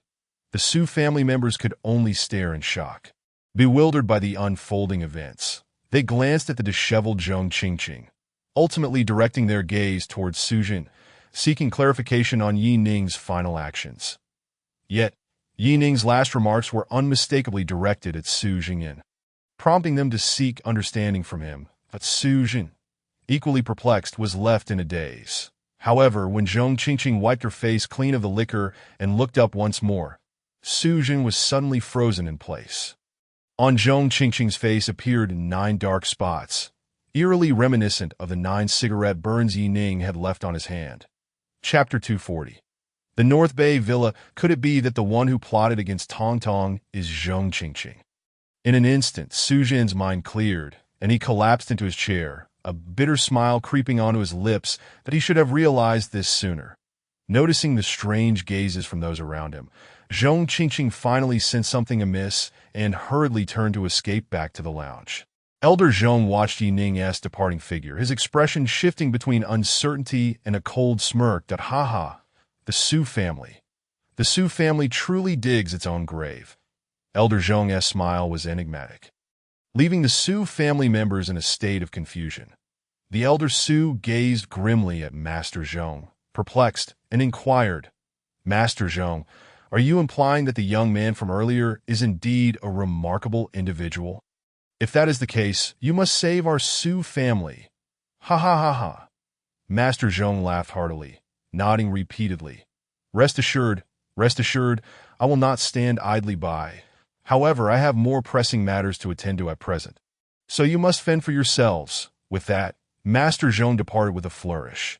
The once lively atmosphere of the banquet had turned cold due to the departures of Yi Ning and Master Zhong, ultimately ending in desolation. Yi Ning and Yu Xian exited the villa, with Yu Xian still tightly clutching Yi Ning's arm.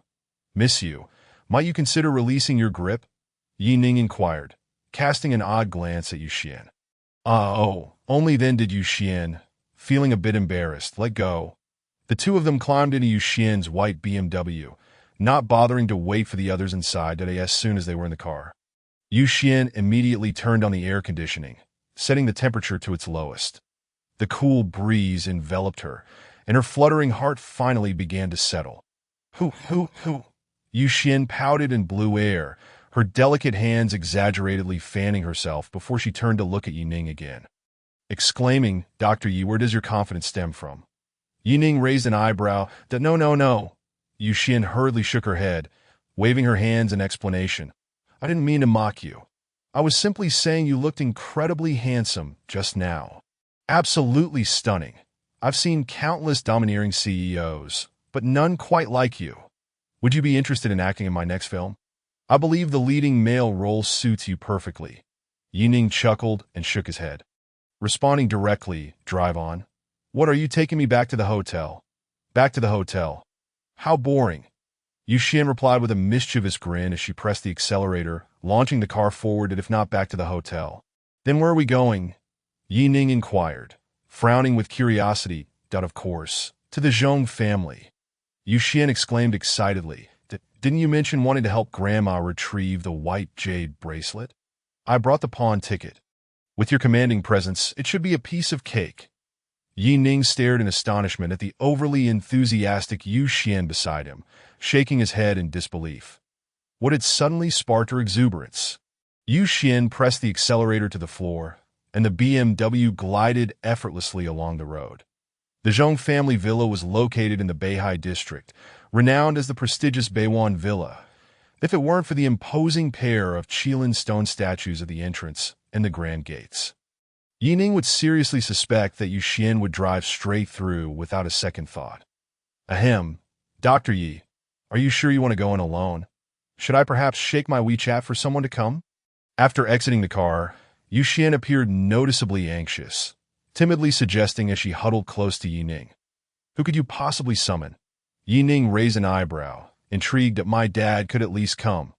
Yu Xian's voice trailed off, her gaze averted as she spoke, barely audible even to herself. Yi Ning chuckled, shaking his head. "What are you afraid of? We are here to reason, not to brawl. Did you bring the pawn ticket?"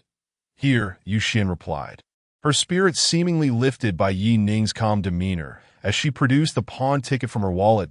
Yi Ning nodded slightly, taking the ticket and stepping forward to knock on the door.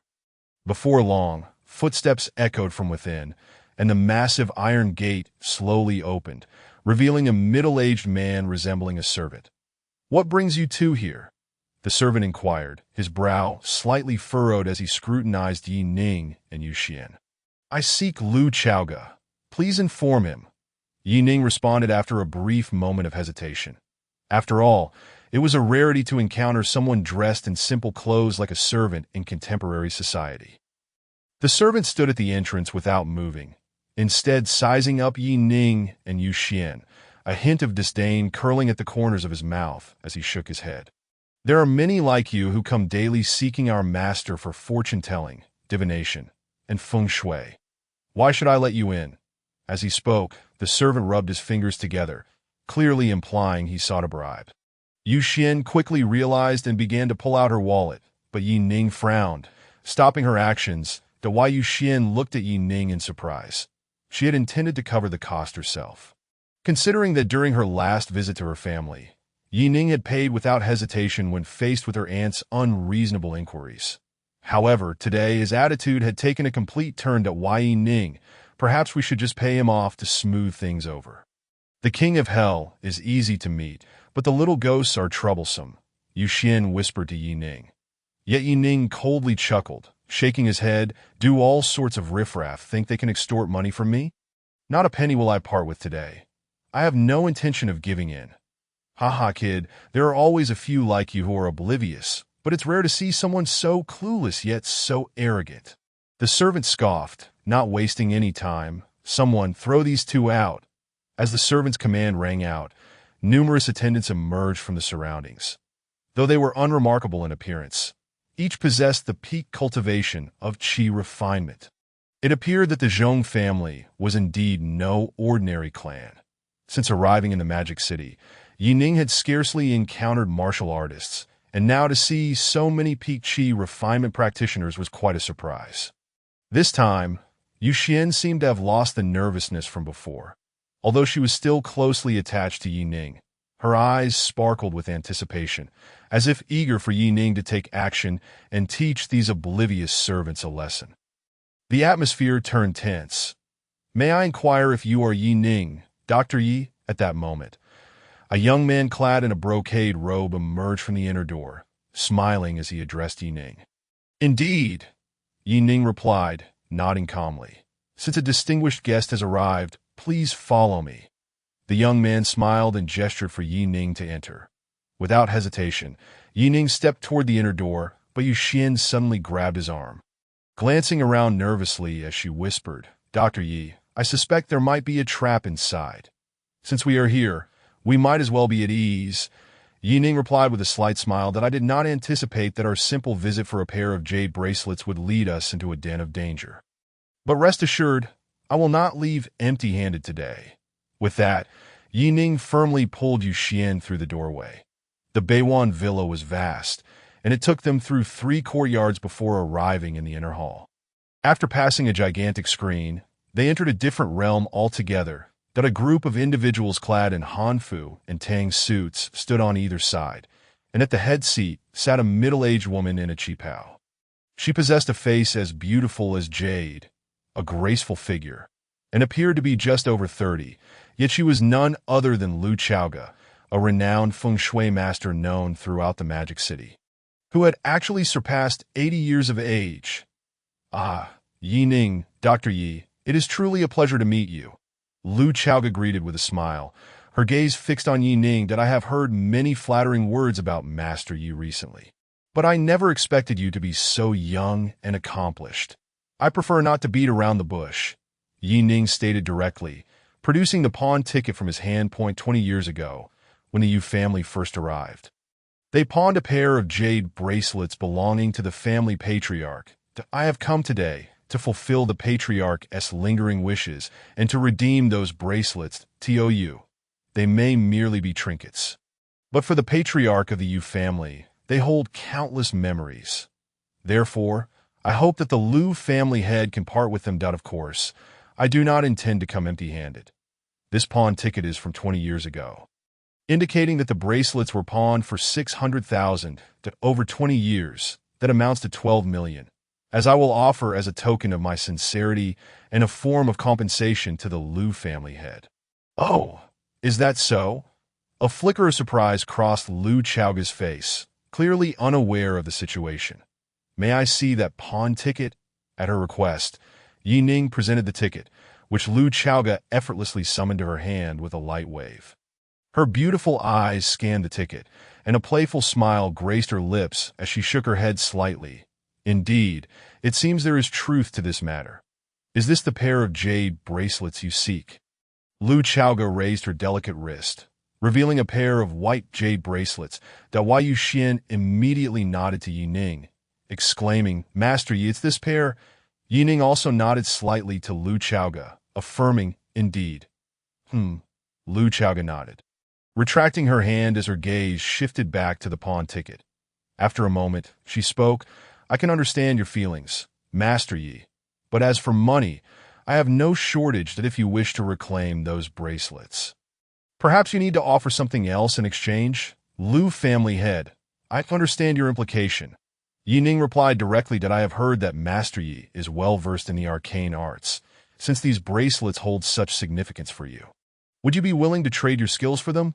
Lu Chaoga asked, her eyes fixed intently on Yi Ning, a smile playing on her lips that Wei Ning furrowed his brow slightly, contemplating for a moment before responding gravely.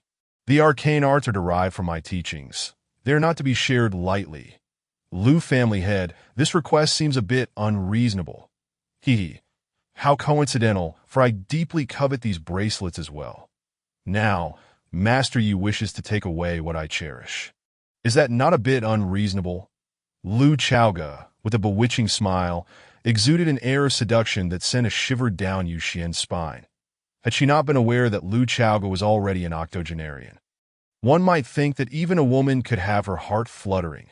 The negotiations had momentarily reached an impasse. "Very well, Master Yi, we have clarified the matter, since you are reluctant to exchange your mystical arts. Let us put this matter to rest." Lu Chaoga finally spoke lazily. "Please see our guests out." As her words echoed in the room, several servants promptly approached, intending to escort Yi Ning and Yuxian away. However, Yi Ning remained rooted in place, casting a sidelong glance at Lu Chaoga, a faint smile gracing his lips as he inquired, "Are you truly willing to let me go, head of the Lu family?" "Master Yi, what do you mean by that? I do not quite understand." Lu Chaoga replied, her smile tinged with playful ambiguity. "From the moment I entered, I encountered three formidable barriers: the Nine-Dragon Locking Heaven Formation, the Eight-Gate Chain Formation, and the Earthly Fiend Rock Dragon Formation. That it is evident that you, head of the Lu family, have prepared thoroughly to ensure I would not return. Are you truly content to release me just like this?" Yi Ning regarded Lu Chaoga with a subtle smile and proposed, "How about we make a wager?" Lu Chaoga's expression turned to one of astonishment. Having lived for over 80 years, she understood that haste could lead to misfortune, especially since she had already conferred with Master Zhong, thus aware of Yi Ning's capabilities. These formations were clearly designed to ensnare him. Yet, she did not anticipate that Yi Ning would engage her in rational discourse rather than resort to coercion. Now, as he unveiled her hidden traps, Lu Chaoga felt a competitive spirit awaken within her. "Very well, Master Yi. What kind of wager do you propose?" Sitting up straight, her eyes glinting with interest, Lu Chaoga awaited his answer. "It is simple. If I can dismantle these three formidable formations within 3 steps, I ask that you relinquish those jade bracelets to me," that Wei Ning stated with a smile. "And if you cannot?" Lu Chaoga's voice rose, excitement flickering in her eyes, betraying her composure. "Should I fail, I shall not pass on my mystical arts, but I can promise you, head of the Lu family, to perform a deed that is just and honorable. Should you request it?" Yi Ning replied, raising his gaze to meet the high-ranking Lu Chaoga. "Very well," Lu Chaoga said, a hint of disappointment flashing in her eyes as she gestured slightly. "Proceed to break the formations." Yi Ning nodded calmly, gradually closing his eyes, his senses sharpening to the surroundings. With a single step forward, the onlookers appeared bewildered, completely unaware of the extraordinary shift. However, Lu Chaoga's expression changed drastically, as if that step had struck at her very heart, rendering her unable to move. The second step, seemingly unremarkable, unleashed a tempest, darkening the skies above. Thunder rumbled ominously. The members of the Zhong family were filled with trepidation. Such an exquisite technique was unheard of in their esteemed lineage. Just as they were engulfed in fear, Yi Ning's third step was already taken. Boom! A resonating sound reverberated through the air, echoing in the ears of all present that as this step landed, the ominous clouds dissipated entirely, and the three barriers outside vanished as if they had never existed. Head of the Liu family, I have dismantled your three formidable formations. Should you not fulfill your wager now? Yi Ning inquired with a serene smile directed at Lu Chaoga. Lu Chaoga gazed at Yi Ning in astonishment, her expression a tumultuous mix of emotions that ha ha ha. Very well. You truly live up to your reputation, Yi Ning, Master Yi, she exclaimed, rising with fervor, her eyes fixated intensely on him, showing no inclination to honor their agreement, instead coldly declaring, since it has come to this, if I do not uncover your secrets and supreme mystical arts today, how can I be satisfied? With her declaration, Lu Chaoga's form floated gracefully into the air, her hands swirling as a fierce wind erupted, causing the members of the Zhong family to scatter in confusion, fleeing into the inner chambers. Wei Yuxian, stunned, realized that the elderly and notorious Lu Chaoga was indeed a formidable entity. Though enveloped in the eye of the storm, she remained unharmed beside Yi Ning, yet the eerie atmosphere weighed heavily upon her. Ah, head of the Liu family, we bear no animosity towards each other. Why must you act thus? Yi Ning sighed, furrowing his brow. Those who cultivate the path are fated to contend against heaven, defying its will. Master Yi, you surely understand the principle that a virtuous man may bear the burden of envy. Now that you have willingly come to me, how can I not seize the opportunity? Lu Chaoga retorted, her gaze piercing as she directed her sword-like finger at Yi Ning, commanding, 9 dragons ascend to heaven, wind and thunder slay. As her voice fell, 2 formations materialized, exuding a murderous aura. Yet Yi Ning appeared unfazed, standing calmly as the assaults of the formations grazed past him without harm. Although Lu Chaoga was indeed a celestial master, her skills paled in comparison to those of Lu Fufeng, whom Yi Ning had previously encountered in Yun City. Nevertheless, within the confines of the North Bay Villa, Lu Chaoga could wield the advantages of the terrain to unleash powerful attacks against him. Yet, even these efforts were insufficient in the face of Yi Ning's prowess. Nonchalantly, Yi Ning drew a circle on the ground with his toe, encircling Yu Xian within it, and smilingly instructed, no matter what occurs, do not step outside the circle. Yu Xian, her face a mask of terror, nodded vigorously, attempting to grasp Yi Ning's arm, but in the next moment his figure had vanished in midair. Lu Chaoga's expression shifted as she realized that Yi Ning's presence seemed to have evaporated. She concentrated, but could detect no trace of his aura, as if he had simply ceased to exist. This was the North Bay Villa, her territory, where she knew every detail. How had Yi Ning achieved this? Could it be that he had fled in fear?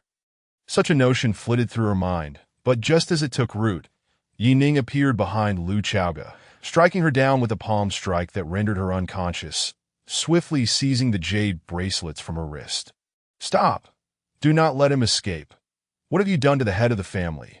You cannot simply walk away. The Zhong family members erupted in furious inquiries as Yi Ning prepared to leave with Yu Xian. She merely fainted. Yi Ning shrugged nonchalantly, noticing that a group of servants had blocked their path, and inquired, What? Do you intend to make a move against me? The Zhong family exchanged glances, and the servants instinctively parted to create a pathway.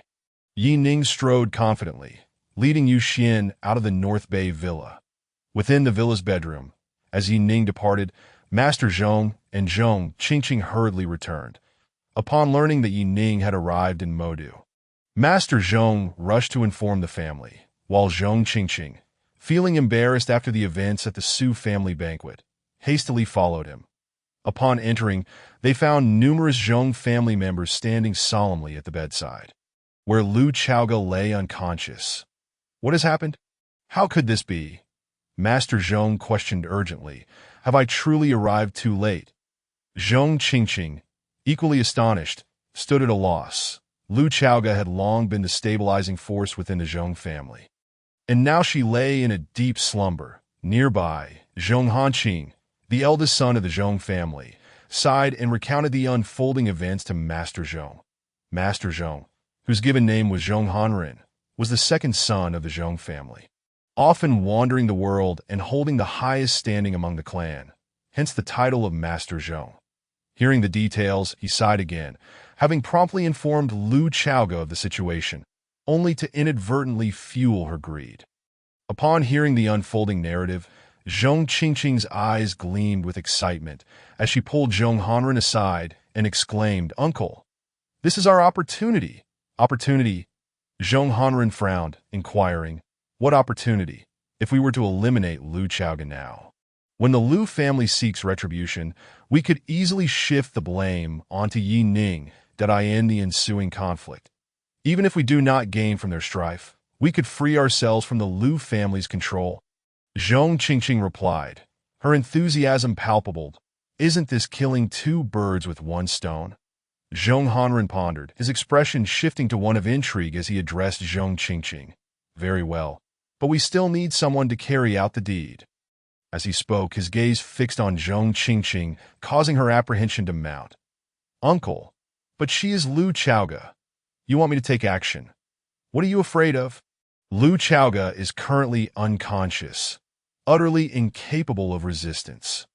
Zhong Hanren let out a cold laugh, saying, "There is a reason I want you to take action, that I intend to lure everyone away. And moreover, you must refrain from using any mystical arts. The Lu family is an ancient clan, well versed in the arcane, that if you resort to mystical methods to kill, it will undoubtedly leave traces behind." As he spoke, Zhong Hanren drew a silver dagger from his sleeve and handed it to Zhong Qingqing. "This dagger is coated with a deadly poison. Merely cutting Lu Chaoga's skin will seal her fate. Once I divert their attention, you must seize the moment to act." Zhong Qingqing accepted the dagger with urgency, quickly concealing it, while Zhong Hanren rejoined the members of the Zhong family. "Esteemed guests, the head of the family requires rest. Let us not disturb him further. Please disperse," he addressed the gathered Zhong family members. Chapter 243. The death of Lu Chaoga. Upon hearing this, the members of the Zhong family began to leave, yet Zhong Hanqing remained. "Elder brother, we should depart swiftly. We must not disturb the head of the family during his rest," Zhong Hanren urged. However, Zhong Hanqing showed no intention of leaving, casting his gaze towards Zhong Qingqing and speaking sternly, "Do not think for a moment that I am oblivious to your intentions. You have sent away all the clan members to plot against the head of the family. Is that your aim?" Both Zhong Hanren and Zhong Qingqing's expressions changed drastically upon hearing this. Zhong Qingqing felt a wave of anxiety. Zhong Hanqing was the most loyal to Lu Chaoga within the Zhong family, and if their conspiracy was exposed, the consequences would be dire.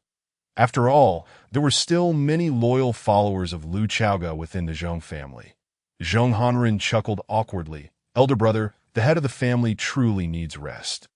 It is inappropriate for two men like us to remain here. Let Qingqing stay to care for him." "Humph." Zhong Hanqing scrutinized the duo, letting out a faint, cold snort. "That I see you both possess the heart of a thief, but lack the courage." The two felt uncomfortable under Zhong Hanqing's gaze. Finally, Zhong Qingqing could no longer hold her composure and, with a quivering voice, cried out, "Uncle, spare me. He is the one who instigated me to do this." As she spoke, she even produced the poisoned dagger that Zhong Hanren had given her. "This weapon was given to me by him. The dagger is laced with deadly poison, and he said that even a mere cut would seal her fate." "Zhong Qingqing, you are truly hopeless." Zhong Hanren was taken aback, his face filled with shock as he stared at Zhong Qingqing. They had yet to take action, and it would have been easy to withdraw. Yet Zhong Qingqing had divulged everything with just a few words from Zhong Hanqing. a dagger that seals the fate with a mere drop of blood. Zhong Hanqing raised an eyebrow, casually taking the dagger from Zhong Qingqing's hands to toy with it. Zhong Qingqing instinctively stepped back, maintaining her distance, while Zhong Hanren could only sigh deeply. Brother. He was about to speak when his voice abruptly faltered, his eyes widening in disbelief as he watched Zhong Hanqing. To their astonishment, Zhong Hanqing raised the dagger and slashed Lu Chaoga's throat. Zhong Qingqing was left utterly stunned, covering her mouth in shock, while Zhong Hanren stood there, dumbfounded as blood gushed forth, turning dark, indicating severe poisoning. Zhong Hanqing remained impassive. What you wish to accomplish, I have undertaken for you. He took a deep breath, seemingly relaxed, turning to face the astonished Zhong Hanren and Zhong Qingqing, shaking his head with a smile. Do you truly believe I would willingly submit myself to another? Zhong Hanqing sneered. Lu Chaoga entered the Zhong family, and within half a month, the old patriarch passed away, leaving the entire family under her control. Why should the Zhong family fall into the hands of someone with the surname Lu? Just because of her background as a hidden clan? I have endured humiliation for the sake of the family all these years. Now that Lu Chaoga is dead, the Zhong family shall return to the hands of our own elder brother. Zhong Hanren was equally exhilarated, tightly grasping Zhong Hanqing's hands. Meanwhile, Zhong Qingqing shrank back, reluctant to speak. Qingqing, you should not involve yourself in this matter any further. Tomorrow morning, return to the Su family that I will dispatch a trusted aide to deliver Lu Chaoga's body to the Lu family. The next step is for our Zhong family to assimilate the Su family and become the unrivaled foremost family in Modu. Zhong Hanqing said with a cold smile. As for the Lu family, their good days are coming to an end. His final words carried a chilling undertone, causing both Zhong Hanren and Zhong Qingqing to shiver. For many years, Zhong Hanqing, the second in command of the Zhong family, had been unwaveringly loyal. Little did they know he was the one who could endure the most. Yi Ning and Yu Xian left the Beiwai villa. Having already entered their vehicle, Yu Xian remained in awe of Yi Ning's extraordinary ability to command the elements earlier. Master Yi, you can't possibly be a deity, can you? Yu Xian stared at Yi Ning, still in shock from the earlier spectacle that was too astonishing to believe without witnessing it firsthand. Please take me back to the hotel. I need to visit your family tomorrow to personally deliver the jade bracelet. Yi Ning calmly replied, closing his eyes to rest. Yu Xian quickly nodded, not daring to defy Yi Ning's wishes, and cautiously started the car, driving towards the hotel. Currently, Yi Ning lacked nothing in terms of finances, residing in a mid to high-end hotel in Modu. The car soon arrived at the hotel entrance. Just as Yi Ning was about to exit, he heard Yu Xian's voice from behind. Master Yi, is there something else? Yi Ning turned to look at Yu Xian. Thank you for everything you have done for our family during your visit to Modu. Yu Xian struggled to find the right words, her gaze not daring to meet Yi Ning's, making him chuckle.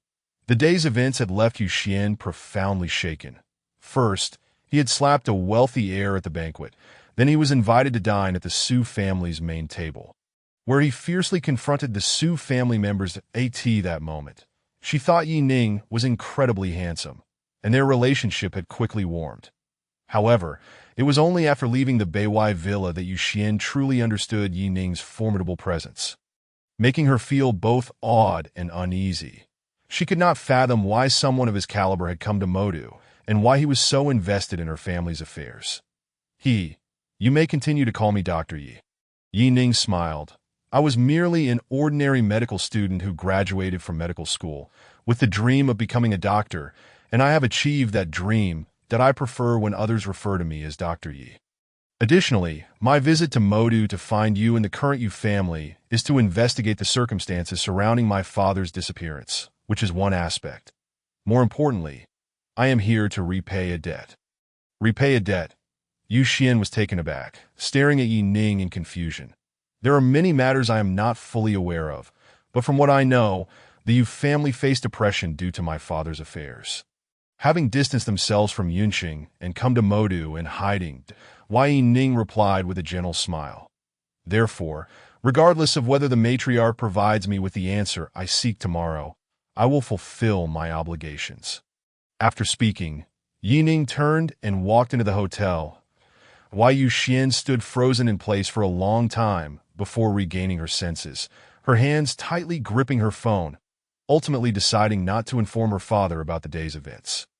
The following day, Yu Xian eagerly arrived at the hotel entrance early to pick up Yining. Today, she shed her so-called idol persona, donning a floral long dress that revealed her long, slender legs, exuding youthful vitality, reminiscent of the girl next door. Chapter 244. The two returned to the old street, arriving at the Yu family's quadrangle. Although Yi Ning's departure yesterday was sudden, it had sparked new speculation among the elite of Modu about his identity. A man who could disdain the Yu family's olive branch and be respectfully referred to as a master by Zhong Master was clearly no ordinary person. Consequently, the influential figures of Modu were exceedingly courteous towards the Yu family. Thus, the Yu family gained considerable face yesterday, and upon seeing Yining today, Wu Meiwan greeted him with enthusiasm. "Oh, isn't this young Yi? The moment I laid eyes on you, I knew you were no ordinary person." Wu Meijuan's face lit up in joy upon seeing Yining. Come, let's sit inside. I'll whip up a few dishes, and we shall enjoy a hearty meal today." Yu Kangwu also nodded at Yining with a friendly smile. Yining hurriedly replied, "Annie, there's no need to trouble yourself. I merely came to see Grandma. Is she home?" Yes, she's inside." Wu Meiwan responded, calling out to the main room, "Grandma, look who has come to see you." The main room remained quiet, offering no response that Wu Meiwan smiled awkwardly at Yining and pointed to her ear, whispering, "Grandma is quite old, and her hearing isn't what it used to be. Please don't take offense. Go on in, she is inside." Yining smiled in acknowledgement and stepped into the room. Sunlight poured through the window, illuminating the round table beside the bed, where Grandma Yu leaned against her quilt, slowly flipping through a thick photo album, her expression serene, filled with nostalgia. "Grandma, I have come to see you again." Wei Ning entered, greeting her, while Yu Xian followed closely behind, calling out, "Grandma, we are here again." Xiao Xian, "Please go outside." Elder Yu adjusted her reading glasses on her nose and spoke slowly. "Ditto." Yu Xian immediately pouted her lips, but still obediently replied and left the room. "I asked this still about the previous incident?" Elder Yu never cast a glance at Yining, merely asking in a tone devoid of warmth, "No, I just came to see grandmother and happened to redeem this pair of bracelets from the pawn shop for her." Yining said, stepping forward to place the pair of white jade bracelets before Elder Yu. Elder Yu's action of flipping through the photo album came to an abrupt halt as her gaze fell upon the jade bracelets. Lost in thought for a long while, her eyes unexpectedly turned our ED to AS1 ages. Nostalgia becomes a fond companion. "Luyi, please do not take offense." After a lengthy silence, Elder Yu finally picked up the jade bracelets. Caressing them gently, her expression complex as she spoke, "As long as you are happy." Grandmother Yining moved closer, sitting at the edge of the bed, and sincerely said, "I have learned some things about the past. The Yu family fell into this predicament because of my father. Therefore, my visit is not only to uncover my father's whereabouts, but also to see how the Yu family is faring now. To repay my father's kindness to your family." "No." Elder Yu softly interrupted Yining, shaking her head slightly. "Young Master Yi owes nothing to the Yu family." Wei Yining raised an eyebrow, remaining silent as he awaited Elder Yu's continuation. Finally, Elder Yu pressed her lips together, lowered her head once more, and began recounting the events of yesteryears while flipping through the old photo album. It turned out that Elder Yu and the late Master Yu Shuni were both servants of the Yi family. Master Yu was the housekeeper, while Elder Yu served as a maid. Their romance was discovered by the Yi family, and the head of the family, unmindful of past affections, dismissed them both, casting them out. It was Yi Ning's father, Yi Qinghai, whom they referred to as Young Master Yi, who provided them with a sum of money for resettlement, enabling them to establish themselves in Yunqing Yu Shuni, possessing both capability and connections. quickly elevated the Yu family status to become the foremost clan in Yunqing within just a few years. Later, when Yi Qinghai left the Yi family, it was Yu Shuani who assisted him in finding his footing in Yunqing. Yu Shuani had intended to hand over all of Yu's enterprises, flourishing at the time, to Yi Qinghai, but Yi Qinghai resolutely declined. Thus began a series of events leading to the present. With this newfound opportunity, Yi Ning voiced all his lingering uncertainties. Elder Yu patiently answered each query. According to Elder Yu's knowledge, Yi Qinghai had been merely a marginal figure within the family, a recognized illegitimate son of the legitimate heir. Yi Sheng, with a mother from an ordinary background, her status never acknowledged by the Yi family, that why Yi Sheng was perpetually busy, rarely seen. Ironically, Yi Qinghai and his mother were kept at a distance from the grandeur of the Yi family. Effectively imprisoned within its confines, that why Yi Qinghai's childhood was spent in solitude and hardship. When his mother fell gravely ill, the Yi family callously allowed her to perish without assistance, leading to a complete rupture in the relationship between Yi Qinghai and the Yi family, after which he stealthily escaped. While recounting the past, Elder Yu spoke slowly, but Yi Ning listened intently. He still had many unanswered questions. But Elder Yu, being merely a servant of the Yi family, could not provide all the insights he sought. Yi Ning nodded slightly, realizing that to uncover the truth of many matters, he would need to visit the Yi family himself. Nevertheless, he posed his greatest concern. My father was ultimately taken by Kunlun.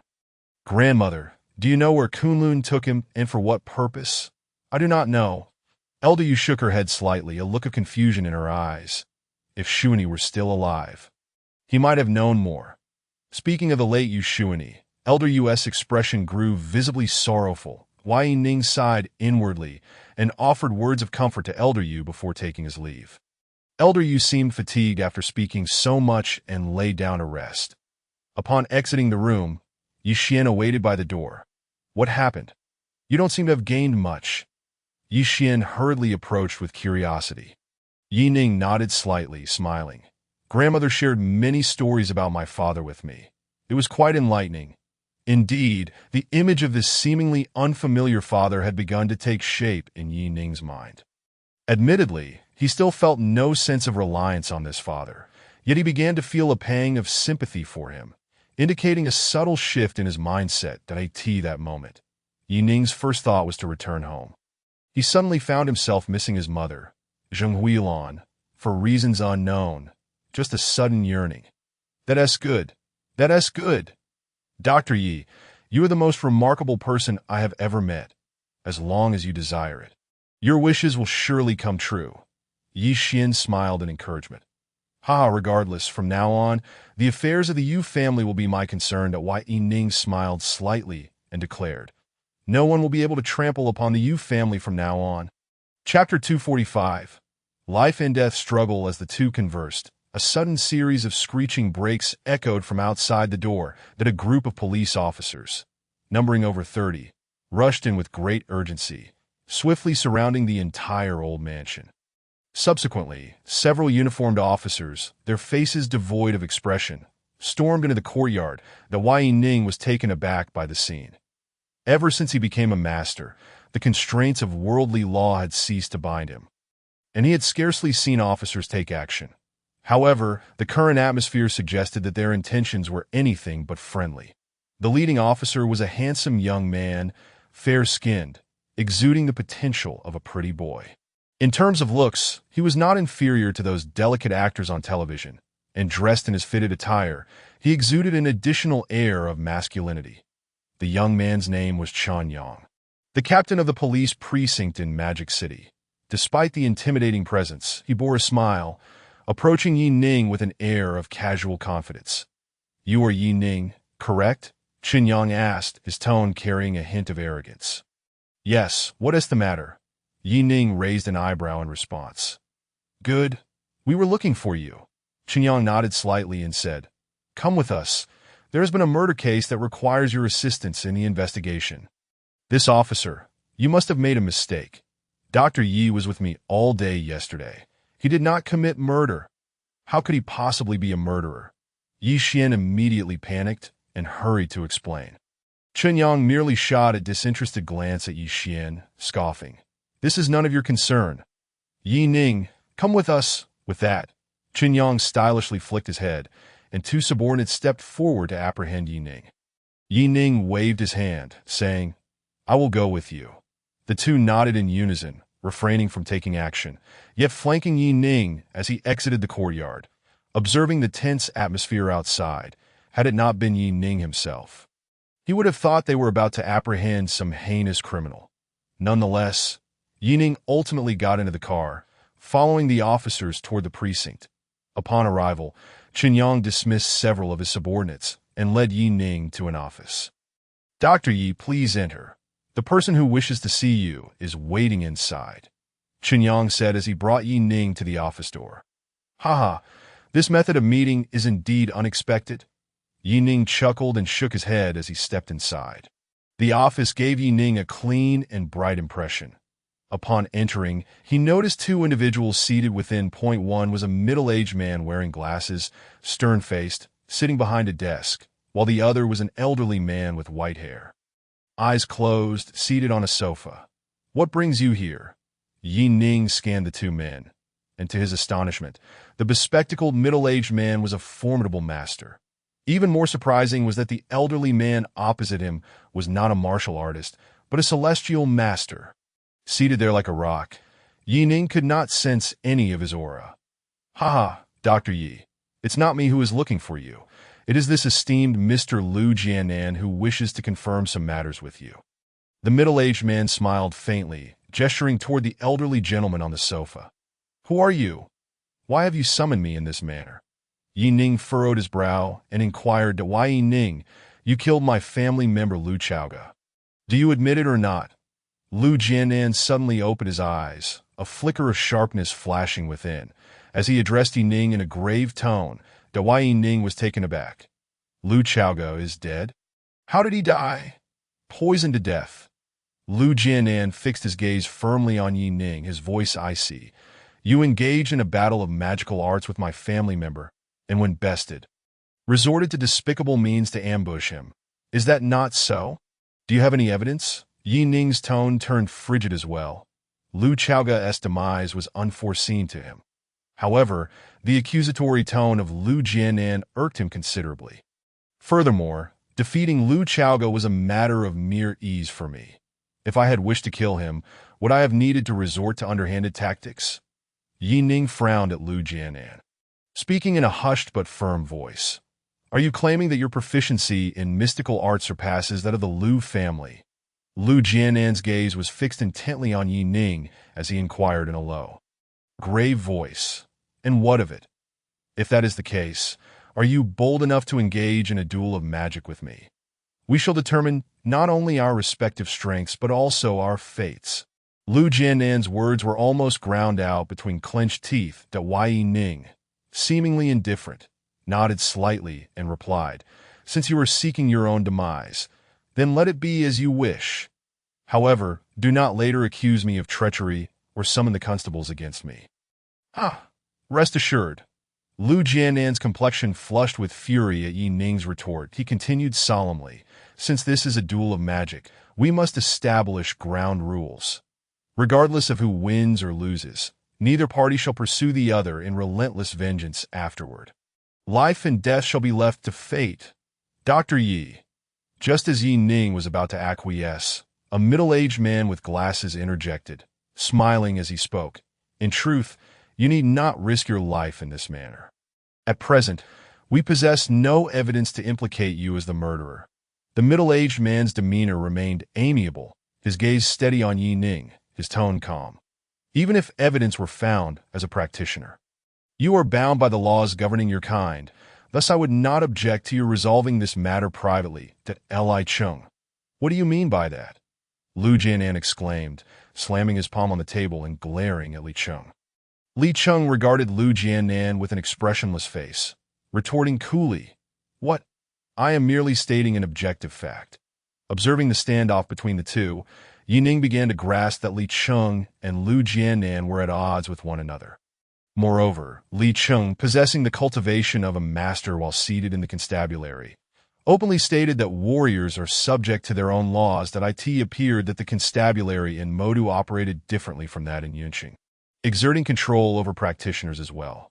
Pondering this, Yi Ning could not help but ask, I am curious, should evidence surface implicating me as the murderer, what punishment would I, as a practitioner, face? Dr. Yi, all you would need to do is serve 10 years in Kunlun. Li Cheng promptly replied. Furthermore, during your service, we would impose no restrictions on your personal freedom. As long as you fulfill your assigned tasks, you shall remain free. Brat, if you have the guts, engage in a life-and-death battle with me. Should you refuse to fight, I, Lu Jianan, shall never let this matter rest. Lu Jianan's fury intensified upon witnessing Yi Ning's reaction to that moment. However, Yi Ning had calmed, recognizing that Lu Jianan's rage was a desperate grasp for his life.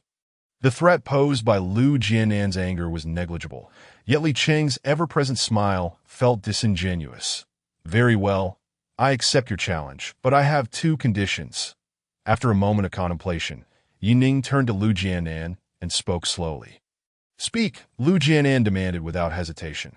Firstly, our duel shall be one of magic, not a fight to the death. That Yi Ning regarded the furious Lu Jianan and continued. Secondly, I bear no responsibility for the death of Lu Chaoga. She is unworthy of my scheming against her. If I prevail over you, let our grievances be resolved henceforth.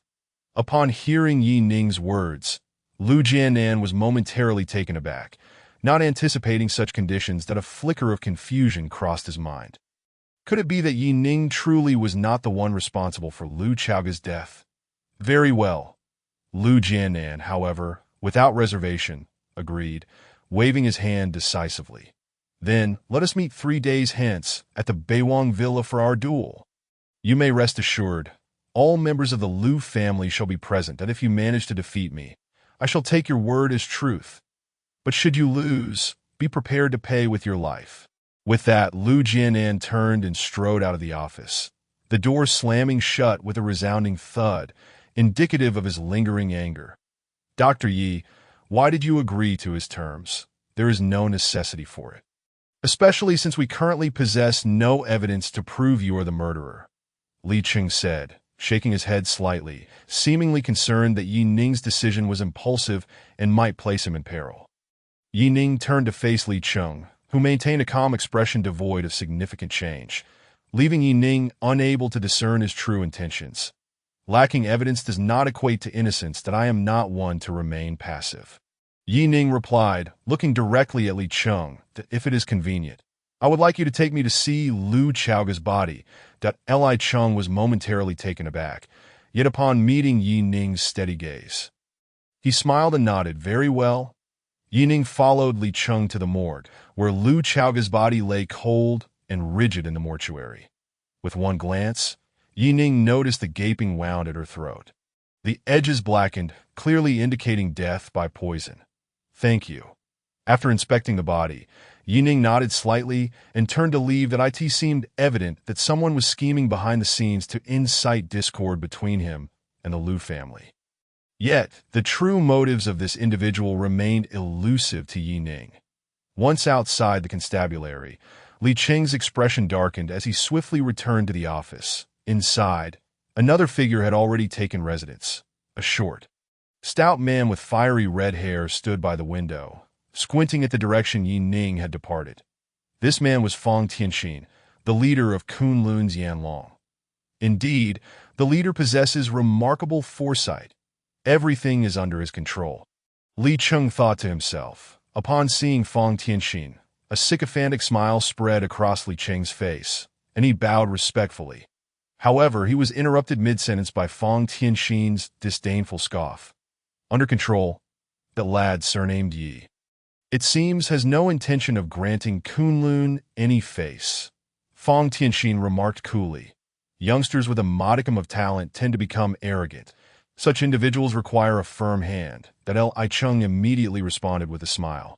Indeed, leader, it appears the Modu constabulary is rather leisurely work. Having lingered here for too long, Your realm is not improved, yet your ability to flatter has certainly advanced. Fang Tianxin's gaze remained fixed on the window, where Yi Ning's silhouette had long since vanished into the distance. That I may be lacking in talent, but should the leader issue the command, I would not hesitate to risk my life, Li Cheng declared earnestly. Bowing once more, that I in reality, Kunlun had established 4 branches across the Dragon Kingdom. Yet Modu and Jingdu were exceptional cases. They were independently governed, with the Modu constabulary wielding authority over the practitioners in the region. This explained why Li Cheng had the authority to apprehend Yi Ning. Fang Tianxin chuckled derisively, taking a deep breath. That boy has slain a Kunlun elder. Do you believe you stand a chance? At these words, Li Cheng's smile faltered, and he fell silent, his head bowed. That if that were the case, the upper echelons would not have dispatched me to handle this matter. However, Fang Tianxin's tone shifted, a playful smile gracing his lips. I must say, this trip has proven worthwhile. 3 fleeting days passed. Throughout this time, Yi Ning remained vigilant, stationed near the old residence of Old Lady Yu, knowing that should the constabulary locate this place, the Lu family or those behind Li Cheng could also find it. The Yu family had sacrificed too much for their father in the past, and Yi Ning was determined to prevent any unwarranted calamity from befalling them again. Fortunately, the past 3 days had been uneventful. That on the 3rd day, Yi Ning arrived punctually at the Beiwang villa.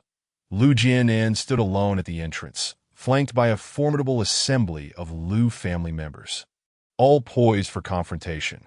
The expressions of these Lu family members were filled with indignation as they stared down the road until Yi Ning, appearing as a solitary figure, swiftly approached. You dare to arrive unaccompanied, wielding nothing but a single blade. Are you attempting to insult the Lu family? Lu Fufeng bellowed upon spotting Yi Ning, his fury palpable. The Lu family members glared at Yi Ning with a shared animosity.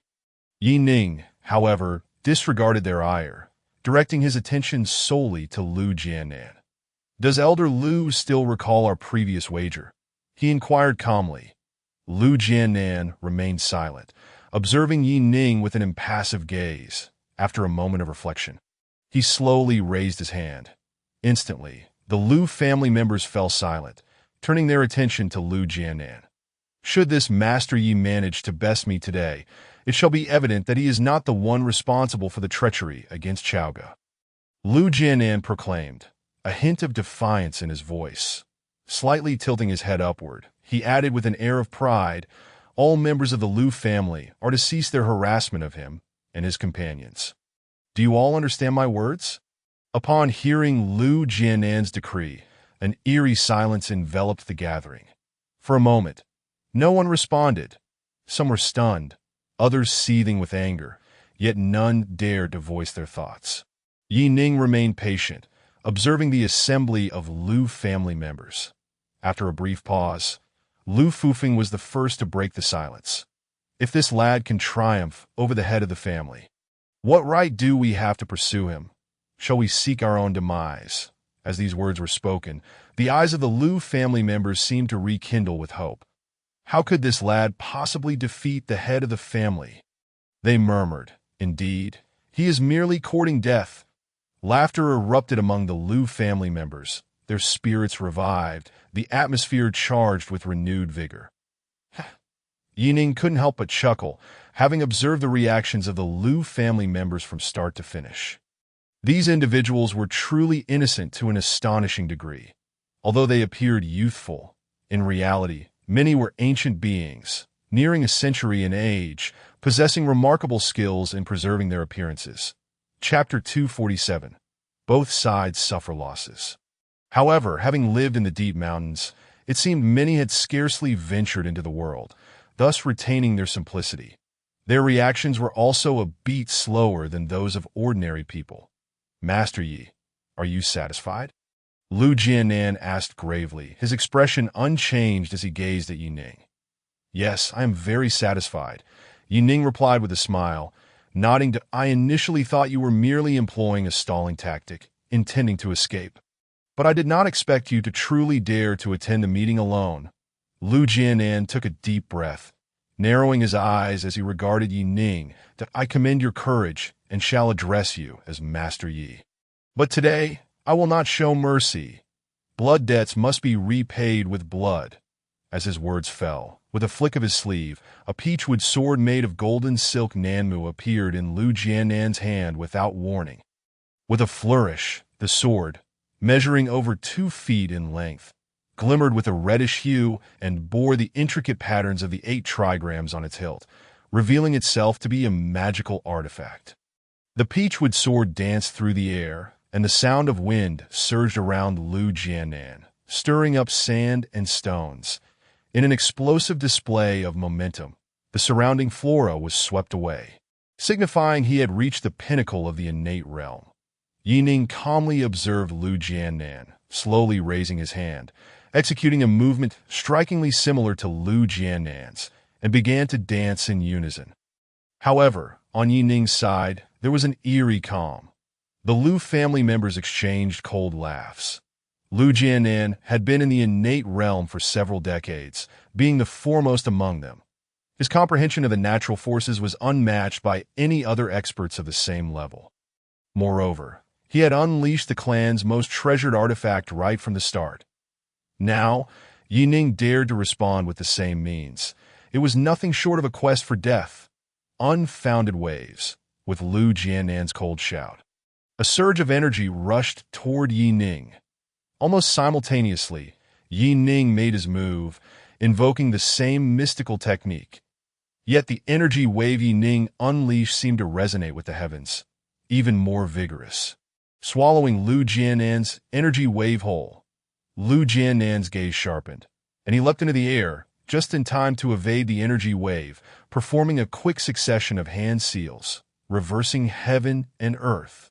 With another cold shout from Lu Jiannan, the ground beneath Yi Ning's feet and the surrounding space appeared to warp and churn, the energies instantly thrown into disarray.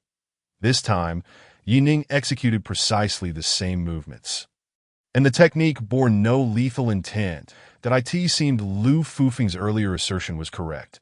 The Lu family had indeed not mastered any offensive mystical techniques, the series of techniques Lu Jiannan unleashed, while somewhat aggressive, were rendered ineffective against Yi Ning, who merely mimicked him, effortlessly projecting a force that was significantly superior to Lu Jiannan's state, bolstered by his artifact. The reason Lu Chaoga had been able to employ several simple offensive maneuvers earlier was that he had set up a formation in advance, taking full advantage of the terrain. However, now, Lu Jiannan seemed intent on engaging Yi Ning in a fair duel, eschewing any reliance on the terrain and neglecting to lay down any formations beforehand. Thus, the once imposing mystical techniques in the eyes of the Lu family appeared to Yi Ning as mere paper tigers. Utterly innocuous, after several exchanges, Lu Jiannan's moves were consistently countered by Yi Ning, why Yi Ning had to concede that if Lu Jiannan possessed any offensive mystical techniques alongside the enhancement of his artifact, he might indeed pose a threat. But alas, Lu Jiannan lacked any offensive mystical techniques, and thus could not inflict any real danger upon Yi Ning. Instead, after several rounds of mimicry, Lu Jiannan found himself in a state of disarray. Huff, huff! Lu Jiannan gasped for breath, casting a glance at the still composed Yi Ning in the distance. Astonishment flickered in his eyes, but he was taken aback by Yi Ning's formidable prowess at such a young age. Growing increasingly puzzled, given Yi Ning's capabilities, even if he were to face Lu Chaoga, who had utilized formations, escaping would be a trivial matter. Moreover, individuals like Yi Ning, well-versed in mystical techniques, would undoubtedly disdain employing underhanded tactics such as poison or hidden weapons. Could it be that the true murderer of Lu Chaoga was someone else entirely? Lu Lao. If you feel it has been sufficient, shall we conclude here? Yi Ning addressed the beleaguered Lu Jiannan before him. He was not putting on an act. Rather, there were many matters left unclear, particularly concerning the forces behind Li Cheng, who seemingly desired a bloody conflict between him and the Lu family, in any case. Yi Ning would never fulfill their wishes. Young man, You do possess some skill that I am beginning to believe that another individual may indeed be responsible for Chaoga's demise." Lu Jianan nodded slightly, speaking in a measured tone. "However, since the duel has commenced, I shall not hold back. The timing, terrain, and harmony of people are all integral aspects of our mystical practitioner strength. Prepare yourself to meet your end."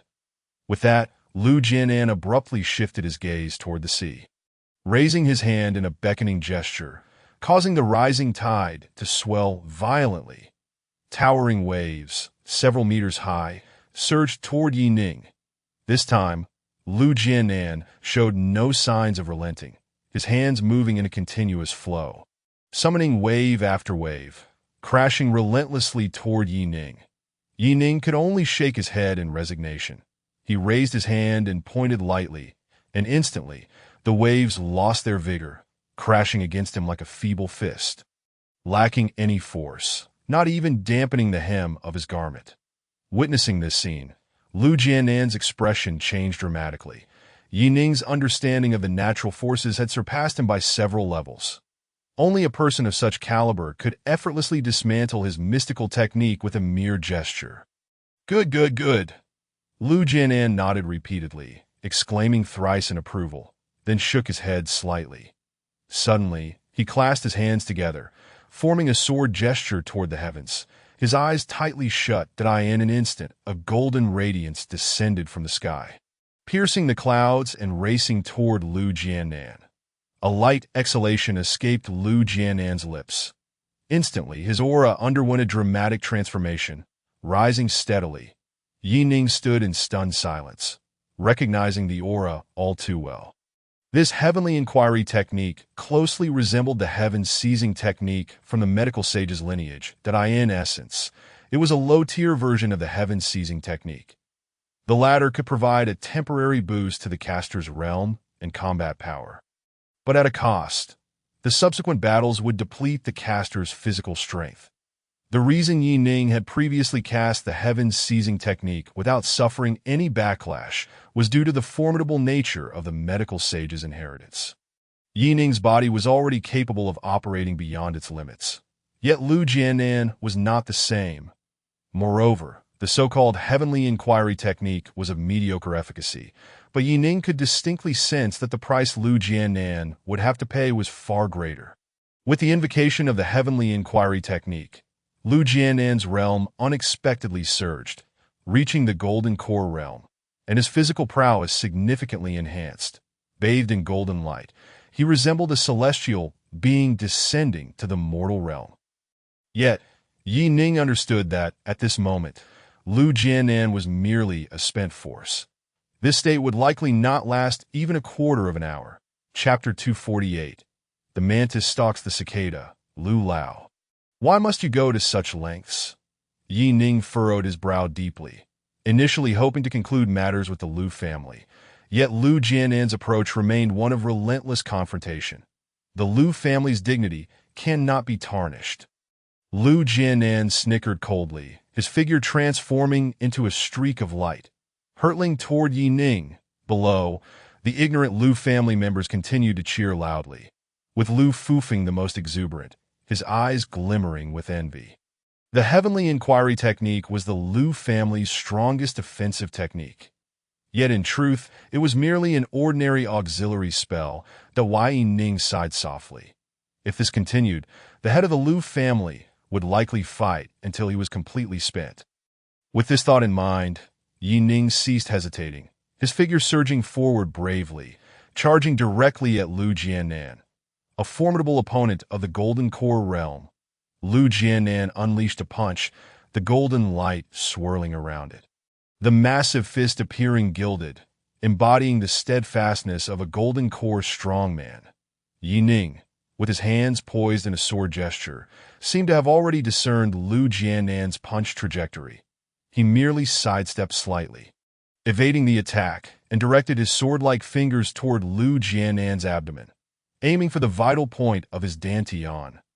Bang! Yi Ning successfully avoided the punch, but was struck by Lu Jianan's retaliatory slap. Even though he had raised his hand in time to block, his body was sent flying like a cannonball, crashing against the high wall of the Beiwang villa. A thunderous crash resounded, debris scattered, and dust billowed as Yi Ning's body was engulfed in the ashes. Lu Jiannan let out a cold laugh, preparing to press the advantage, yet his expression abruptly changed, his body faltering as he clumsily descended to the ground. Struggling to maintain balance, he thought he could stabilize himself, but the moment he landed, his legs felt weak, and he collapsed to his knees with a thud. Although Yi Ning had not managed to evade Lu Jiannan's counterattack, his own strike had successfully disrupted Lu Jiannan's heavenly inquiry technique. The excited Lu family members gasped in shock at this turn of events, rushing forward without a second thought. Lu Fufeng quickly helped Lu Jiannan to his feet, while several others warily scanned the dust-laden ruins ahead, bracing for Yi Ning's potential resurgence. Supported to his feet, Lu Jiannan wore a complex expression, ultimately sighing deeply, and said with a heavy heart, "I have lost." Although he could still sense Yi Ning's life force, having just taken a slap from a golden core strongman, Yi Ning was undoubtedly gravely injured, if not dead. However, Lu Jiannan's state has similarly diminished any semblance of fighting power. With Yi Ning having shattered his Wenyansha technique, he finds himself devoid of any chance of victory. Just then, a series of claps resounded from behind, causing the Lu family members to exchange glances of surprise. Emerging from the shadows was a stout, middle-aged man, Fang Tianxin.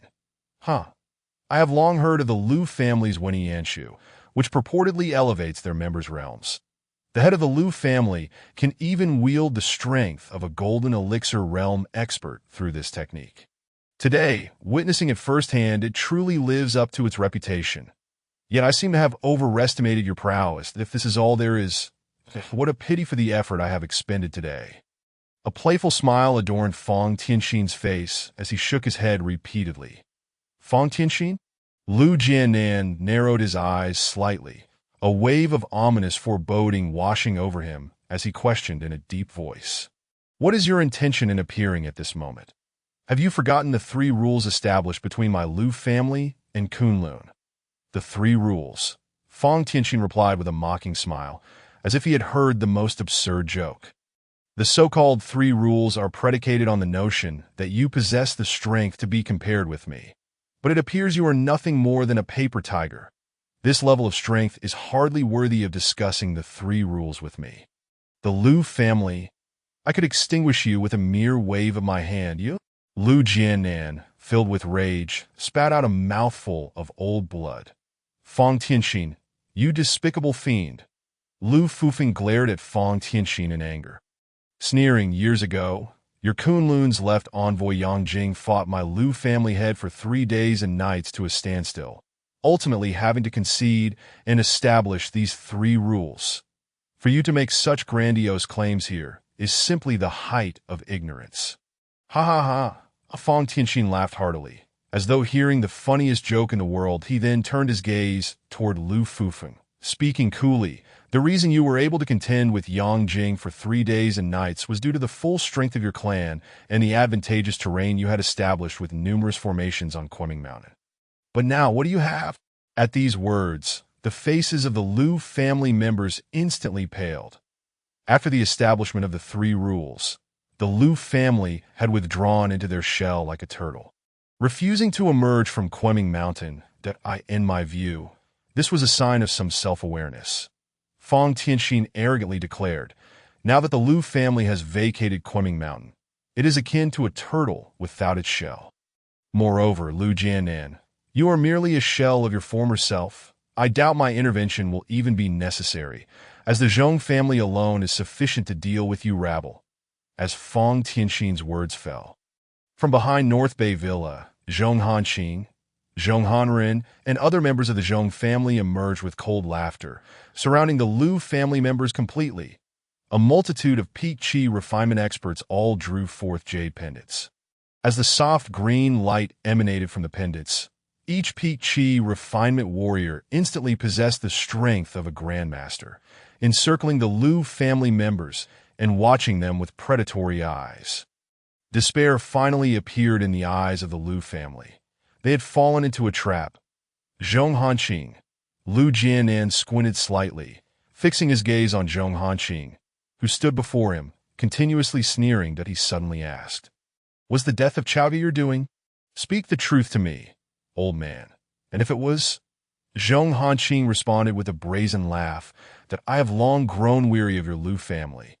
You sent a mere woman to attempt to dominate my entire Zhong family. Such a delusion. Upon hearing this, a look of understanding crossed Lu Jianan's face, and he nodded with a smile, murmuring, "So that is how it is. You lot keep an eye on this old man and the remnants of the Lu family. I shall deal with that boy first." Seeing this, Fang Tianxin's expression darkened. After all, he was facing a celestial master who had once contended with the left envoy Yang Jing, and he could not afford to be careless. As the dust settled, Yi Ning's silhouette gradually became clear amidst the debris. Though somewhat disheveled, with tattered clothing and specks of dust on his face, Yi Ning stood calmly, fixing his gaze intently on Fang Tianxin. His voice low. "Fang Tianxin." Fang Tianxin narrowed his eyes slightly. The intensity of Yi Ning's gaze instilled a sense of unease within him. What troubled him further was that he was certain this was their first meeting. Yet Yi Ning's eyes bore the weight of a long-standing grudge, as if he wished to devour him whole. Chapter 249. Bearing heavy injuries, Fang Tianxin. It is this very man, moralistic in appearance, who murdered Yu Shuani for the sake of the fire spirit grass, forcing the Yu family to abandon their homeland. "Kid, do you recognize me?" Fang Tianxin raised an eyebrow, surprised as he looked at Yi Ning. "Fang Tianxin, who doesn't he know the leader of the flame dragon?" Yi Ning replied with a faint, mocking smile. Interesting, Fang Tianxin's expression shifted to one of amusement as he turned to the Zhong brothers beside him, saying, "You handle the Lu family. This boy is mine." "This." The Zhong brothers exchanged startled glances, their faces displaying hesitation. "Ha!" Lu Jianan laughed heartily, disdain evident in his voice. "Fang Tianxin, the illustrious leader of the flame dragon. Yet you engage in such petty acts. Now you wish for this rabble to deal with my Lu family. You overestimate them greatly. Patriarch, we must evacuate swiftly, as long as we can escape here and return to Kunming Mountain." There remains a glimmer of hope.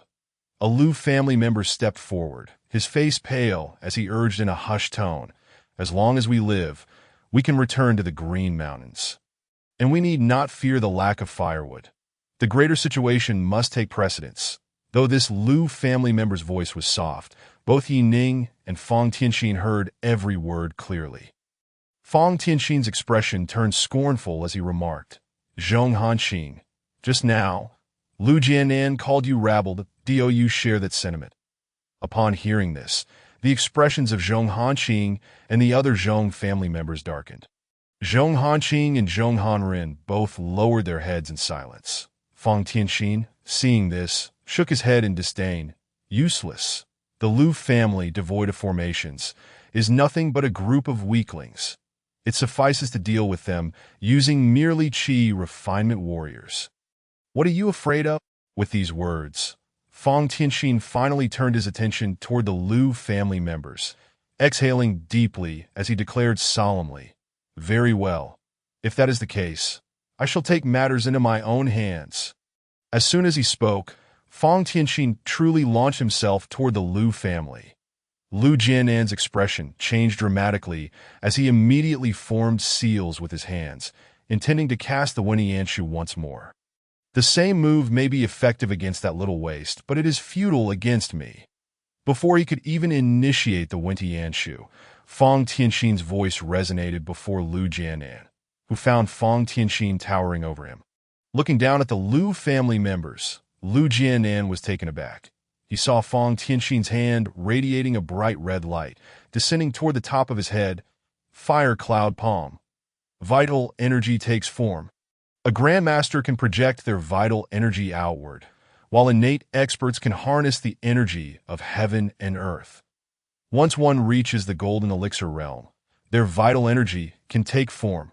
The vital energy of a golden elixir expert possesses elemental characteristics, returning to its primal state with even more astonishing offensive power. If Fang Tianxin's palm were to land, Lu Jianan would undoubtedly face certain death. In the blink of an eye, a streak of light flashed by. Fang Tianxin's gaze sharpened as he turned his palm leftward. Bang! With a dull thud, a stone the size of a basketball shattered beneath Fang Tianxin's palm, the assailant being Yi Ning. "Kid, you seek death." Fang Tianxin huffed coldly, his expression darkening as he had not anticipated Yi Ning would dare to intervene at this moment. "Kill me. With your strength?" Yi Ning's face bore a sarcastic smile as he replied. "You are not yet worthy. Kid, you have done well. You have thoroughly provoked me." A chilling smile curled at the corners of Fang Tianxin's mouth as he charged directly at Yi Ning, flames of crimson igniting around his body. His speed akin to lightning. Yi Ning remained undaunted, raising his hand for a punch, colliding with Fang Tianxin's fiery palm. With a resounding thud, Fang Tianxin remained rooted in place, while Yi Ning was forced to retreat repeatedly. The reputation of a golden elixir expert was indeed well-deserved, for Yi Ning, with his mere innate cultivation, was ill-advised to confront a golden elixir expert head-on. After clashing with Fang Tianxin, Yi Ning felt as though a tempest raged within him, his breath becoming chaotic. The punch that had just met Fang Tianxin's palm radiated an intense heat that Yi Ning had still underestimated the strength of a golden elixir expert. Yet Fang Tianxin showed no signs of relenting, charging at Yi Ning once more. Meanwhile, the Lu family members found themselves encircled by the Zhong family. The Zhong family launched their attacks, seemingly intent on slaughtering the Lu family en masse. However, the Lu family members formed a protective circle around Lu Jianan, several of them using their bodies as focal points to rapidly establish a Xuanwu formation. In that instant, the attacks from the Zhong family were all rebounded by the Xuanwu formation, causing them to suffer the backlash of their own strikes. Patriarch, now is the time to escape. Grandfather, hurry and go. Caught off guard by the counterattack, the Zhong family members found their encirclement breaking apart. Yet Lu Jianan remained rooted in place, hesitating as he gazed at Yi Ning, who stood alone against Fang Tianxin. Only then did Fang Tianxin's unstoppable momentum become apparent, especially upon sensing that the Lu family's defenses had been breached. He was intent on swiftly subduing Yi Ning, launching an even fiercer assault. Yi Ning was forced into retreat, perilously close to defeat. "You all must leave. I shall lend him a helping hand," Lu Jianan decisively declared. Determination etched upon his face as he addressed his kin. "Head of the family, that boy is not one of our clan? What is the necessity of this? Head of the family, is it worth risking everything for a mere stranger?" The Lu clan members were in a state of panic, urgently urging him to reconsider. Yet, Lu Jianan furrowed his brow and shook his head, saying, "The death of Zhao Gu has nothing to do with that boy.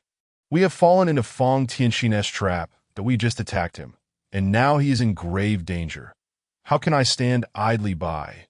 Upon finishing his words, Lu Jianan raised his hand, ready to once again employ the Winnie technique to assist Yi Ning in escaping the imminent peril.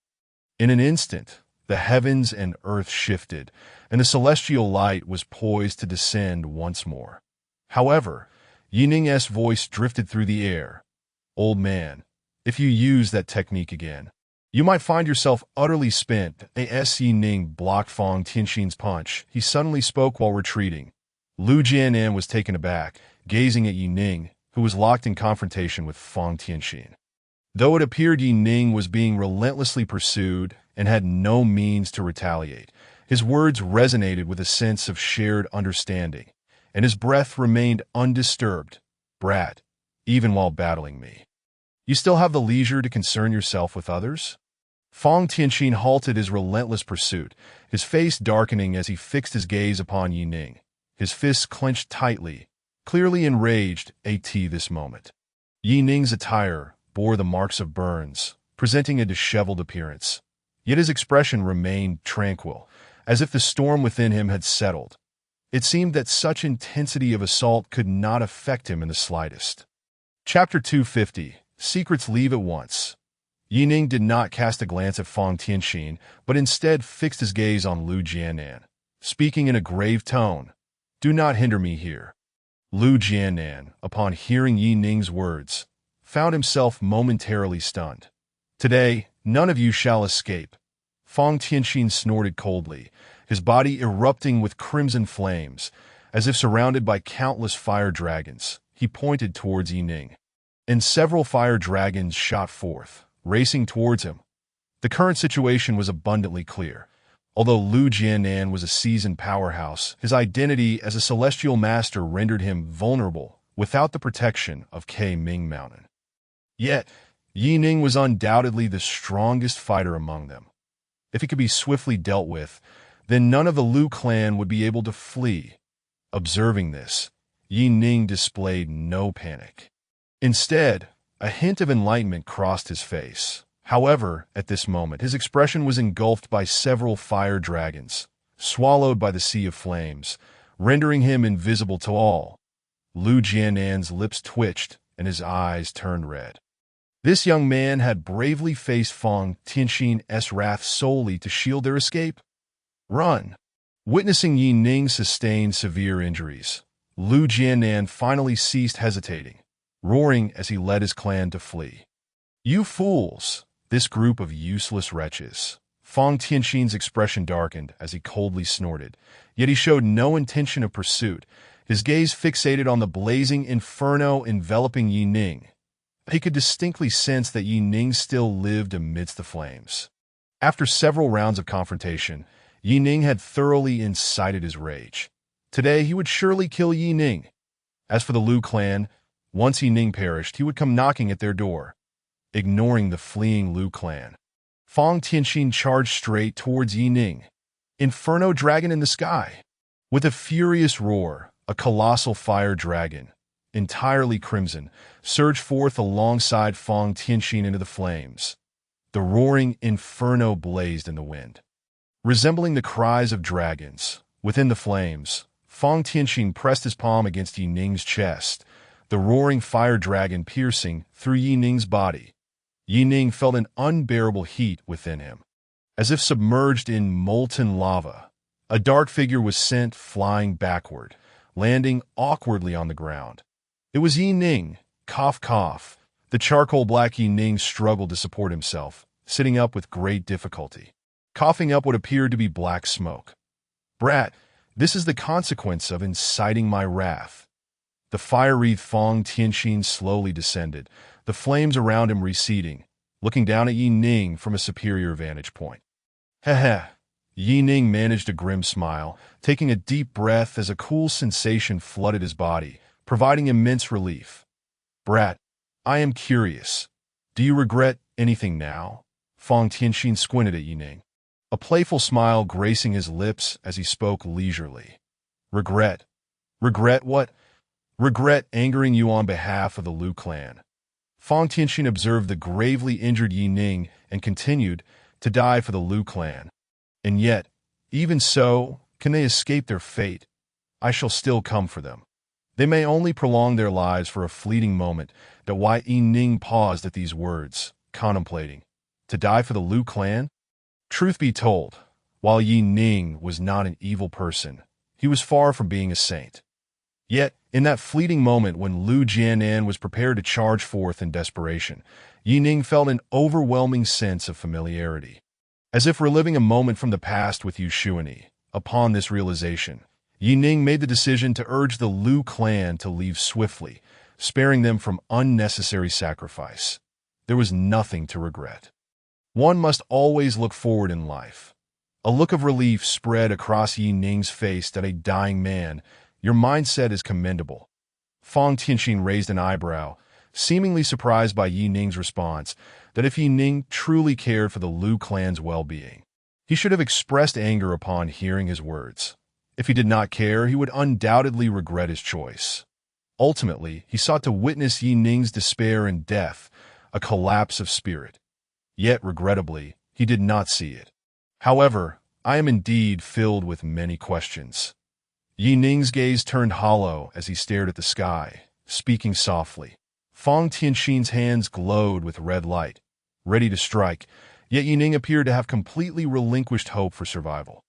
murmuring softly that, "Oh, speak then that I shall grant you your final request." Fang Tianxin finally revealed a playful expression. "What truly happened to my father? Is he still alive?" Yi Ning finally spoke. Fang Tianxin fell silent for a moment before responding. "Most likely he is dead. As a descendant of the Yi clan, he was unaware of the secrets of his own lineage." Yi Ning remained expressionless, resembling a wooden figure, quietly lying on the ground as he listened to Fang Tianxin's tale. It was said that during the era of celestial battles, the Yi clan was a formidable family, renowned for their medical prowess, saving lives on the battlefield, their contributions unparalleled. Later, a descendant of the Yi clan used his own blood to save a dying soldier. And thus, the rumor spread that the blood of the Yi clan could bring the dead back to life. Consequently, whenever lives hung in the balance, many sought to obtain the blood of the Yi clan. The Yi clan nearly faced extermination as a result. Only when their lineage was severed and the Yi clan ceased practicing medicine did this rumor dissipate, as people discovered that the blood of the Yi clan was no longer effective, allowing the clan's legacy to persist. Yet, ironically, while many powerful individuals lost their craving for the Yi clan's blood, the descendants of the Yi clan, in their quest for power, began to research their own family secrets. They trained their descendants in medicine, utilizing the remnants of ancient practices to cultivate their physical bodies, subsequently offering their own kin, hoping their blood would prove useful, that if successful, the Yi clan's standing would surely rise. Your grandfather, Yi Futian, was but a test subject, the first generation of experiments that failed utterly, proving to be of no use at all. Your father was the second generation, born of Yi Futian's forced union with a commoner woman, secretly nurtured with the hope that one day he might be of some value. Had it not been for the Lord of the Sanctum, your father would likely still be without purpose.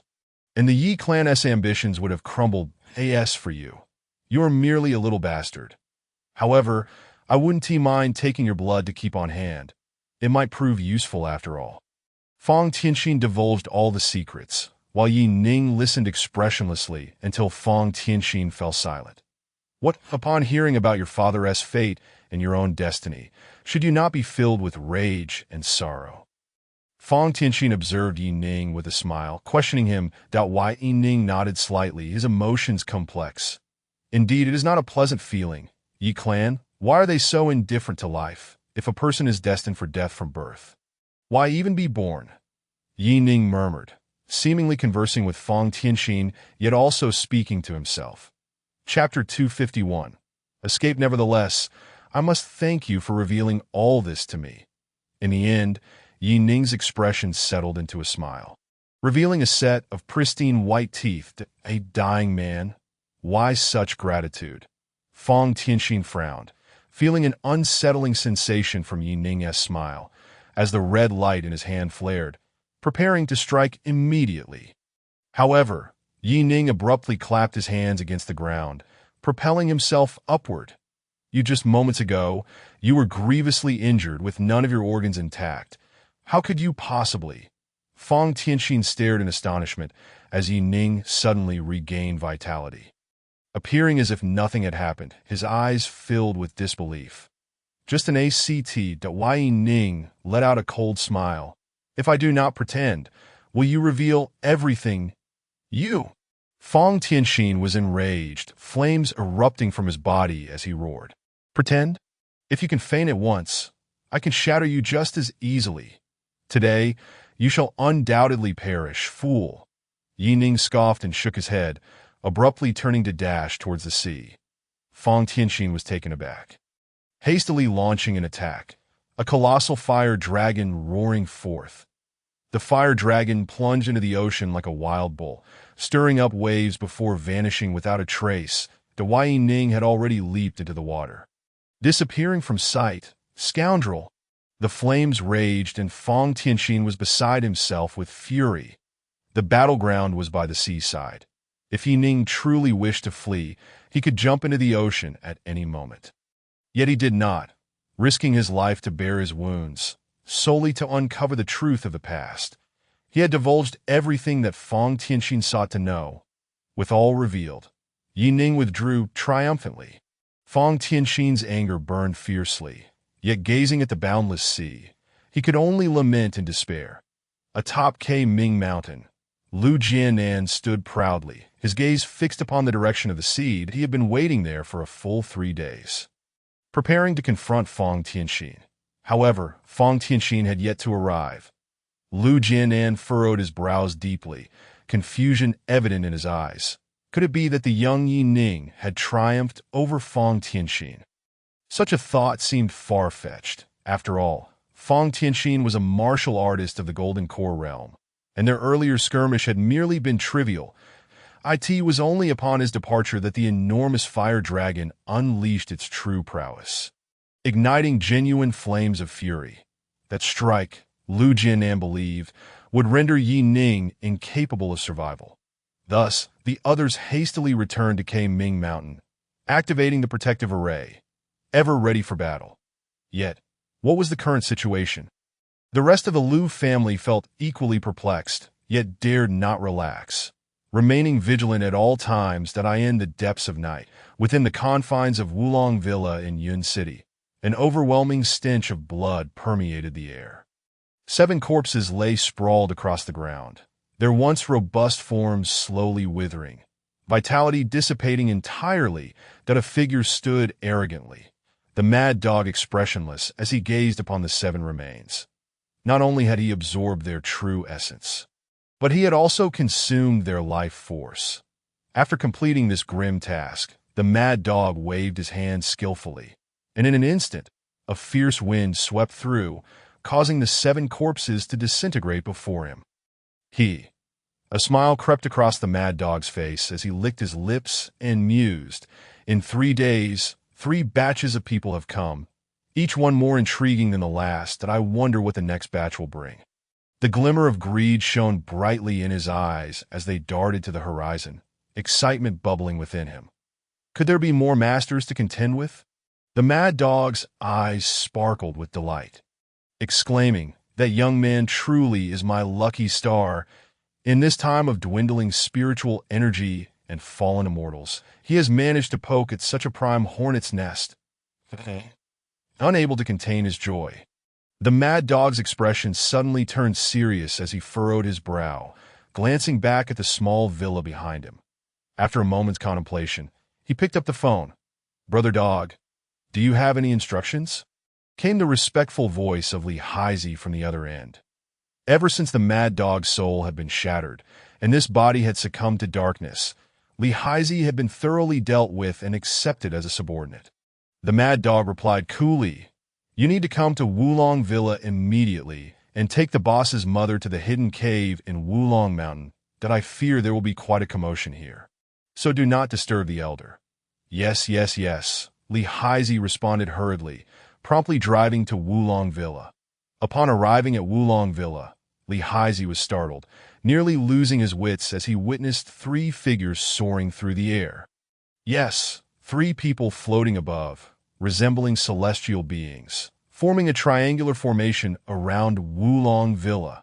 However, just as Li Haizi felt a surge of panic, 3 dark shadows emerged behind the trio, their cold glint appearing without a sound. And the 3 had not even uttered a scream before meeting their demise. Li Haizi was nearly paralyzed with fear. Hastily sprinting into the villa, as he burst through the entrance, he saw the mad dog casually wave his hand.